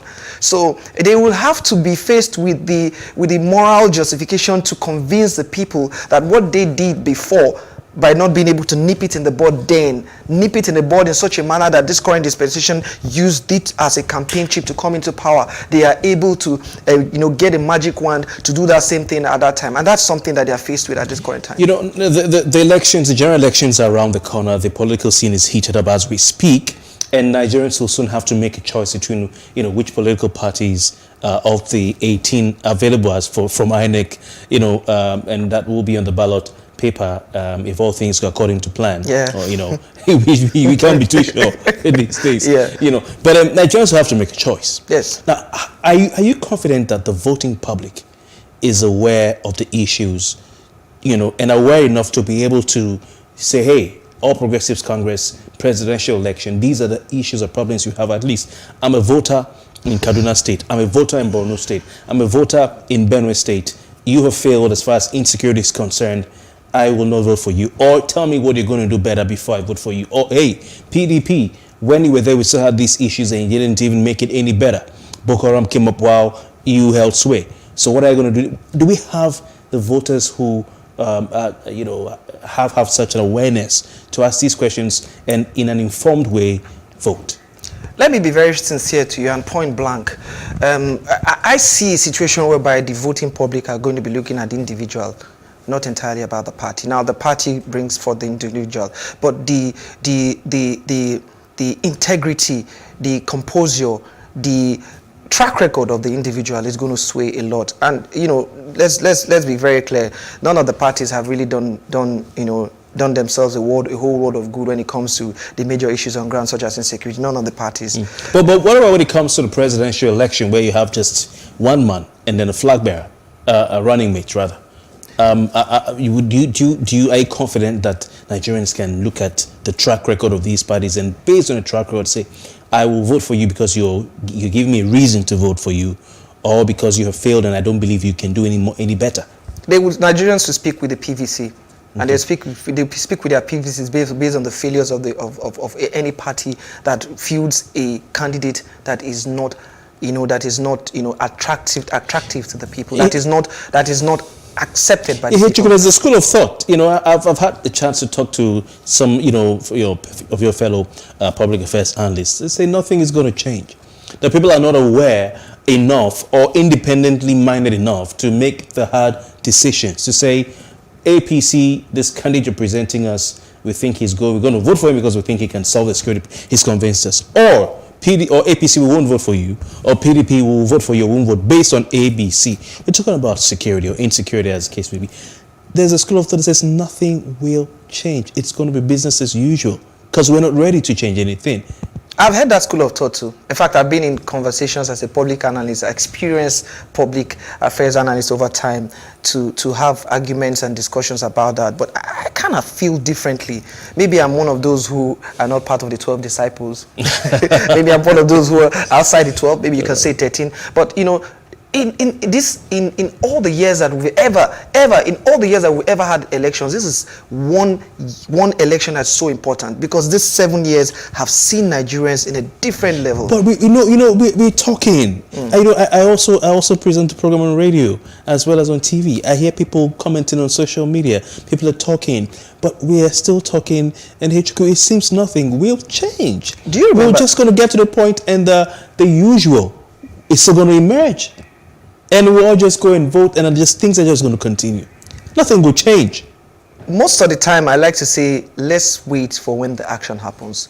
But what I like to also tell you is that the people showed their hands during the End SARS issue. The passion. After that, what happened? Well, after that, it is all bottled up. It's all bottled up because you cannot head them off. You cannot head them off the voting polling votes. They are going to walk down to the polling vote, whether you like it or not. Have you ever been to the polling vote? I voted in almost every other election. And how fiercely they guard their votes at those polling votes and count it is very key. So you need to understand something that you cannot, and what I'm trying to tell you that you cannot wish away. You cannot wish away the determination of the people. We keep talking about End SARS. And I mean, a lot of people were happy to see that the young people were rising up to speak with their voices at End SARS. But I mean, right now, the message that has been passed is that you fire some bullets. I don't mean to trivialize the massacres the panel has rightly called it. I don't mean to downplay, but the message that has been clearly passed is that the people will run back to their shells, if you fire some gunshots. Now, I had been in Port Harcourt before coming to Lagos. And you have people who are listening or watching us right now in Port Harcourt. They can tell you the election times when the major parties brought out their boys or brought out people in uniforms, who God knows where they're coming from, with weapons, the voting public ran back home. Nobody came out to vote.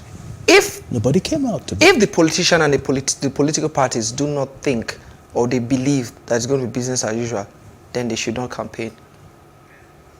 They will campaign, but no, they shouldn't campaign. But nothing is, people are just going to say, you know what, I don't feel safe enough to go vote because I'm in the southeast, I'm going to stay at home. I don't feel safe enough to vote because I'm in the northwest and northeast or middle belt, they're going to stay at home. It's going to be affected in certain areas. Someone's going to say, I'm seeing 1 million boys, I'm seeing NURTW or some other group on the street with machetes in Lagos, they're chasing people away, I'm not going to vote. The police are looking the other way. They are not doing anything. I'm not going to vote. People have not demonstrated the fact that they will not back down even if lives are lost. And that is the message that has been transmitted to those who are ready to do anything. This pattern has been on for years, as I said before. Lives have been lost before now. Yeah. People have tried to show some kind of apathy that they will not vote when the time is there. But let me be very, very clear and certain to you: the will of the people is strong. You cannot wave it aside. Let's look at. Let's look at the EndSARS anniversary. Okay. We have the EndSARS anniversary, and people wanted to march to mark the anniversary, and the police commissioner Hakeem Odumosu, who supervised the police actions during EndSARS, and was given an honorary an award by the Lagos State House of Assembly. After that, or before that, I need to check. Yeah, after that, when he was leaving. And now with this Lagos State Traffic or Motor Parks Union that MC Oluomo of ESWA NURTW, or the ESWA NURTW chairman, has now been placed in charge, they're now fighting with other factions or other groups. He was also made a part of that. Thank you. Clapping for him. Well done. Now, the man said no protest would be allowed on the anniversary of EndSARS. And the protesters and the young people and old people alike all obeyed. They sat in their cars and they drove past the Lekki. Nobody came down. The few managed to come down, they were arrested. Nobody said anything. Nobody said anything. Nothing will change. You missed the point. The point wasn't that people were going to protest. The point was that they were going to mark the memorial.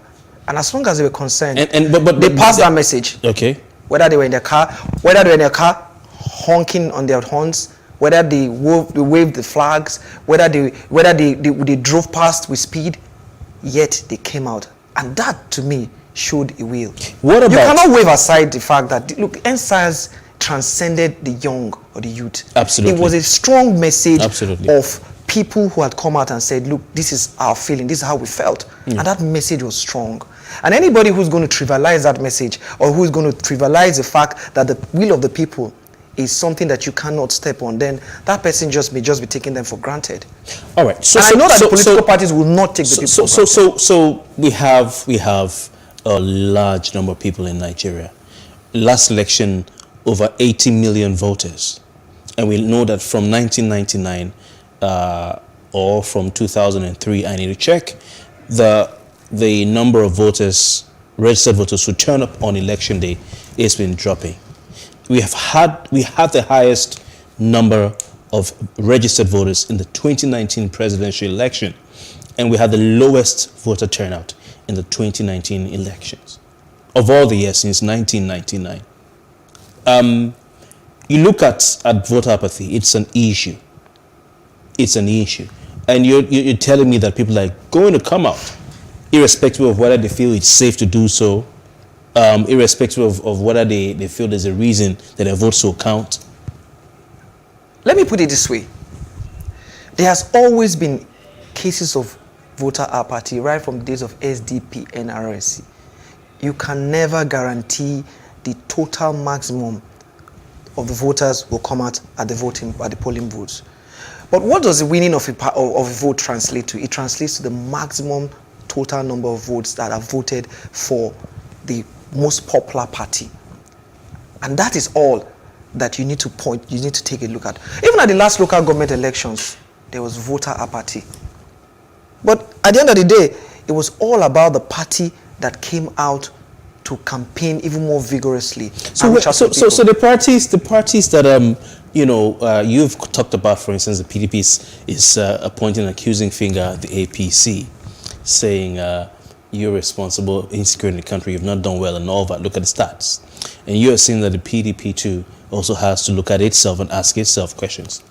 Have you seen any political party amongst the other 16 political parties that can give the two leading parties a run for their money?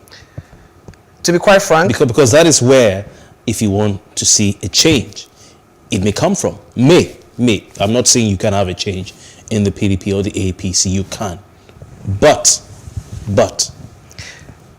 Another thing about winning elections is about party structure. I mean, you look at Nigeria as a country, as within the 6 geopolitical regions, the 774 local governments that it has, which of the parties has that structure on ground? And that's one reason why I said to you, one of the major determinants for this next election will be the individual. The individual. Any of the parties, the 2 key parties who select that individual who the people believe in, and that the people, hold on, okay, the people okay, are convinced that this is a person who can deliver for us, will sway their votes. So have you seen anyone, and I'm going somewhere with this, have you seen any candidate that the people can believe in amongst all those who've come out to say, I want to, let's start from the People's Democratic Party, who can do something different amongst all those who've come out to pick forms, so to say, I intend to pick a form? There are a lot of credible candidates who have come out of late. Okay, so for instance, Peter Obi, is that who you're looking at? I don't know. I'm not campaigning for him. I'm just asking. Because people seem to, cast him in the same light as those technocrats and all that, like Kingston Moghalu. They say he was governor of Anambra State and he left a healthy, account. Yes, I mean, so let me tell you something. When the people begin to look at such candidates, and if you trace back, and then you make comparisons now, and they begin to make this kind of comparisons, begin to read out this kind of qualities about this kind of people, you see that their judgment, their mindset, they're making the kind of judgment for the kind of person that they think should suit Nigeria. It tells you who they don't want. Okay, it clearly tells you. It tells you clearly. Yeah. It clearly tells you the kind of person that they do not want. I think we can safely say. Let me edit what I said. You said I shouldn't say nothing will not change. You disagree with that. Okay. Why I said nothing will not change? Because no other party outside APC or PDP will produce the next president. It won't happen. For what I'm seeing, it won't happen. Now, these candidates that you're talking about, you have, because people are sitting there waiting for the election day to go vote. But the election is even won before the election, my brother. And people are sitting back saying, and sir. So I want to ask you this.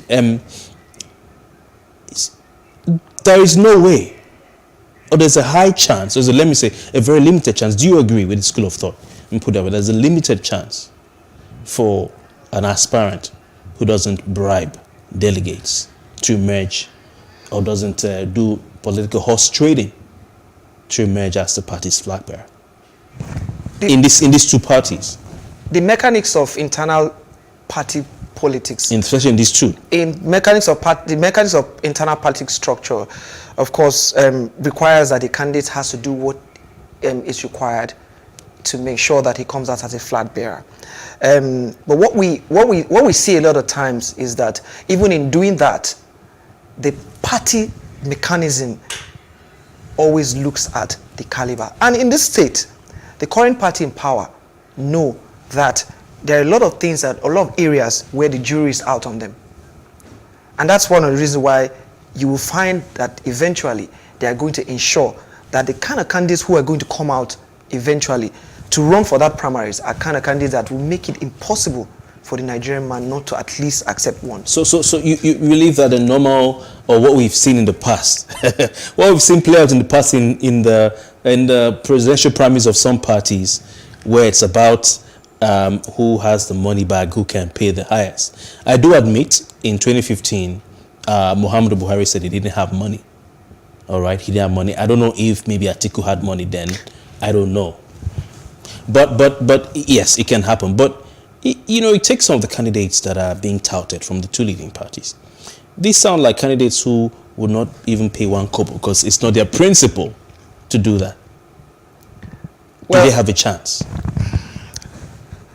Principles aside, as long as you're playing politics and you're a politician, you will do what is necessary to make sure that your target, your objective is gotten. Now, whatever is done in that internal politicking is what, you or I can only be left to be imagined. So even when they say that they do not have money or money bags to throw around, they still do what is required to come out as candidates. All right. Yes, I do agree with you that the 2 strongest parties on ground that who are even doing something currently are the APC and the PDP. And for now, that is the grim realities on ground. And that is what is going to remain unless another party comes out with the right form of candidates and the right form of structure to rival them.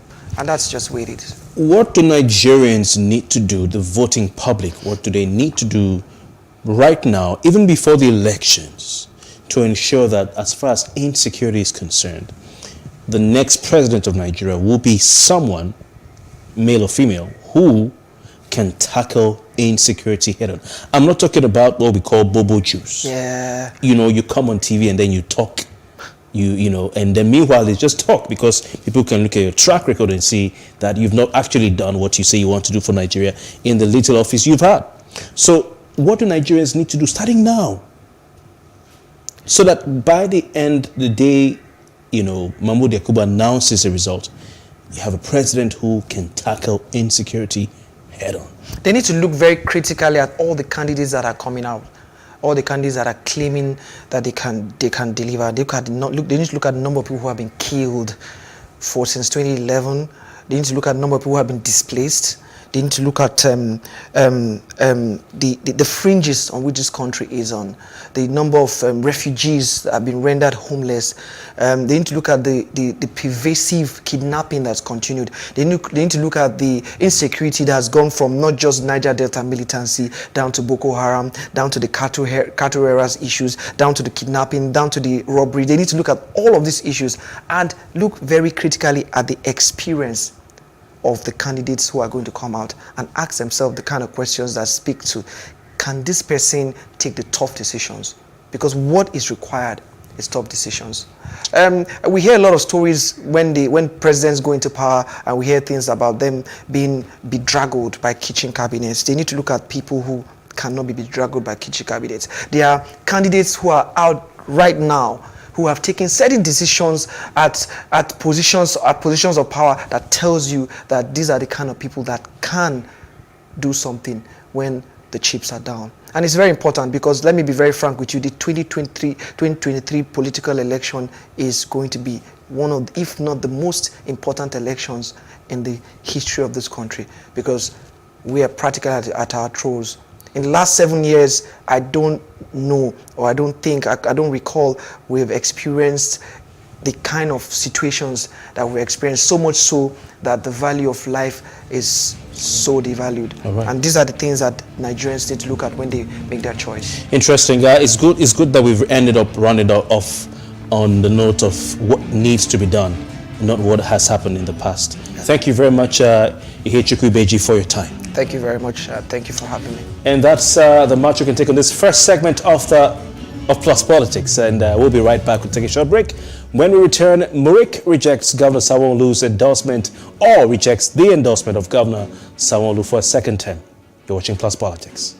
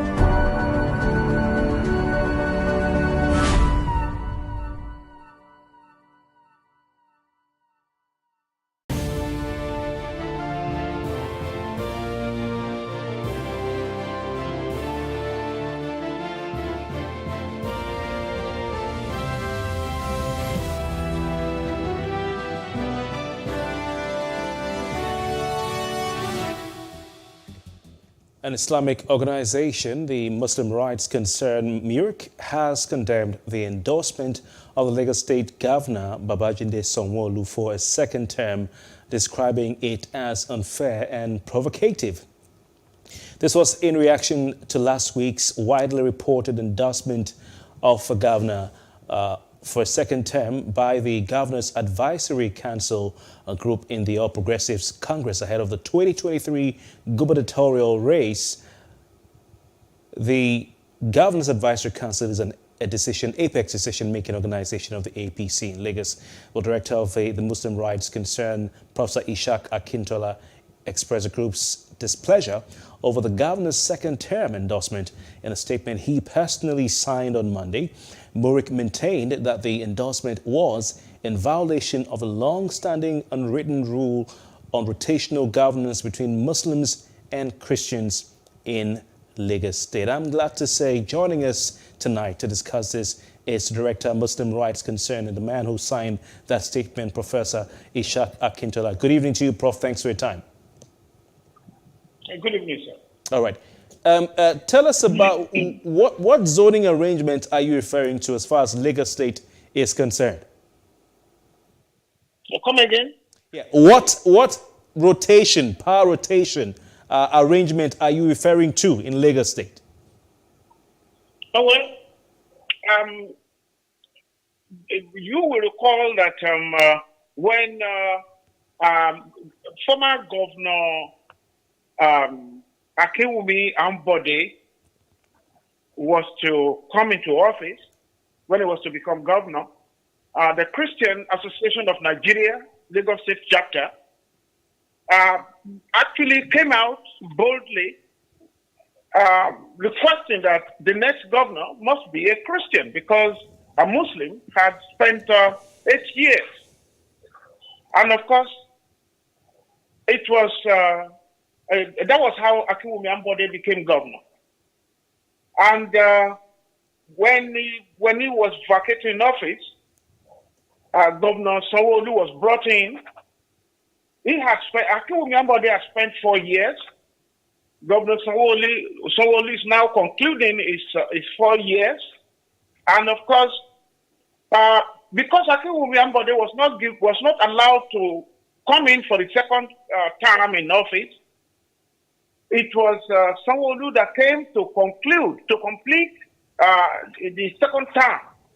Well, naturally, one would expect that the next governor that will be running for the governorship in Lagos State will be a Muslim, because it's now a rotational thing, and of course that's a neat arrangement if we agree on that rotation.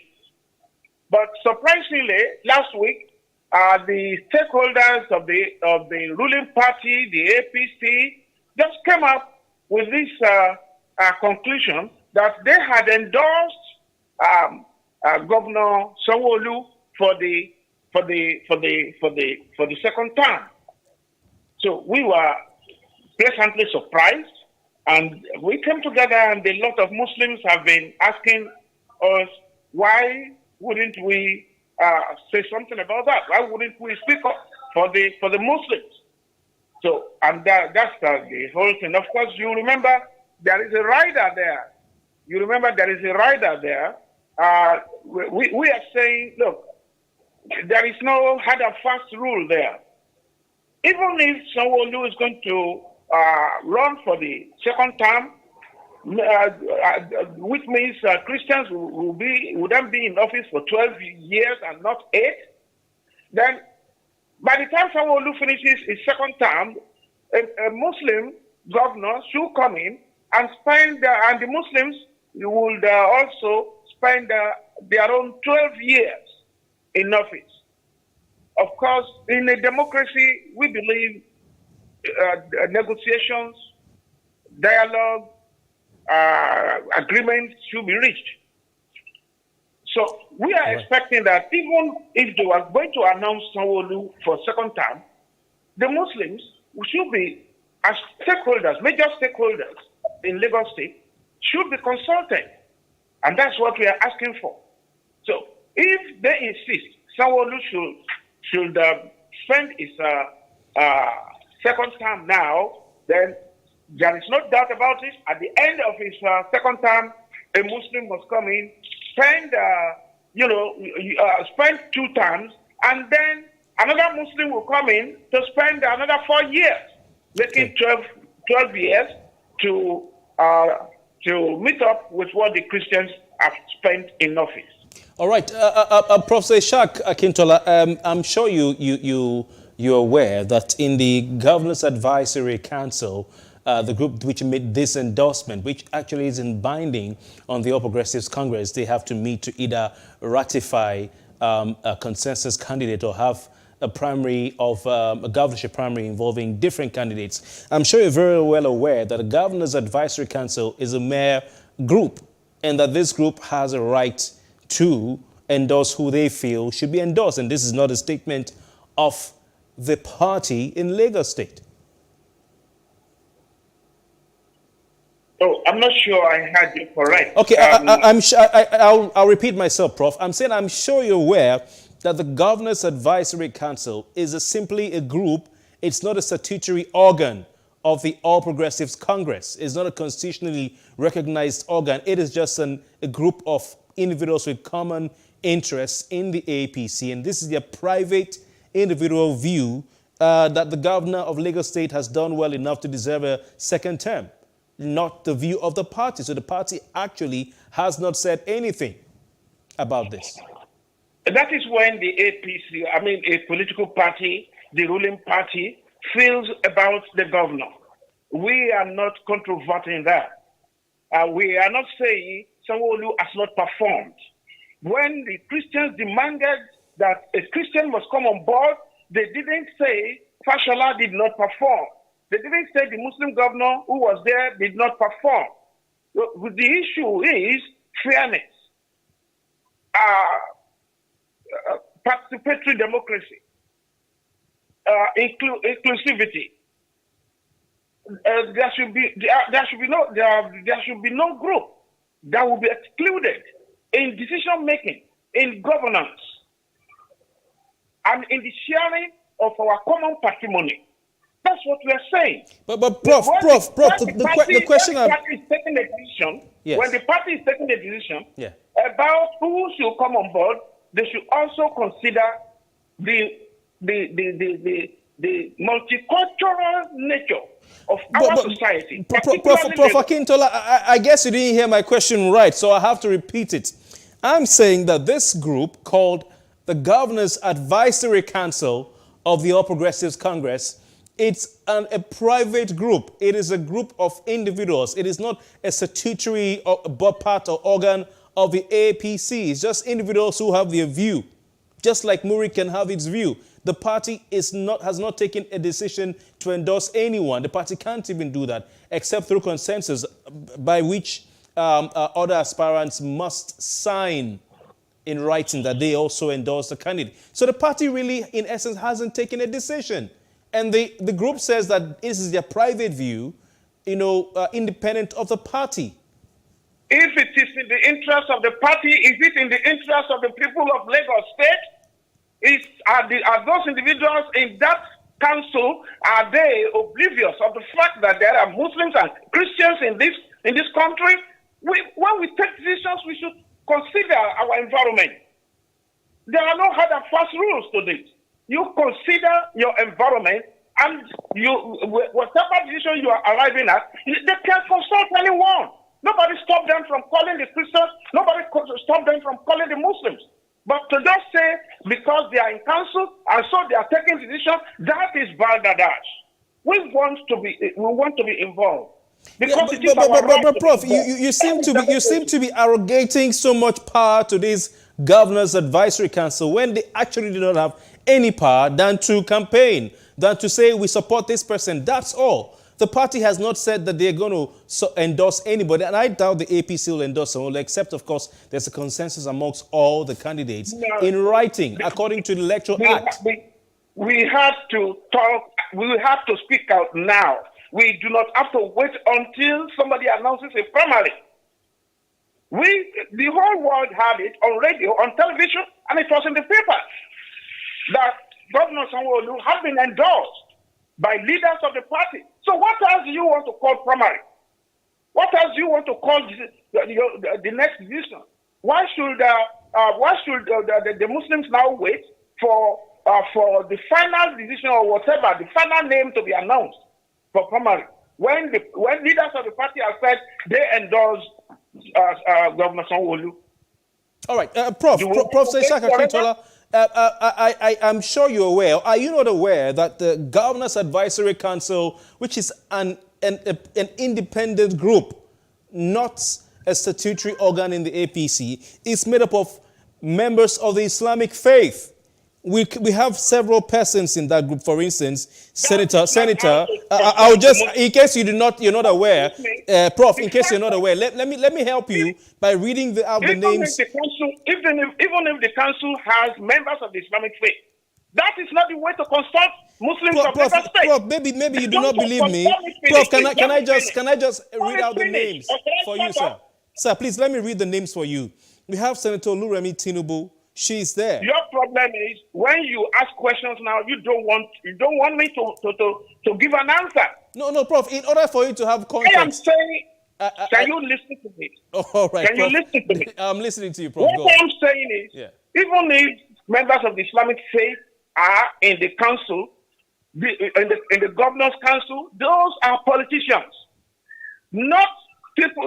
These are not Muslims who have the interest of the Muslims of Lagos State at heart. They are not there in the council to represent the Muslims.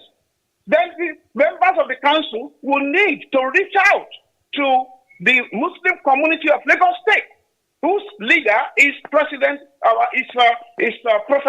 Tajuddin Badamasi. He knows what the Muslims want. Though the Muslims in the governor's council don't know what the Muslims of Lagos State want. Don't confuse us. We are saying this is what we want our own interest to be represented. You are saying some Muslims have represented us in the governor's council. Who knows them? We don't know them. So, Prof, are you saying?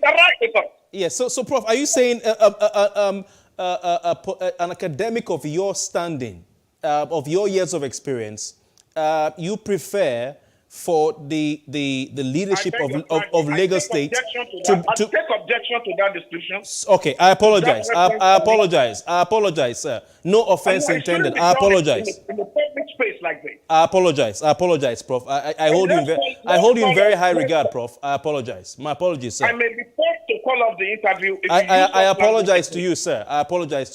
I'm just trying to put it in context, but I apologize. It's no longer a friendly interview. I apologize to you, sir. No offense intended, sir. So abuse that for me. No, sir. I am calling it off. Call me another day, please. Prof, are you there? Sincere apologies to you, Prof. Call me another day. Hello, Prof. Are you there? Sincere apologies to you. No offense intended. Okay. Are you there, Prof? All right. We seem to have lost him. We'll try and get back to him. I didn't mean any offense there. I may have crossed the line for him, but certainly on my part, I didn't see anything wrong in that. I may have been wrong, and for that, I've apologized. I will still try to get back to Prof on a personal note to say sorry to him. But I was going to ask him, as an academic, it would be expected that, he promotes an egalitarian society based on ideas, a society that is devoid of religious sentiments. This is the Nigeria we want to see, and Lagos State has been able to get to that point. Should he be dragging Lagos State back, or does he not see it as taking Lagos State back, when we're looking at voting on the basis of religion? Of course, you remember in 1992-93, Nigerians came out to vote a Muslim ticket, and those were the days in the country where it was more about the ideas and what you have for the people, and how many votes you could garner, not whether you're Muslim or Christian. So I was about to ask him whether, as an academic, he feels that it's not against his own standing in society. But Prof, if you're watching, sincere apologies to you, sir. No offense was intended, and I will try personally to reach out to the Prof to apologize for him. You know my style. I'm always very fiery. But the members of the Governor's Advisory Council, according to reports, include the following persons. We have the senator representing the Lagos Central Senatorial District, Senator Oluremi Tinubu, and her two colleagues in the Red Chamber, Solomon Adeola, Lagos West, and Tokunbo Abiru, Lagos East. You have the Speaker of the House of Representatives, Right Honorable Femi Gbajabiamila. You have the current Minister of Works and Housing, Babatunde Fashola, who himself is a Muslim. You have the Speaker of the Lagos State House of Assembly, Right Honorable Mudashiru Obasa. You have the ex-speaker Adeyemi Kuforiji, former deputy governor Mrs. Idiat Oluranti Adebule, and others. You have the likes of Tajuddin Olusi, Prince Tajuddin Olusi. You have Henry Ajomale, former Lagos State APC chair. You have Prince Abiodun Ogunleye, ex-deputy to former Governor Tinubu, Otumba Bashiru Lebiosu, and so on and so forth. Alhaji S.A. Seriki, Ashiwaji Olorofumi Bashorun, and of course Prince Rabi Oluwa, and so on. So it's a mixture of Christians and Muslims. But another question I'd have liked to ask the Prof is, you know what, he's talking about 12 years of a Christian ticket as far as Lagos State is concerned. But Lagos State had 2 consecutive administrations, 8 years of Tinubu and 8 years of Fashola, making 16 years. That's more than 12 years by my maths, if I'm not mistaken. But hopefully we'll have a chance to talk to him tomorrow. That's how much you can take, and that's the size of the show right here on Plus Politics. My name is Kofi Bertels. Sincere apologies to you if you're watching and you were also offended by the question, and no offense intended. We'll be back tomorrow. Thanks for your time.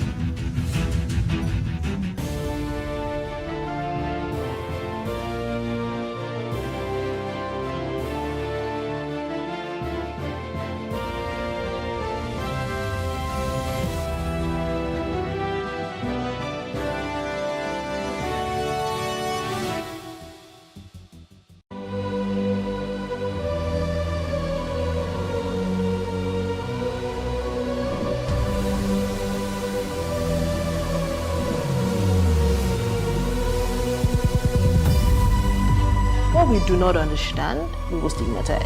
What you can see is the remaining of the tanker that exploded. The suspect equally confessed.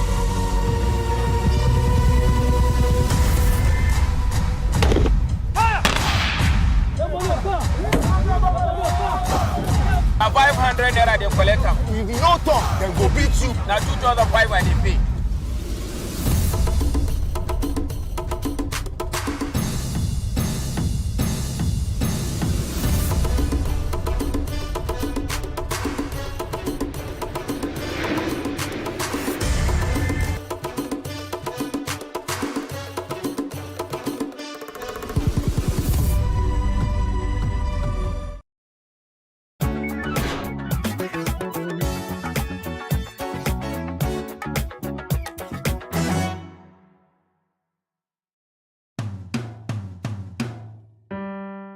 My name is Sonya Onoyoade.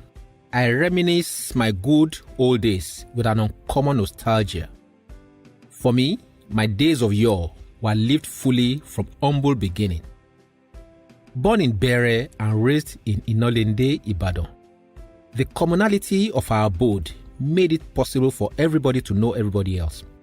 So, communal parenting was prevalent, evoking the sentiment of the age-old adage that it takes a village to raise a child.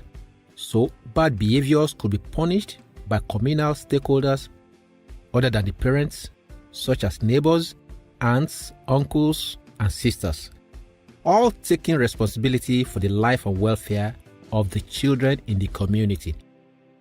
My parents hail from Modakeke, but raised all their children in Ibadan. My early beginning revolved around Inolende, where I spent my infancy, and which harbored Ebenezer Primary School that I attended. It was a life of school and football, kite flying and sand dunes molded from a foot stuck into the sandy ground. Okoto was a plaything, just like Agbalumo seed.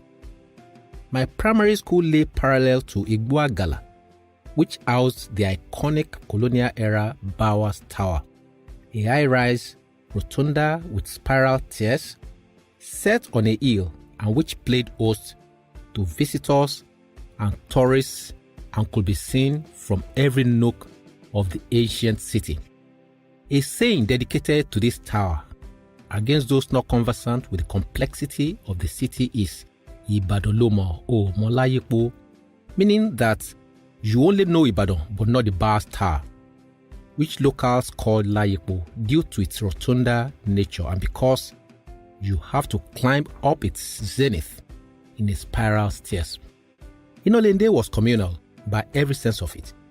Every naming ceremony or traditional wedding, freedom from apprenticeship or sundry events did not require formal invites.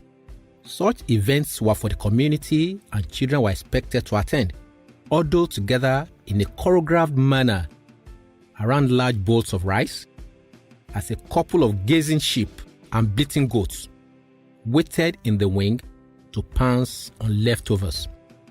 Muslim and Christian festivals were actively celebrated by all irrespective of religious lineage.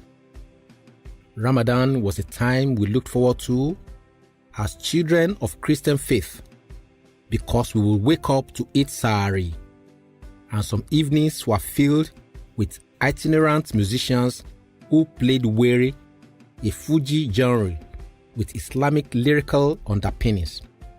Sikiru Ayinde, later called Barrister, was a regular team lead in the locality in those days.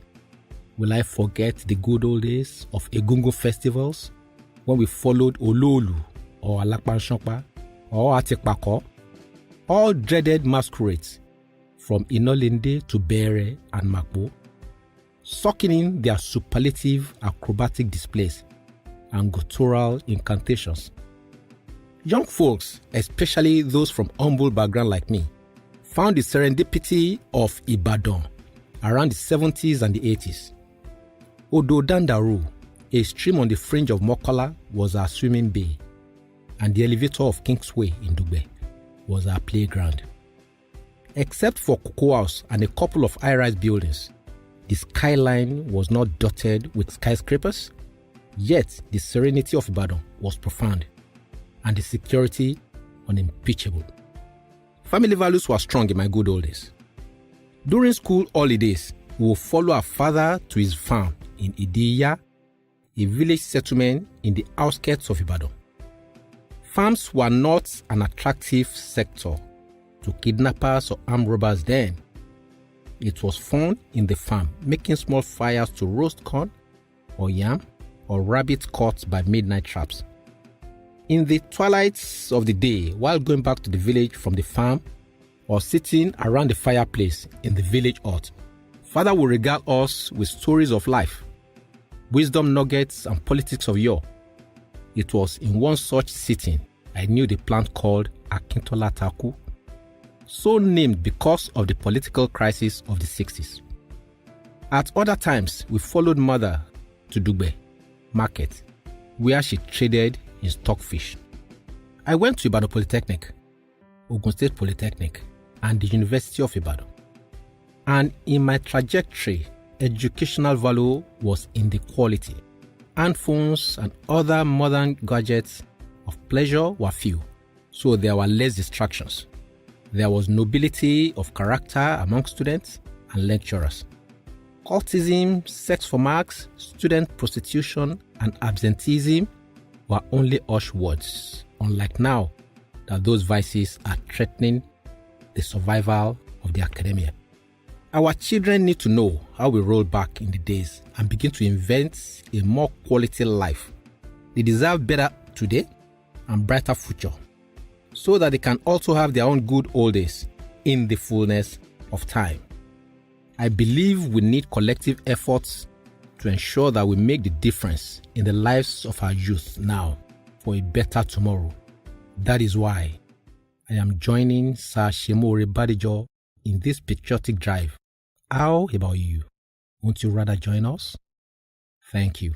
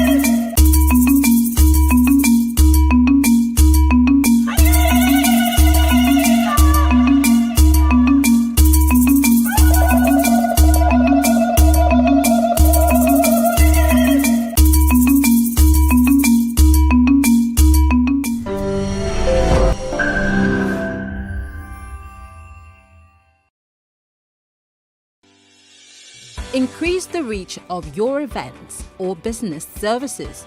To advertise on Plus TV Africa, please call 0906 000 5719 or 0909 040 8408 or send an email to marketing@plustvafrica.com.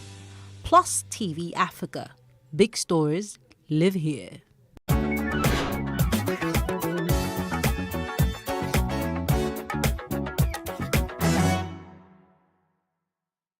Everyone talks about getting their dream jobs, but what does it take to get that dream job?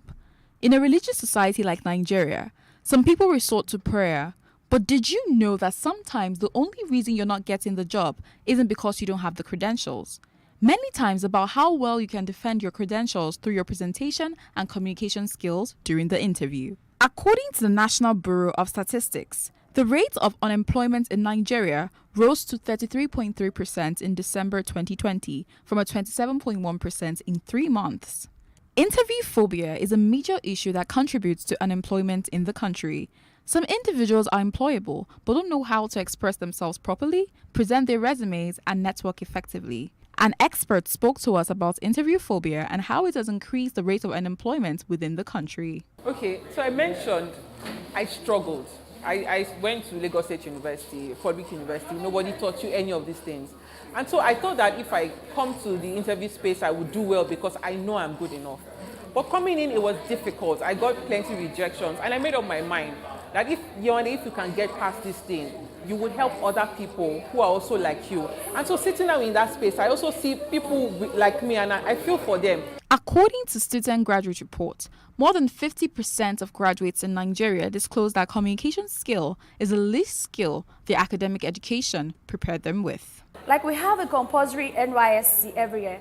I believe the government or the educational sector should do something like when they know somebody's in their final year, maybe they allow them go through a month or so, or they introduce a course and make it mandatory for them to be able to go out there and face the outside world when it comes to interviews, when it comes to networking and all of that. I've seen super amazing, intelligent people lost opportunities because they were not confident, and those who were not so smart but have built their confidence are able to get the job and get these networks and get these opportunities. Especially when you come from a Yoruba or Igbo family where you don't have to look at your dad in the eye. You get that kind of thing. So you have to learn to look at people in the eye when you talk to them. It makes them believe that you are not up to something. You're not hiding anything in your cupboard. We're going to school or having to attend different schools, all right?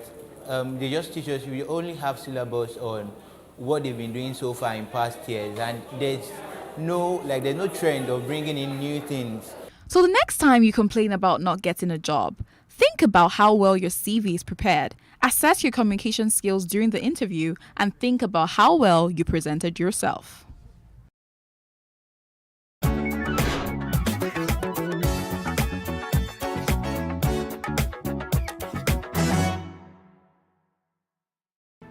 There is no voting on social media. To vote, you would require permanent voter's card. To get your PVC, visit cvr.inecnigeria.org. Create your account with a valid email address and start the registration process. An activation link will be sent to you. Click on the link and activate your account. Fill out the form, pick and submit a convenient date and time for your biometrics. Print the application slip, which should have your QR code. On the appointed date, go to the nearest INEC office for your biometric capturing. Thereafter, you will get a registration slip to pick your permanent voter's card when ready. Get your PVC today. This message is from Plus TV Africa.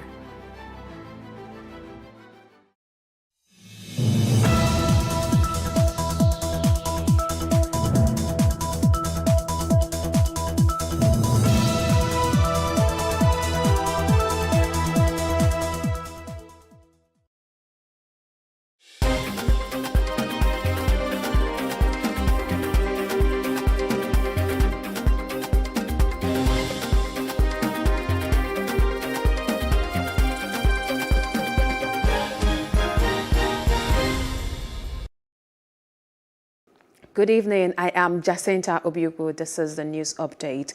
The Nigerian Union of Journalists, NUJ, Zombe, has called for more policies to protect journalists in Nigeria against all forms of attacks.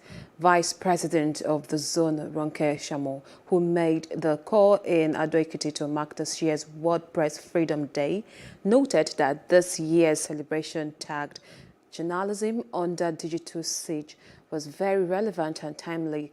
Shamo said hostile policies, maltreatment, poor remuneration and assassination against journalists needed to be tackled head-on, and also saluted journalists all over the world, especially Nigerian journalists, for remaining resolute, hardworking and undaunted in the face of myriads of challenges confronting the profession. As 2023 general elections draw closer, the PDP has embarked on World Congresses. In Imo State, the World Congress was tension-soaked following alleged hoarding of result sheets by the State National Secretary of the party, Samuel Anyanwu, as well as writing results without Congress. Samuel Anyanwu was accused of being selfish, using his cronies to subvert the will of the party faithful. However, Samuel Anyanwu has debunked the allegations, describing it as baseless.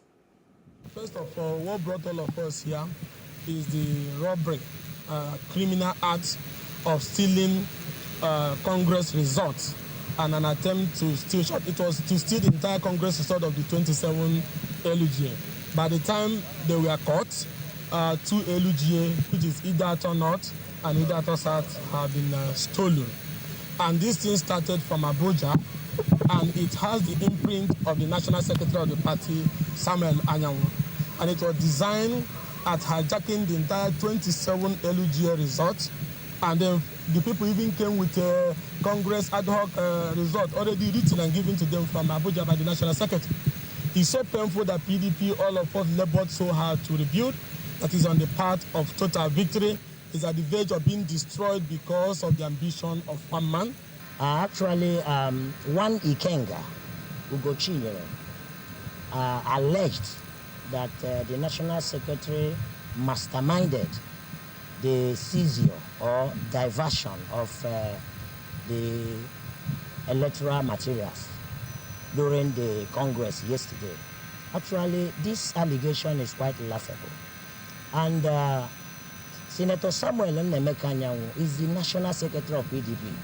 And the committee was set up by the party to conduct this ad hoc Congress in Imo State, in various states. And up till now, you can see that other states that you have not been receiving a lot of issues. Why must that of Imo State be a different ballgame? It is because we have people who are so... Muslims in Kaduna State have been enjoined to imbibe the teachings of love and self-sacrifice. Plus TV News correspondent Habila Darufai's report is presented from our studio.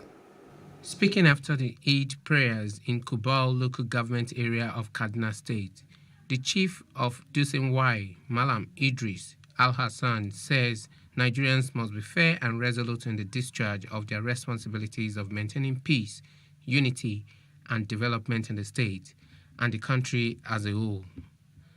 He joined Muslims to use the lessons learned during the holy period for the good of mankind, and also called on the state government, security agencies, and members of the community to intensify efforts at ending insecurity in the state. We pray for Allah's mercy to give us peace and unity in our community, in our local government, in our state, in Nigeria at large. We call on to our people to be loyal and to open their eyes in this critical condition that we are in the country. A lot of things are happening. Also, Honorable Yusuf Hussaini Sardana, who is also an aspirant of the House of Representatives, said that any nation where there is no peace, unity and tolerance, irrespective of cultural, religious sentiment, there cannot be meaningful growth and development. There is nothing as good as peace. We should all engage peace. We should all embrace peace. We should know that without peace, nothing will excel. So I am calling on the youths to shun violence, shun drug addiction, shun banditry, shun all forms of these social vices that we are having at the moment. My message to the people for this Salah occasion is for them to be very patient with one another and live in peace. Youths get something to do that is positive, because if they don't engage themselves in a positive way, they may end up engaging themselves in a negative way. Special prayers were offered for the peace and security of the state and the nation at large. The prices of food and other commodities keep skyrocketing daily, touching on the cost of living in Nigeria. View the posts of the people on the street views.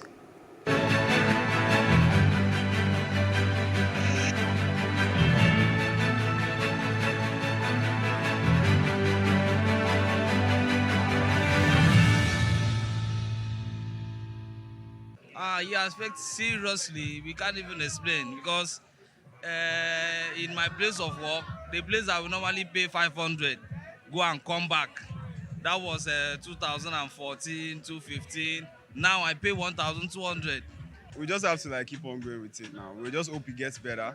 So how we are coping is work harder, and that's just what we can do. I'm into food business, so I know it's affecting a lot.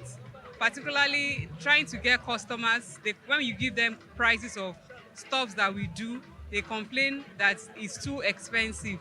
But due to the constant increase in sales, in pricing, is really affecting the business. For example, a bag of flour last year was going for about 10,000, but now it's going for like 22,000, 23,000, depending on where you get it. When you look at the rate at which prices of commodities are going up, is very, very high. In fact, average Nigerians are finding it very difficult to cope. And we want government to do something as soon as possible before things get out of hand. When I was coming now, I had a small issue with my car, and I had to get, I think the person that wanted to help me fix it said I should get, what's it called? Jowl, ordinary jowl. Then we used to get it for like 1, 2 or thereabout. But when I bought now, it's 2.5. Now. You get, so everything, food, rent, everything. It has affected my daughter. Like my daughter likes berries a lot. And berries that I used to buy for 1,000, now it's 3,000. I can't afford to always buy berries for her. So it's affected in every, I don't even know what to say about it.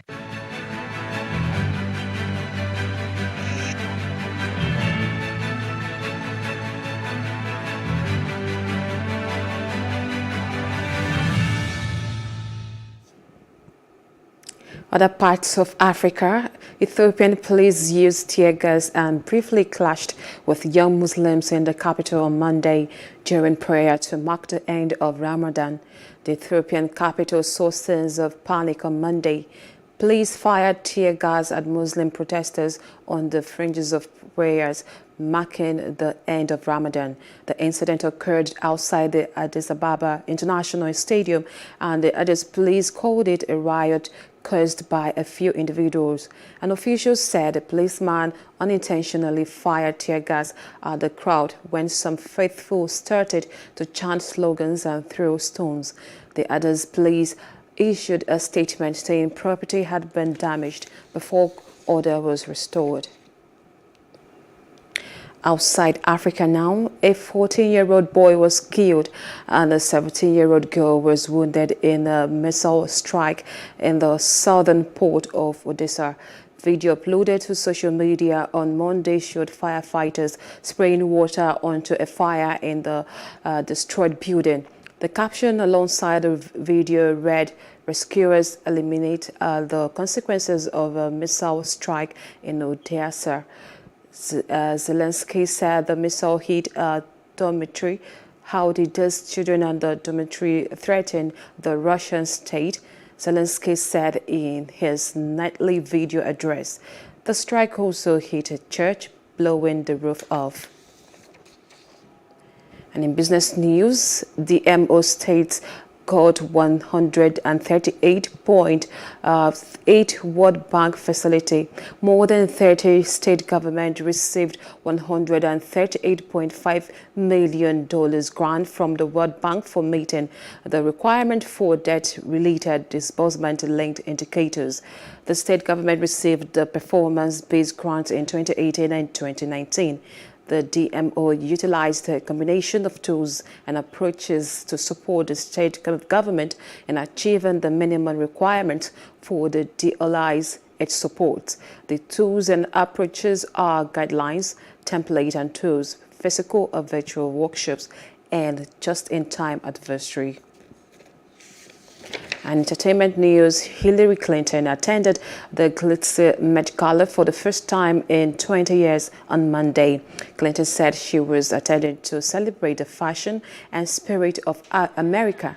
Her burgundy gown featured subtle embroidery of the names of 60 famous American women, including abolitionist Harriet Tubman and Madeleine Albright, the late Secretary of State. Known for celebrities in over-the-top outfit, the so-called Oscars of the East Coast returned on its traditional date of the first Monday in May. That's just 8 months after 2021's pandemic delayed the event in September. That's the news update. For more stories, please follow us at Plus TV Africa on Facebook, Twitter, and Instagram. And to subscribe to our YouTube channel at Plus TV Africa and Plus TV Africa Lifestyle. I am Jacinta Obiukwu. Thanks for watching.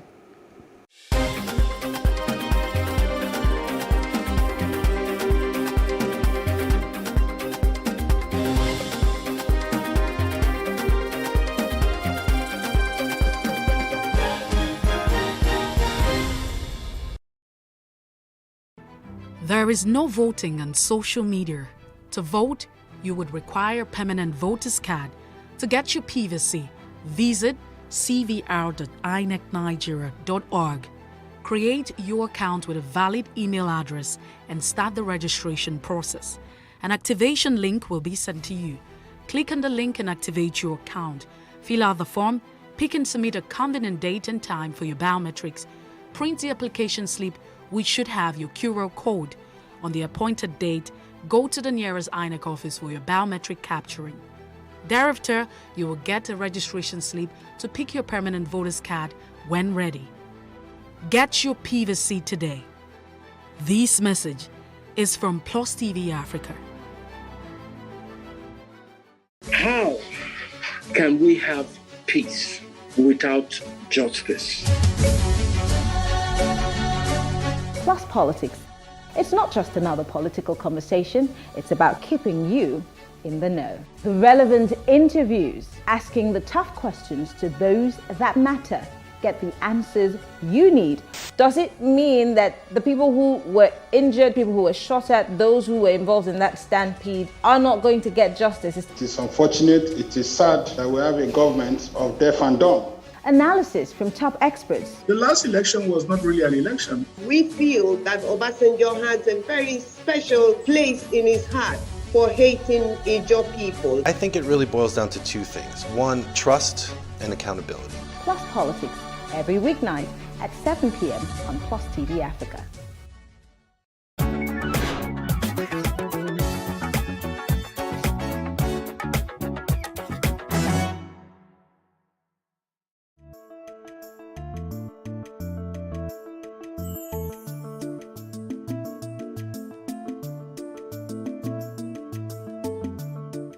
Urinary tract infection is simply infection of the urinary tract. So the body is divided into systems.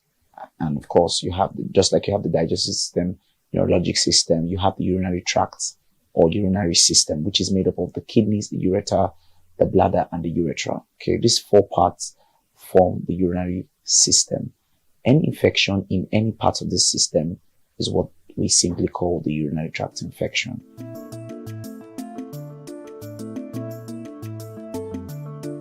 Basically, every infective organism can cause urinary tract infection.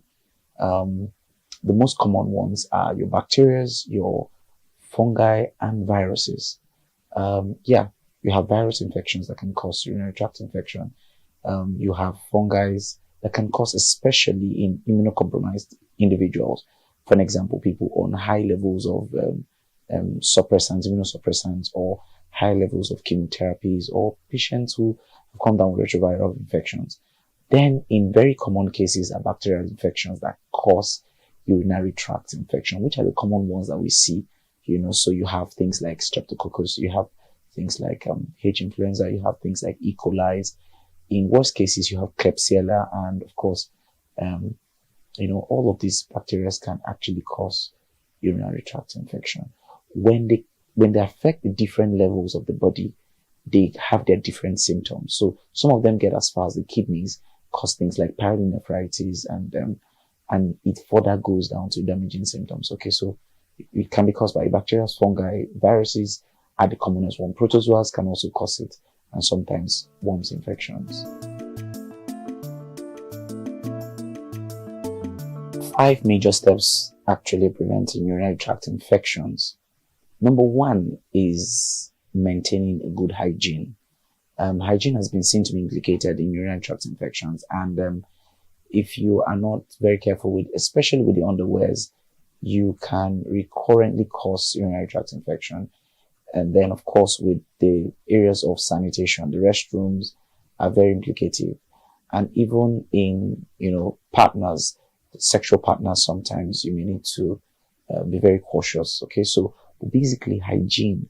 Oftentimes you see ladies not properly, use their underwears, or sometimes they don't even use it or properly wash. So it's usually recommended that they wash recurrently with maybe a hypo, a sanitizer, as it were, or a jig, a detergent, and sometimes even iron. Okay, the reason for ironing is to give the heat if you don't want to discard completely. All right. Other prevention mechanisms includes proper dieting. Okay. When we eat right, we prevent a lot of things. Sometimes when we do a lot of sugar, you provide a habitable environment for these microbes to grow. All right. A lot of sugar. Yeah. Sometimes people even think that high protein diets are very effective, but no, you further even provide, because you see, in improper dieting, you alter the pH of the body. This pH of the body is what is responsible for the maintaining a proper environment that organisms does not grow. When you distort it, certain organisms now begin to thrive in places where they're not supposed to thrive. A third thing is water, hydration. Good level of hydration, okay, keeps us consistently cleansed out. The fourth one is, it's been said that especially in women, they ought to clean from front to back. Rather, yes, from front to back, not from back to front. Okay, that's the proper way of cleaning. And then there's been some drinks that have been used in, especially berry drinks, cranberry drinks, have been very effective in the GI. So if you have drinks that have the cranberry or berry nectar, you have a good chance of preventing it. Some other ways of preventing: regular testing, you can prevent your urinary tract infections. Yeah.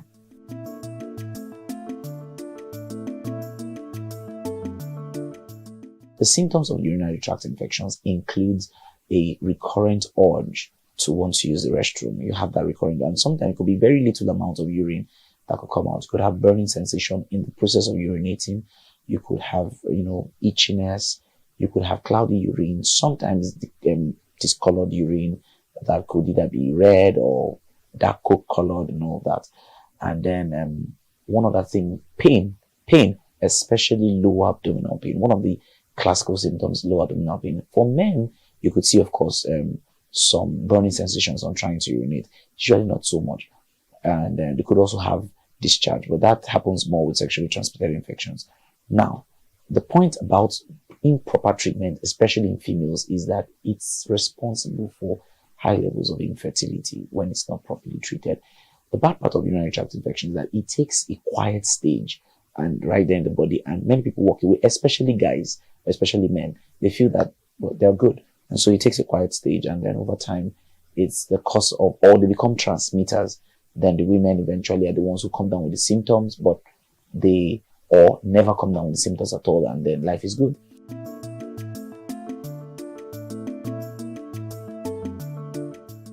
The treatment plan for urinary tract infections can last for more than 2 weeks. It's important that you do not prescribe or you do not recommend yourself many of these roadside drugs that people do, especially when you hear things like Staph aureus and stuff.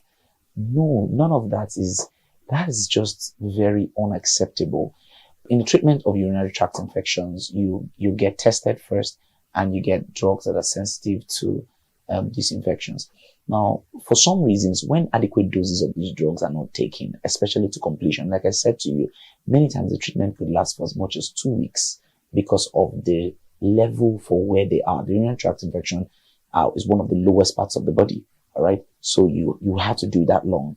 If you don't do that, you begin to grow resistant strains of these microbes, and then you have to do it again and again. But the next time you're coming back to hit it, you don't get the same response like you got the first time. So it's important that whenever you're going to get treated, you treat for a very long time, and as much as 2 weeks, sometimes injections first, and then you complete the dosage with a couple of tablets that are sensitive to the organism.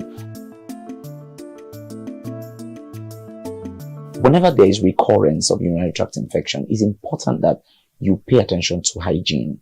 Check hygiene levels very importantly, and that simply means that you may want to discard all underwears and replace them, have proper baths. Just pay more attention. Number one, you never treat urinary tract infections without trying to treat your partner. It's important that you check out your partner, especially when it is one partner, okay? If there's multiple partners, you just have to do something about that, all right? Okay, but then you want to also pay attention to your partner. The second and the third important thing is to check your fluid balance and all the other exogenous things you take. Now, when you're treating with the drugs, I recommend that you do injections first and then you do orals. Many times orals don't get as deep and as far as what injections will do. So even when you see sensitivity for certain drugs, you want to try the injections first. For me, I practice for 5 days minimum, and then subsequently, the books sometimes say up to 7 days. All right, and you do subsequently you do the injections. When you do that, you get a better result because of the penetrating capacity of injections compared to tablets.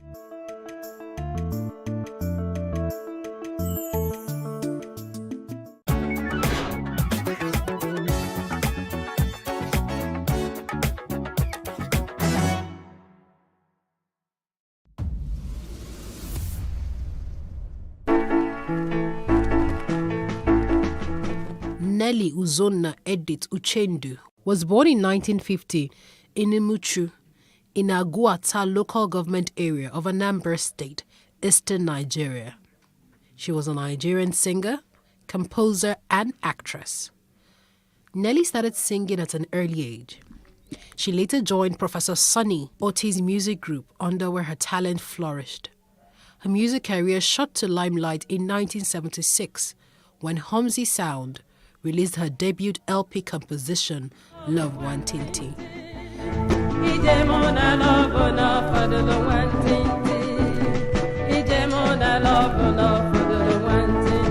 Thereafter, hits like Waka, Akabueze, and Mama Hauser further established her place in the Nigerian music industry.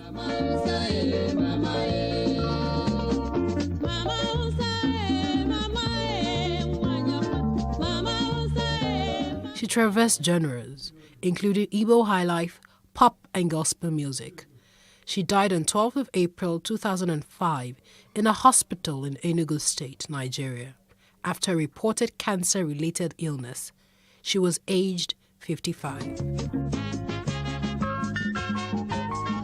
Salawa Abeni was born on May 5, 1961. She hails from Ekpe, division of Lagos State, southwest Nigeria. At the young age of 8, Salawa found her niche in waka music. Waka music is an Islamic-oriented Yoruba musical genre.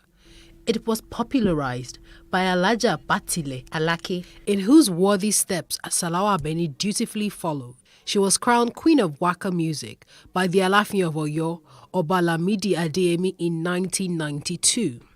Her debut album, titled Late General Murtala Ramat Mohammed, in 1976, was released on the Leader Records label. It became the first recording by a female Yoruba artist to sell over 1 million albums in Nigeria. Her music is a combination of talking drums, conga, saxophone, and keyboards, amongst other instruments.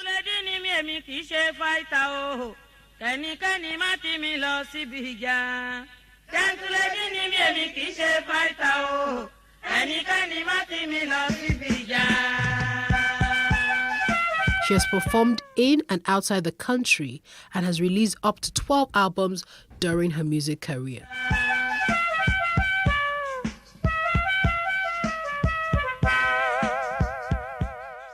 Christy Uduak Essienigbokwe was born on 11th of November 1960 in Okat-Ona, Akwa Ibom State.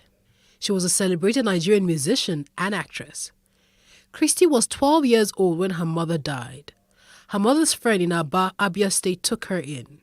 She encouraged Christy to develop her singing. She even bought her a second-hand cassette recorder to tape her songs. With time, Christy became known as Nigeria's Lady of Songs. Her greatest hits include Sheon Rere, Tete Nla, Ife, Hear the Call, and Give Me a Chance. She was the first female president of the Performing Musicians Association of Nigeria, PMAN, and the chairwoman and managing director of Soul Train Entertainment.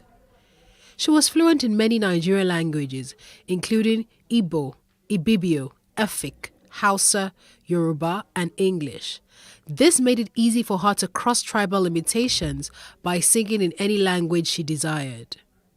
Her epic Shorere broke all language barriers.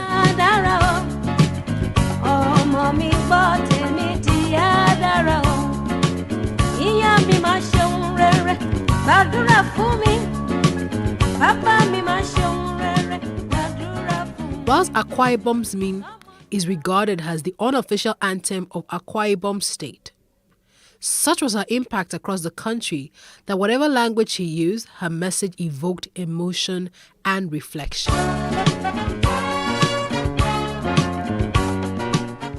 Onyeka Onwenu was born on the 31st of January 1952 in a small town in Imo State, but she grew up in Port Harcourt. She's a singer, a songwriter, actress, activist, journalist, and politician.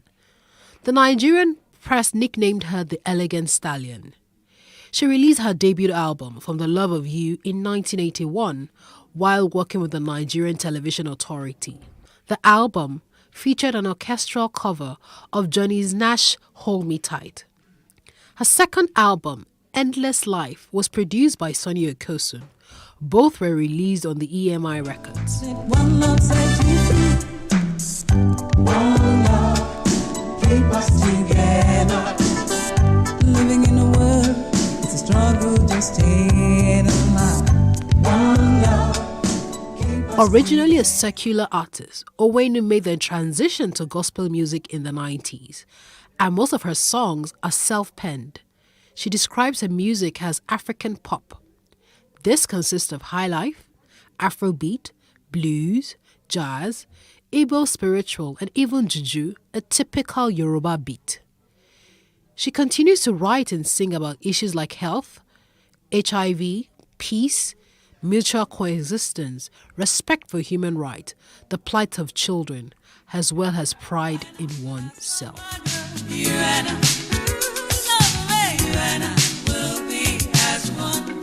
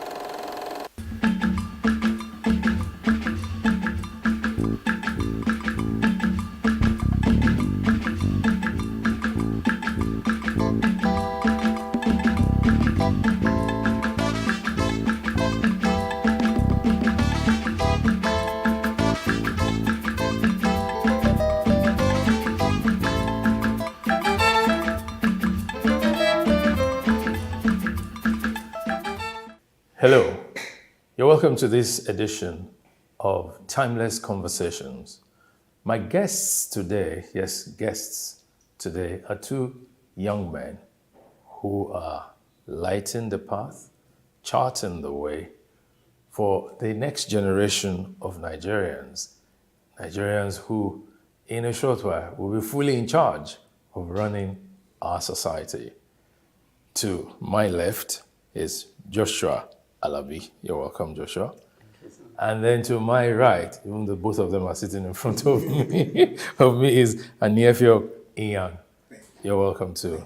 Now, these gentlemen are involved in an organization called Kenensaw Concepts, right? Yes. Now, they will tell us what Kenensaw is all about. So Joshua, you're the founder. Yes, I am. What's Kenensaw?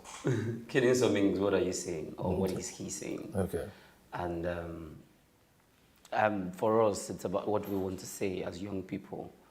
Many years ago, we thought that Nigeria is a country that is very rich, not just rich in culture and tradition, and with all the languages that we have, we're rich in talent, young people, creativity.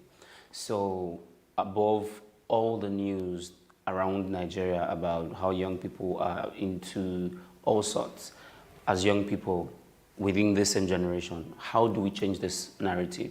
What do we want to say? How do we say it? So that's how we found Kenensaw.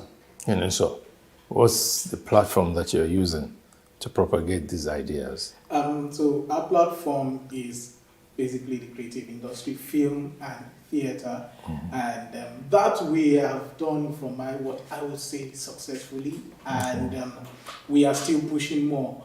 We want the world to hear our voices. We have something that we know and that the world needs to hear. We are telling our own story, original story. So we want the world to hear us. We want the world to see us from a different perspective. I'll just quickly chip this in.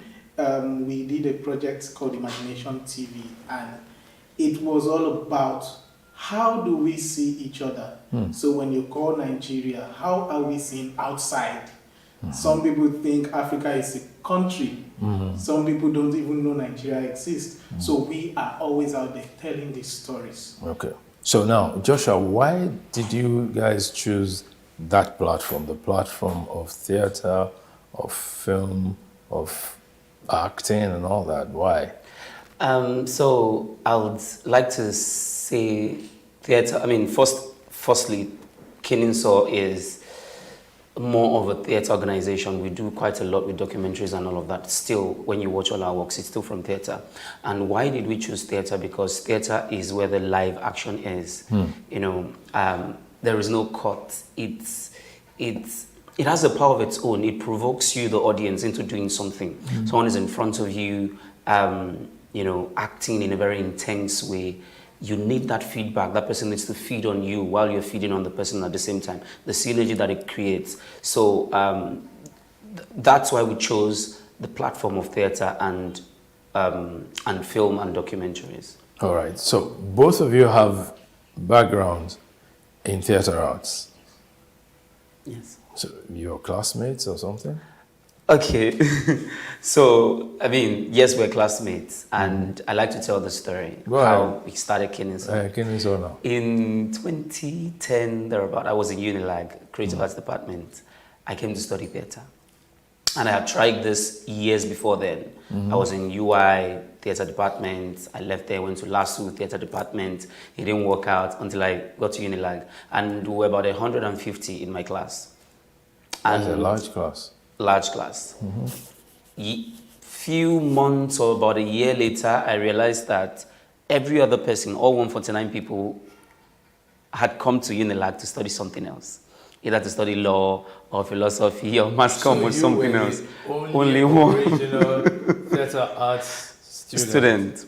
So because they didn't meet the cutoff, the usual thing, they were all dumped into the department. And it was obvious the way they did things, the way they handled the assignments and practical works. And for me also, even though many of them didn't know, I was a student until after 2 years. How come? Stop. How come you didn't know he was a student?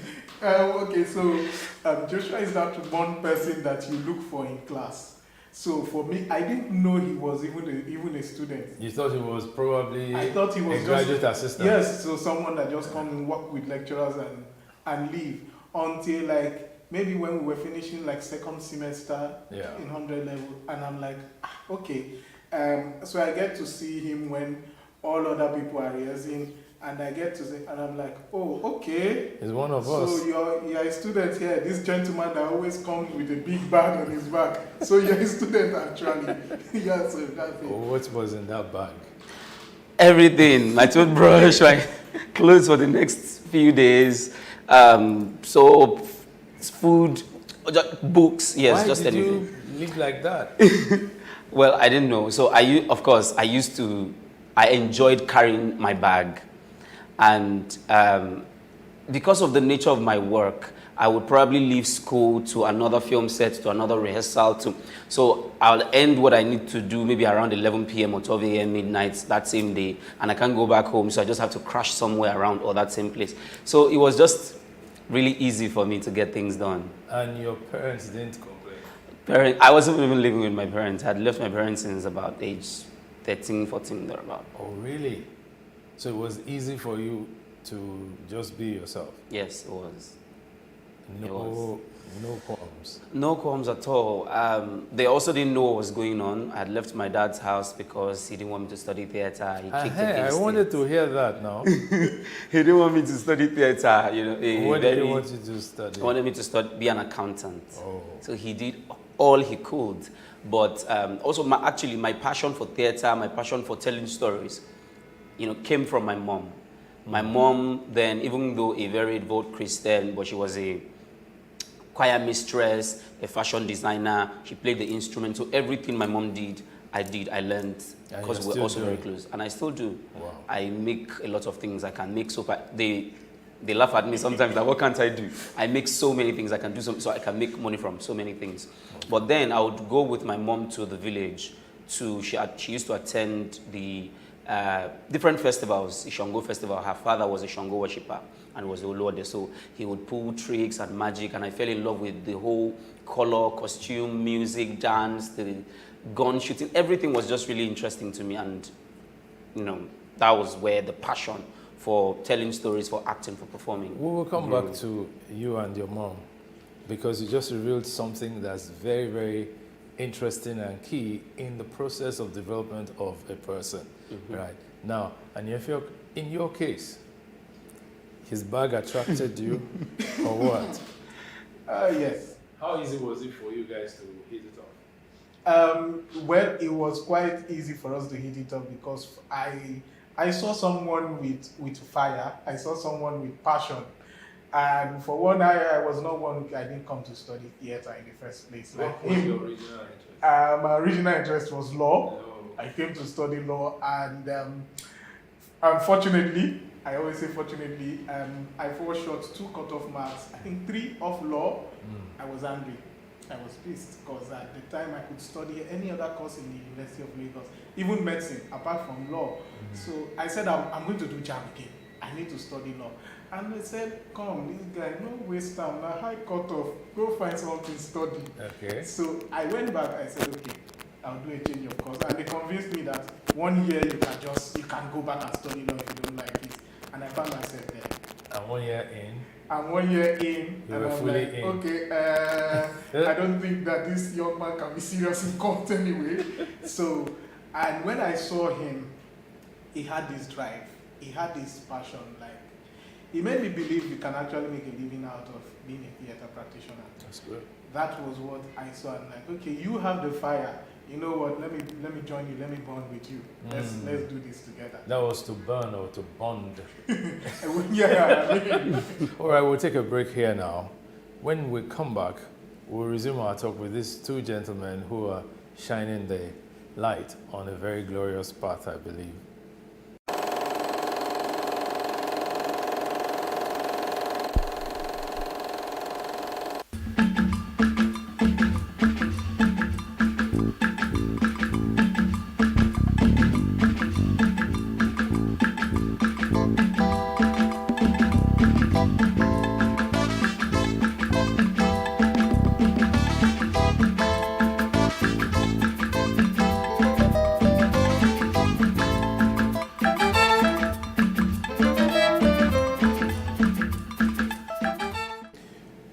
Welcome back. It's still Timeless Conversations on this channel. My two guests, two wonderful young men. Let me simply call them Joshua and Inefioka, right? I got that right? Yes. Very good. Before we took the break, you were talking about your mom and her influence on you when it comes to the development of the theater bug in you. You said she is a devout Christian, but still related with her father, who was a Shango worshipper and the head hunter of the community. Which community was that? Modakeke in Osun State. Okay. Now, how were you able to balance those different belief systems that you saw?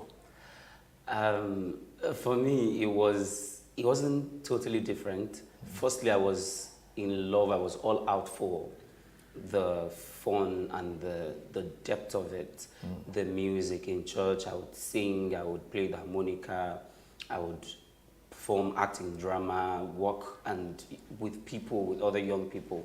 Same thing in the village. The people would work together, would sing together, make clothes, and there was the performance bit. So for me, it was more about the performance and the engagement, how the people work together to have fun. Say something about making clothes. Yes, they made clothes. They made their costumes.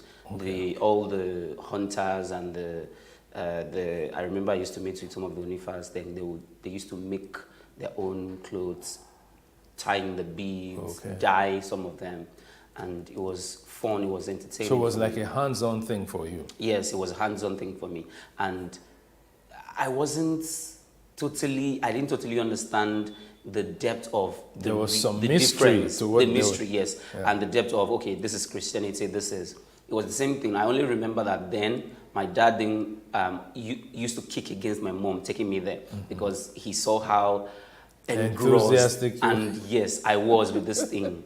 I didn't know there had to be, you had to choose one, Christianity or this, but I think on the long run, both have built me. I mean, I believe I'm a Christian, but at the same time, I understand culture and I love it, and I use my culture to tell religious stories sometimes. So many years after, do you still relate with your granddad?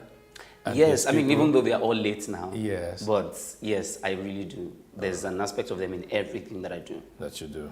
That's very good. Now, he was the one that brought you into all of this. But since you got into it, what has it been like for you?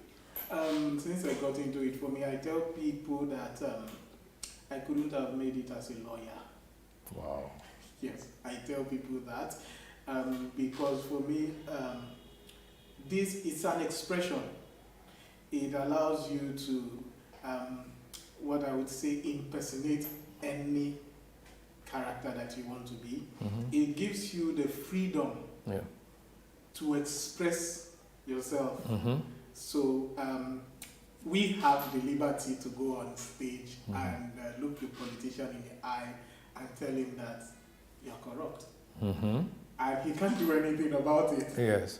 So for me, that freedom that I enjoy is what I value the most. Okay. Yes, it's a place to hear my voice. It's a place for my opinion to be heard. Okay. Now, there's something you guys have said you've done about training about 10,000 young men. How did you do that?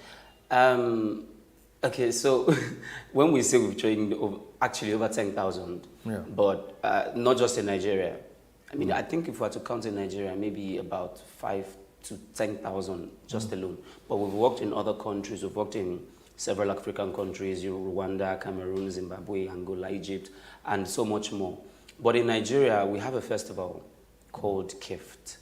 With that festival, we engage at least a minimum of 5,000 students. You said and KIFT? KIFT, K-I-F-T. Oh, okay. Kenesa International Festival of Theatre. So we create works for children aged 0 to 2, 2 to 7, 7 to 14. When does that hold?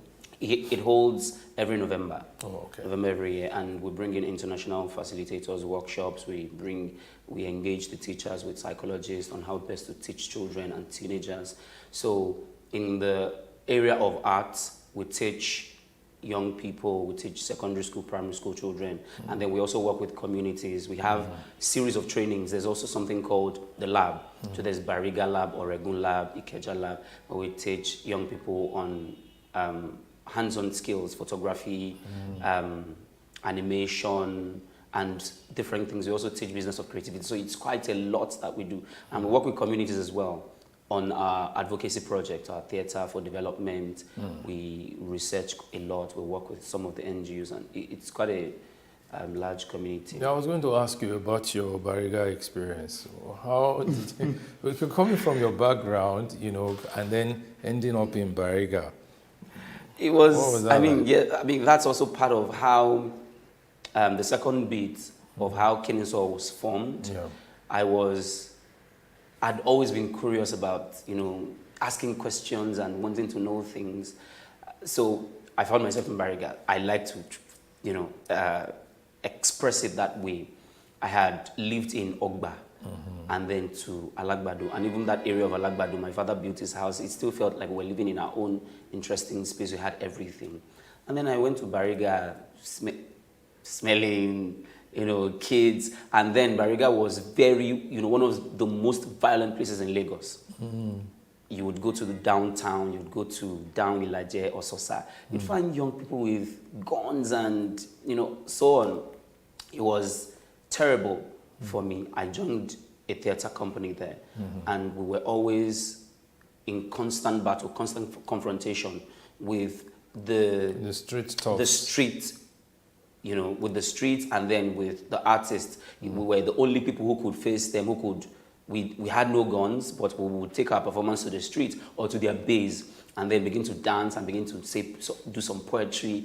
And they would get angry, scream. They couldn't harm us because while they were trying to recruit some young people, we were also trying to recruit some young people. And that's how the art in Bariga has blossomed so much. And yes, in my quest to wanting to say something, to ask questions, that's how we formed Kininsor to say, what do we want to say? We want to say that Nigerians, young people in Nigeria can do better, can say, can be bold enough to look into the eyes of any leader and say, you're not doing it right, you have to do it right. How do we do that? Through theatre.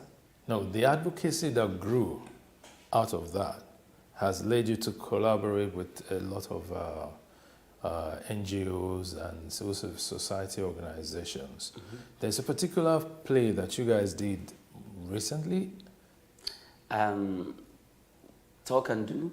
Yeah, something like that. Talk and Do was at Alliance Francaise in Lagos. It was also in Kano and Abuja. It was supposed to go to Edo and other states, but we couldn't due to COVID. With Talk and Do, we were dealing with addressing the issues of impunity, corruption and accountability amongst the leaders. So we brought in leaders from the police commission, from the police force, from the judiciary, from the Nigerian Bar Association, from other CSOs, from the community as well. We brought them all into a room, made this theater piece called Talk and Do. And for us, just the way the name sounds, it is what you say, do it, practice what you preach. So, and then we brought them, performed this piece that had to do with how they're treating issues of people with disability, issues of police brutality, the deteriorating judicial system, and all of these issues, real issues that happen. So we performed for them, and afterwards put them all in groups, including the artists, to have a conversation, to discuss what's the feedback, what's the commitment, what are we committing to do after this, what do we want to do better. Okay. Now, when you look at such a performance, the curious mind in the public would say it's convenient for young people to point accusing fingers at the leadership. What are young people themselves doing? There's so much yahoo around. There's so much ritual killings around. There's so much of violence motivated by this get-rich-quick attitude. What would you say as a young person? these issues, the issue of Yahoo ritual killings, I don't think and I don't believe they are issues that can be exhausted so quickly, because the root cause sometimes are just something that they are quite disturbing. Sometimes you look at the background where some of these people are coming from, and then you look at the pressure that the social media is putting so many young people through, and these are some of the things that has driven so many young people. It has driven them. They say, you know what, I want to get rich quick. For me, I say it's greed. Like the popular saying, you want to chill with the big boys. You want to roll with the big boys. Yes. I mean, these are the things that drive most young people. When I was 18, I never dreamt of driving, I think, 504. Yeah. I never dreamt of driving a 504. It was beautiful from afar. Yeah. And I looked at it and I appreciated it. Yeah. But all I knew is that the time was coming when I would drive a car. Yes. But not at that age. So what young people fail to do now is they fail to follow process. My father taught me to enjoy process. He said something that has never left me from when we were young. What did he say? He said, it is better for you when you're writing an exam. He said it's better for you to fail and fail honorably than for you to cheat and pass. So for each time in the university when I did a course and I failed, and people say, what did you? I said I failed it. I'll do it again. So that for me is a lesson that has and will never leave me as a person. Sure. Yes. So for me, I think these pressures in the society are those things that are driving young people. Process. Young people now don't want to follow process. They don't want to endure the process. You know, carefully, when you say something like pressure from society, it sounds as though the home were being pushed out of that equation. What is society without the home? Very true. The first place a child learns anything is the home. Yeah. I learned, my behaviors were built from my home. So the home is the first place that children learn, that young people learn. And it's so sad that some of these young people are put under pressure from the home. So many times I have a nephew that I've raised for a long time. And many times I would say to the mom, don't ever compare your son to someone else. Your son is your son. Yeah. If he gets this and that grade, he's your son. Don't tell him that, see, your friend is getting that grade and you're no. This is his grade. So whenever he comes back with his grades and I'm like, okay, you got this, you got this, you got this, I say, wow, fantastic, this is good. But you know, I know you can do better. That's so. Let's strike a deal, make it better. I do not ever try to compare him with someone else. So that's positive pressure. Yes. The negative one will come in the area of it's destructive. Money. Why? Yes. So why not be like this? So when young people see that, I mean, some parents. I have a friend whose mom would curse on her when she needs money. Just would do anything for her to give her money, and she often says, "So this woman know how to get money." So those pressures most of the time would lead people to doing what they would not normally want to do. There was a story I read of Professor Sam Aluko of blessed memory, who returned to Nigeria with his PhD and all that, got a job, and he went home with a car. And everybody in his village celebrated him and all that. In the deep of night, he said that his father and mother called him and said, "Where did you get money to buy that car?" And he now smiled and told them, "Oh, that car is on loan, that he bought it on loan." These days, people buy cars and nobody's questioning them. Young people. Would you take a car home and your dad will welcome you? I mean, let me say this. If I take a car home right now, my father, if he were to be alive, would still question me. Yes, he would still question me like, okay, so what do you do? What he's trying to do is, he's not saying that I cannot own a car now, but he's trying to vet, what do you do? Your job, is it able to get you this lifestyle at this particular point in time? But these are the things that some parents don't do. Some parents don't care. Our society right now, we've come to a stage where, you know what, just make it. We don't care how you make it. All we want to do is we want to celebrate you. Now the latest big boy be that. So Joshua, where does that lead us? It leads us into destruction. But we don't want to be destroyed. Yes, we don't want to be destroyed. So what is Kenenso going to do? Kenenso is actually doing a lot. Yeah. We're hoping to do more. With support, we believe we can do more. We've, over the years, touched almost everything that affects us as a people. Aside treating the subject of malaria, of cancer, we did a research for about 2 years and came up with a script on a play and some short campaign on a work called Sniper. And Sniper focused on depression, mental health, suicide, while young people would rather just die rather than, I mean, I don't think when my parents or the older generation during their time, when they fail or when they're unable to buy the big cars, I mean, even though they were not even, the race wasn't even about to buy the big cars then, the race was to impress the family, impress the society, be the light of that, of that society. But they wouldn't die, they wouldn't jump off a cliff or into the river. But now, so Sniper tried to deal with the issues, and we met with families of people who have committed suicide or victims, and it was quite an intense project. So we touched the area of Sniper to let young people know that you're doing fine, choose life first, hard work, do not devalue hard work.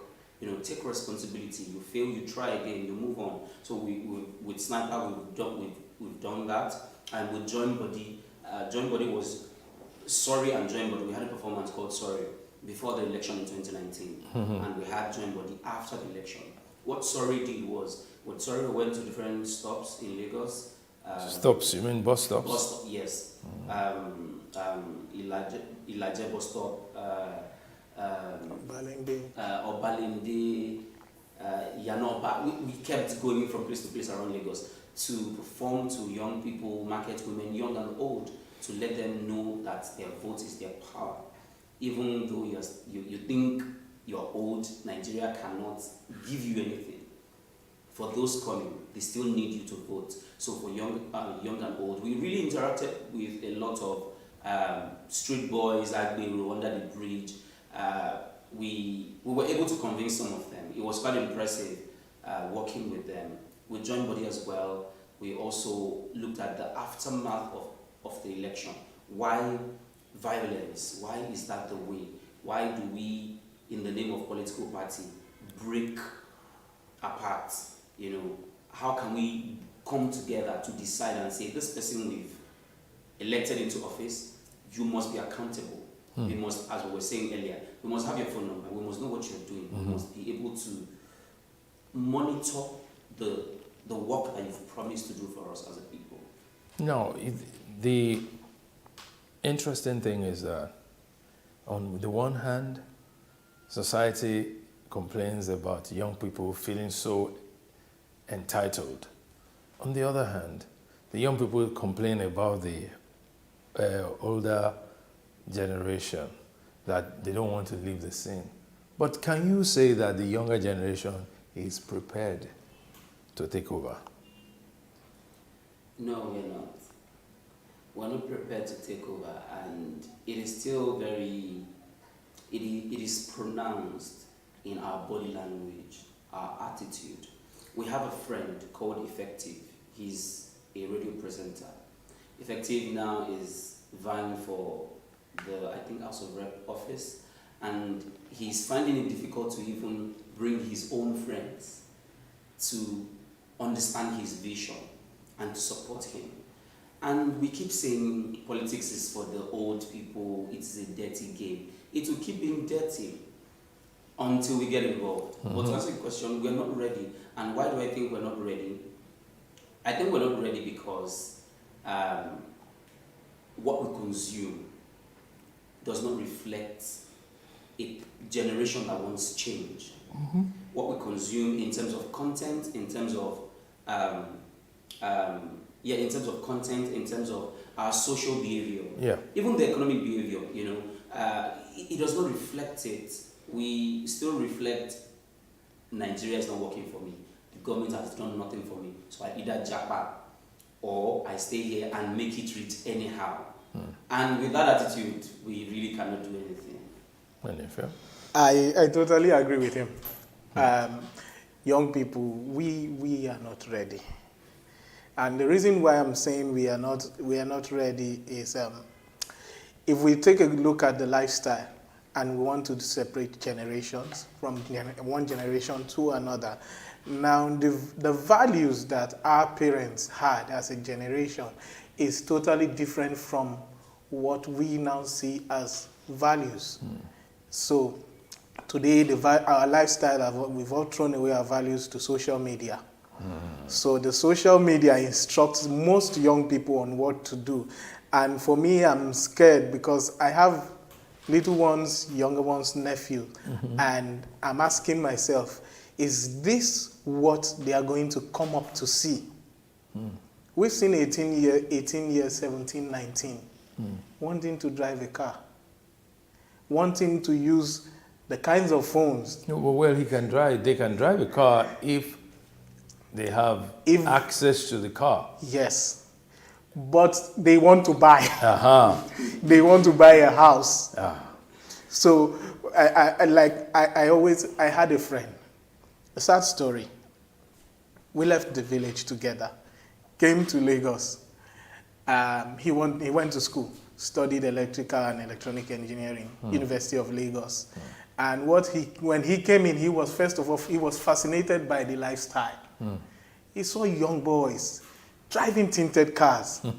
And the next thing was that he wanted to drive a tinted car. Wow. I was satisfied trekking to school. I was glad doing it. But he wanted to drive a car. And today he's no more. No more. So he bored for 2 years, like they say in our time, and he left the scene. So for me, this is a problem that our generation But how do we solve it? It can't be all that gloomy. There are still young people who are hardworking, who are dedicated, and who are committed to making a difference in society. Seems we're not hearing so much about them. That's where I think for a generation that is prepared or that wants to show that we are prepared, we need to begin to celebrate those people, the people doing small things. We know a few of them. A lot of people don't. And it's not about the big things. It's about the small things. Yes. The small, many things. We know Isaac in Ajegule. We know Shima Obajo in Bariga, who started a free school. Yeah. He built by the seaside. He bought the land, I think about 250 per plot. He bought about 6 plots with wood, and him and his friends, they built the school. And all the children within that community, when you're driving on Third Mainland, that, the wooden part you see of Bariga, every child, now they have over 300 to 400 children from primary 1 till JS3, SS3 presently. And actually last year, some of them wrote JAM and WAEC, and they came out in flying colors. That's the kind of story we should be telling. Exactly. Hold on. We'll take a break now, and when we're back, we'll continue that. Stay tuned.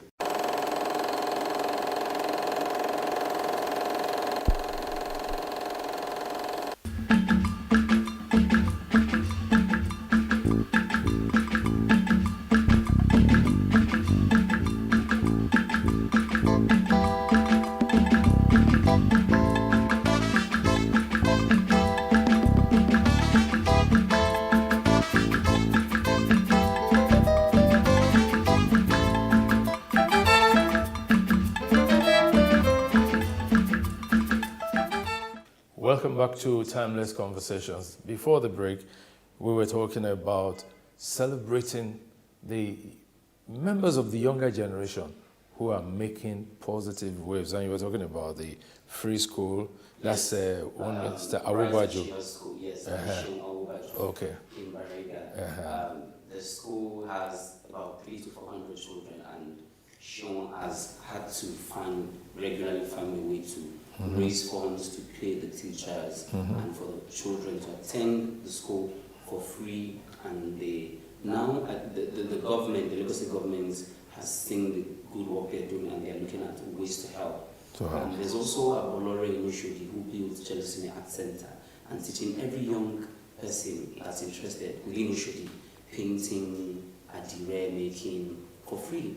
Really? Them to exhibit, also looking for platforms for them to exhibit anything they make and get it bought by people, and then thereby making money. So quite a lot of people, also at Kingsoft, we are also doing quite a lot with young people, and we should begin to celebrate. So that's the thing you said about process, that to make money there's a process, to make an impact in society there's a process. The process doesn't need to be created by government though. Yes. Because all this you said now were created by those young people who had the inspiration to want to do something. Now, the inspiration you guys have is being expressed in the area of advocacy, of theater, of the moving production that you move from one point to the other. However, what about getting involved in politics? Why are young people running away from politics? Why? I think it's still that thing of that question of what has the government done for me? They fail to remember that the government is you and me, whether we like it or not. You know, call it whatever you want to call it. The government is still us, and until we can speak together, get engaged, and that's the way forward. No time for fence sitters anymore or backseaters. We want change. You're sure that you want to do something good. You're sure that you have great ideas. Step forward. Let people, and don't expect to be supported at that point. You know, but keep trying. That's the thing. Everything in life is about, you know, trying again and again and again. But as we've discussed earlier, our generation, we don't have that focus. We don't have that ability to concentrate on one thing and put all our energy and effort into it to understand it, to achieve the big picture. We believe that it starts now, it has to be successful now, it has to come out fine now. If it doesn't, then it's not the way. But getting involved in politics is the way to go now, and not just getting your PVC. Yes, I was going to say, okay, so do you have a PVC? Oh yes, I do have my PVC. Okay. And a long time ago, I changed my mind about politics being a dirty game. Oh, I see. Yes. Tell me the story. About even if I vote or I don't vote, the person who's going to win will still win.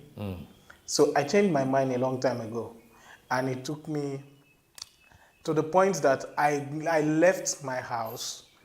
I walked for like 30 minutes just to go and vote. That's a very long trek. Yes, I did it just to go and vote. And when my friends heard the story, they were like, Kushel, patriotic Nigeria, change maker. And I'm like, you know what? If we are all going to come out and say, you know, we are going to vote, it's going to make rigging an election very difficult. Yes. When people come out and vote, it makes rigging very difficult. Yes. But that's one point that we don't understand. And for young people going into politics, we always have the ideology that politics is a dirty game.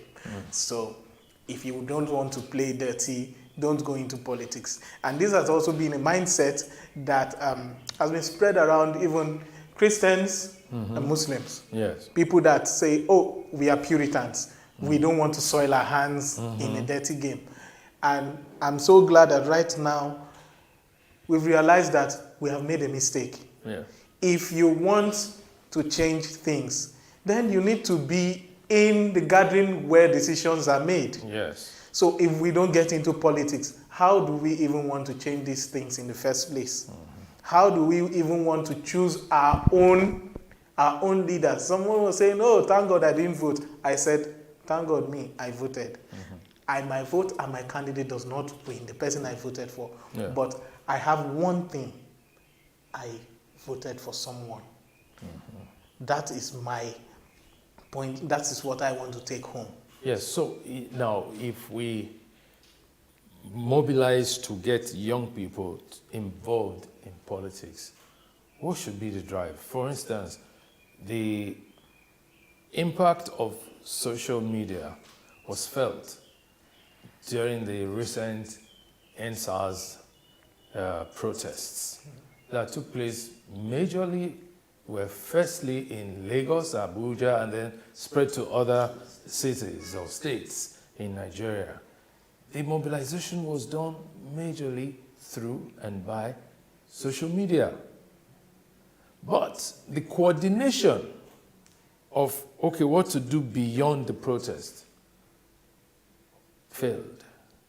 Because if you talk to government, if you talk to anybody who is in leadership, you call attention. They must have people to relate to. That didn't follow. A political party could have emerged from that protest. So as young people, what kind of examples can be set for your generation, by your generation? So I would say that passion, that will and drive we had during the NSAS protest, if we continuously have that for another 8 years, then this real change will start. Our generation, we must understand that in everything we do, we must be willing to compromise. We must be willing to stoop to conquer. We held the nation for a week or more, and we could not make anything out of it. Why? Because we wanted to be louder than we were already. For me, at that point, I was saying, my opinion was, we could have gotten, we can't get the presidency, we can't get it. Not because we can't, but because we're not prepared for it. Yeah. So, it was always a good example. But at least, if our generation had asked for seats in the House of Rep at that time, if we had asked for if we had taken major decisions, if we had asked for local government seats to, some local governments around Nigeria, because really that's what the change is. The change is not totally up there as far as I'm concerned. The change is the local government chairman who's doing interesting things in his community. So in Lagos, if we have 20 local governments or 15 filled up with young people, that's a great achievement. Young people who are working. Young people who are working, who have a vision. Because there are young people who have already joined the old bandwagon. Exactly. So I think that's the way to go. The way to go is not to bid for the biggest. The way to go is to bid for the many small, the councillorship, the House of Rep, the House of Assembly. That's what we need to start from, because those are the people actually making the law. Those are the people controlling that immediate environment. So for me, that's my recommendation. That's what's yours? For me, my recommendation would be that young people should learn to support people for a cause, not for my cause. Okay. So. Or what's in it for me? Yes, what's in it for me? If we are going to be working to build a nation, let's build a nation. For instance, I don't want to support a Joshua because when he gets there, he's going to give me all the contracts in the state. I want to support him because when he gets there, he's going to do what is right for the state. Yeah. So that would be something. So I don't have expectations that, oh, I supported him, I gave him all my support because I wanted this and that from him. I'm supporting him for the greater good. And then young people should also learn to use the social media to their advantage. We have used the social media for every other thing right now, and for more negative things than positive things. I think we should be able to use the social media now for more positive things. Yeah. The social media is a platform for people to converse, air your opinions, and all of that. Why not use it positively? If I'm to run for a position now, I have a platform of the social media to campaign. I have the platform of social media to tell people, this is my dream, this is my vision, this and this is what I want to do. So let's use that platform well. Let's not abuse it. I'm smiling now because of what you just said and realizing that a lot of people on social media make noise. Many of them don't have PVCs. And whether we like it or not, we need to keep up the campaign for PVCs, because that's when the statement, your vote is your power, makes sense. You can't vote without a PVC.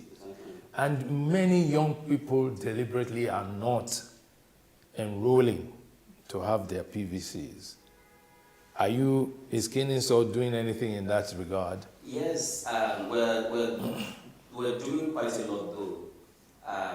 Of course, we have our PVCs, and jokingly last week at the office, I was saying, how can we, I want to create a TV show. How can we gather people that are our own personal people, about 1,000 people, to get their PVC and vote through a prank, because we watch prank videos everywhere. And then I was just thinking randomly that, okay, at least if I begin to count people from my church, people I know from all sorts, everywhere, I should be able to get at least 500 people that I know. My WhatsApp, I have over 3,000 people on my WhatsApp. So how can we get them all to have their PVC? Let me cook up a lie that I'm vying for a position. They will want to vote for me. I mean, well, maybe not vote for me, but I know the 500 that would respond to my call when I make the call that I want to have a meeting, and they will come. Have your PVC. So these are some of the things we're thinking of. We're also thinking of creating the ideal Nigeria, the ideal future, because we know that that's the power of storytelling. Tell people for something over time, let them hear it over time, let them see it over time. It begins to register in their consciousness.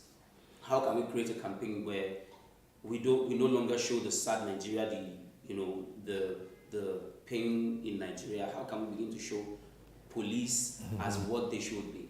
How can we begin to show our schools, the education system, as what it should be?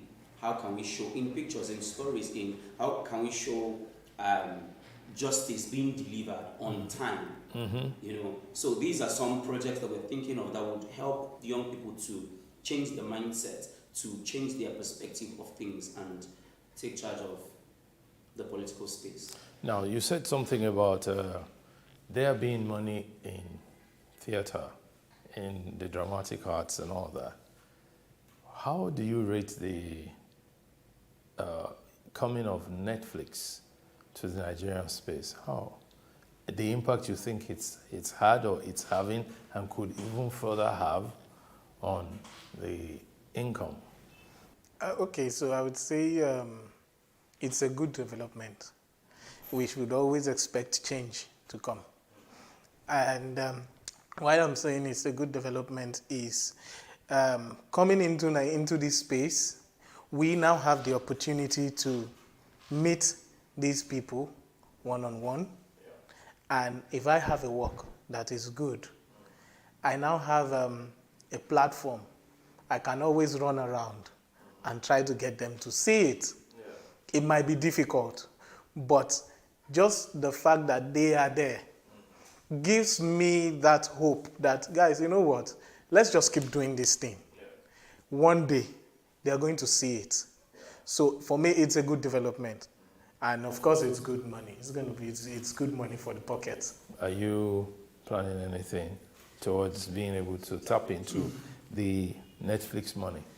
Yes. Or let's say Netflix opportunity? Opportunity. Yeah. Yes, actually, since 2020, we've been talking to a distributor who's also on the Netflix, who's also a Netflix consultant, who sources for films and so on. And we haven't, not that we haven't found the ideal story yet, but we personally, I would say, I don't know what it is. We have great stories. We have great work. We have great stories, script already, stories. But maybe the time hasn't come. Yeah. That's how I believe, that's how I say it, that when the time is right, the right content will find the right platform. That's what he said about process again. That it takes time. Yes. You prepare for it. When the opportunity comes, then to say it in the parlance of the younger generation, you will blow. I just want to say this in light of this, what we're discussing. Maybe it would make sense or help anybody to understand what we mean better. Since we started Kineso in 2011, our dream has always been to, yes, tell stories across Nigeria, but be that organization that would employ 90% theater graduates and take them around the world, make money, get exposed, gain more knowledge, and so on. And from the first year up until the third or fourth year, we kept trying, we kept contacting universities abroad that have theater departments, and it wasn't working. And the first opportunity, second opportunity, we were slammed this time. It didn't work.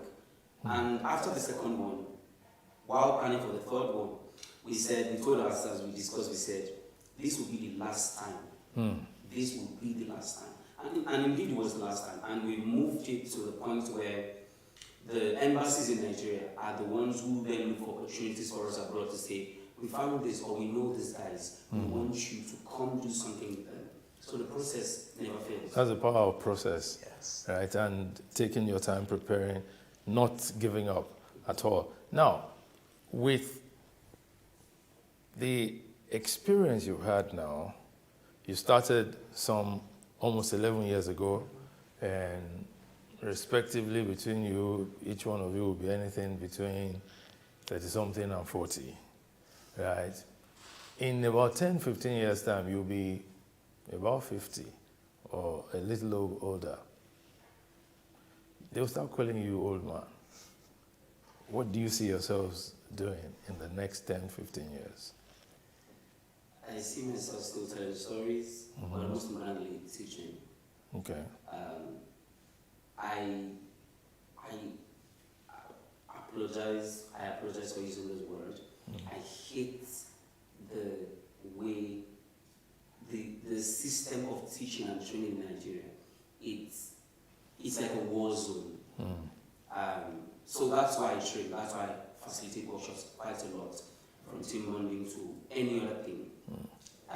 In 10, 15 years' time, I want to keep training, I want to keep developing people in different fields, not just arts, in business of creativity, in different art forms. People need to be able to not just communicate effectively, but through the arts, through this training, know where they want to go, know what is right for them. All right, so Anifa?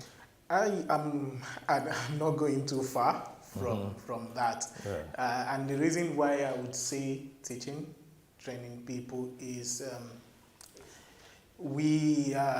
so far we are products of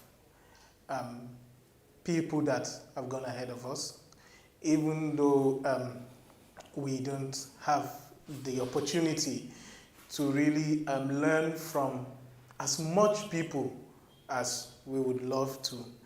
That's why I would say teaching. I want to be able to open my doors and have 50 people, 100 people who say, you know what, I actually learned from this guy, and he's a great guy. Yeah. And for me, it's a ripple effect. When you teach people, you are giving them a part of yourself that you don't get back. Yeah. And while you teach them, they teach others who teach others. So it's a ripple effect. So that's like you're both committed to giving back to society. Yes. For the opportunities you have had. Yes. Before we go, I'd like to say to both of you that you're such an inspiration. Thank you. You are, and you show that there is really hope for our country and society. But I want each one of you to look into the camera and say to your generation what you want them to do. Joshua? Okay. Take responsibility. Take responsibility. Know that if you have a sister, if you have a brother, they are looking up to you, and you can't do things for them because you want it in return. So if you open up that mindset and do it for everybody, for the greater good, then things will change. Those things you want will change. And Yefia? Wow. I would say to my generation, life is a process. So endure the process or enjoy it and wait for your time. Your time will surely come. And don't ever forget, in whatever you do, a good name is better than riches. Yes, and it's been a wonderful time with these two gentlemen, Joshua Alabi and Aniefio Iyang of Kinnisaw Concept Productions, right? Yes. I have enjoyed myself, and you have really lifted up my spirits and hopes about the younger generation in Nigeria. Until the next time on this program, it's been nice having you. Thank you. Thank you very much.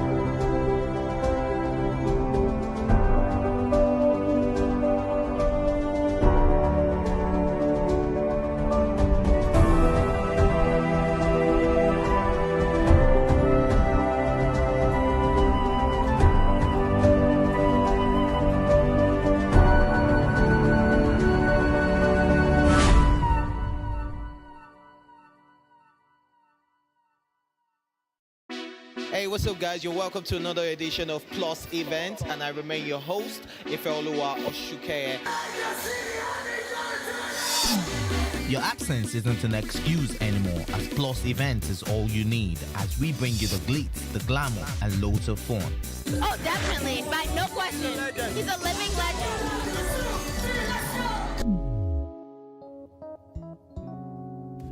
Oh, God forbid, Holy Ghost fire, I know. I just want to be blown away. I want to be wild. This is 11 years of doing it.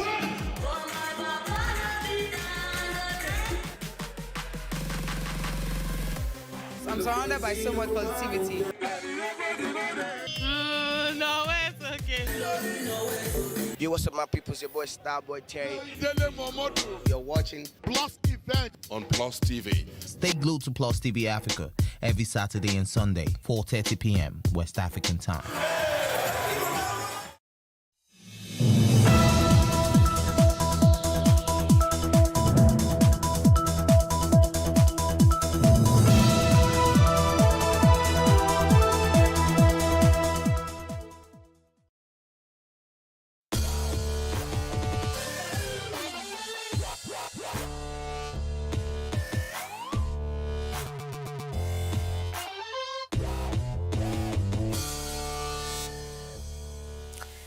A 20-meter cliff, a couple of ropes, freezing cold water, and me trying to cope with all of that.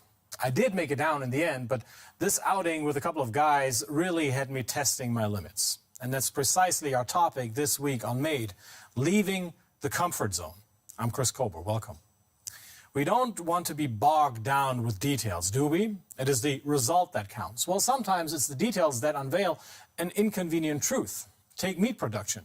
We know that for us to be able to slap that steak on our grill, an animal needs to die. Often enough in anything but a gentle or respectful way. Our reporter Kai Steinecke, an avid meat lover, decided he wants to leave his comfort zone and does want to know how the sausage gets made, literally. A word of warning, the report contains scenes some viewers may find disturbing.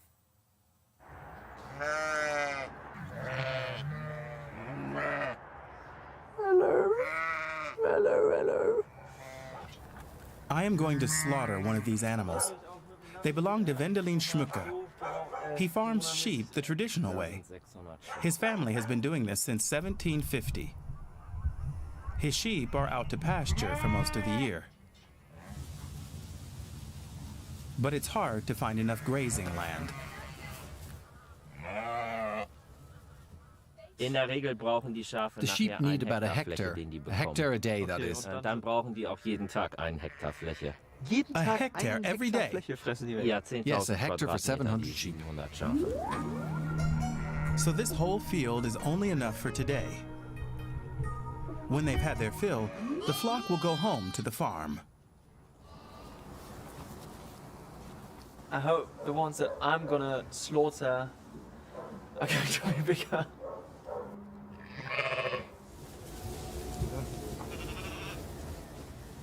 Oh yes, this one is bigger. It's 6 months old and weighs about 40 kilos. That's huge. I had no idea how quickly they grow. I really don't know if I can do this.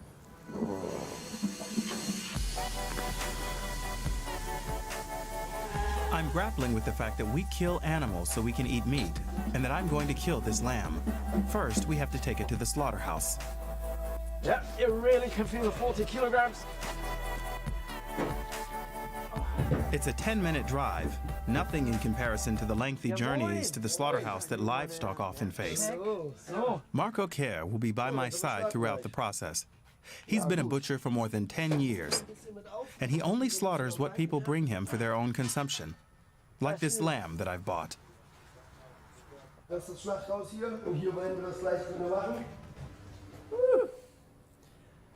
What was it like for you the first time? Ja, das erste war. You don't forget the first time. I had to leave the room. It was all a bit much. Das war ein bisschen viel.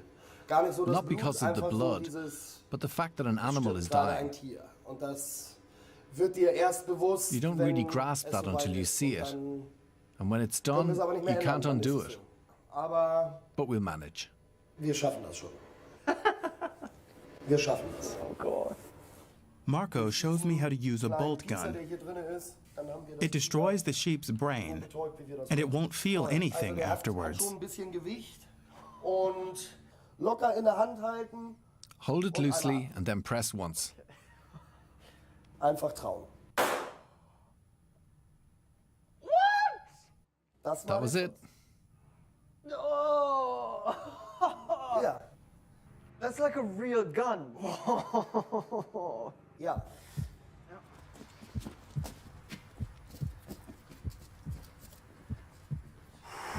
And now the lamb's head is in the firing line. All is good, all is good. Oh my God. Höchster Punkt. Ja. Verbindungslinie. Highest point, draw a line. There. Ja. Finger weg. Take your fingers away. Immer den Finger weg. Ja. So. Aufsetzen. On the head and pull the trigger. Ja.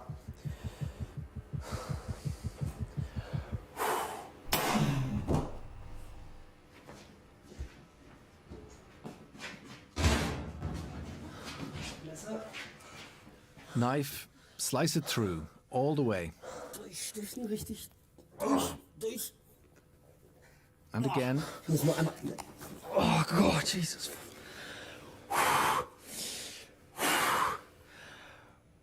That's a lot of blood. That's a lot of blood.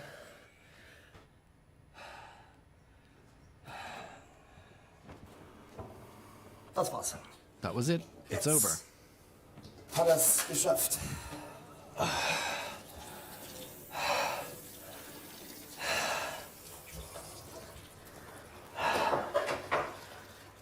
So, how was it?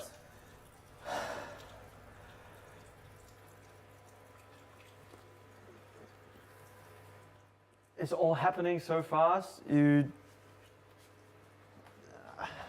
I think I'll need time to process that.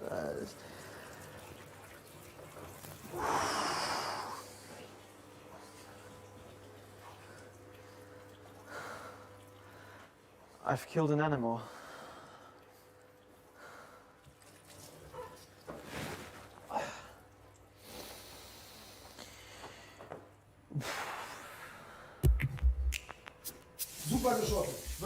Great shot, really.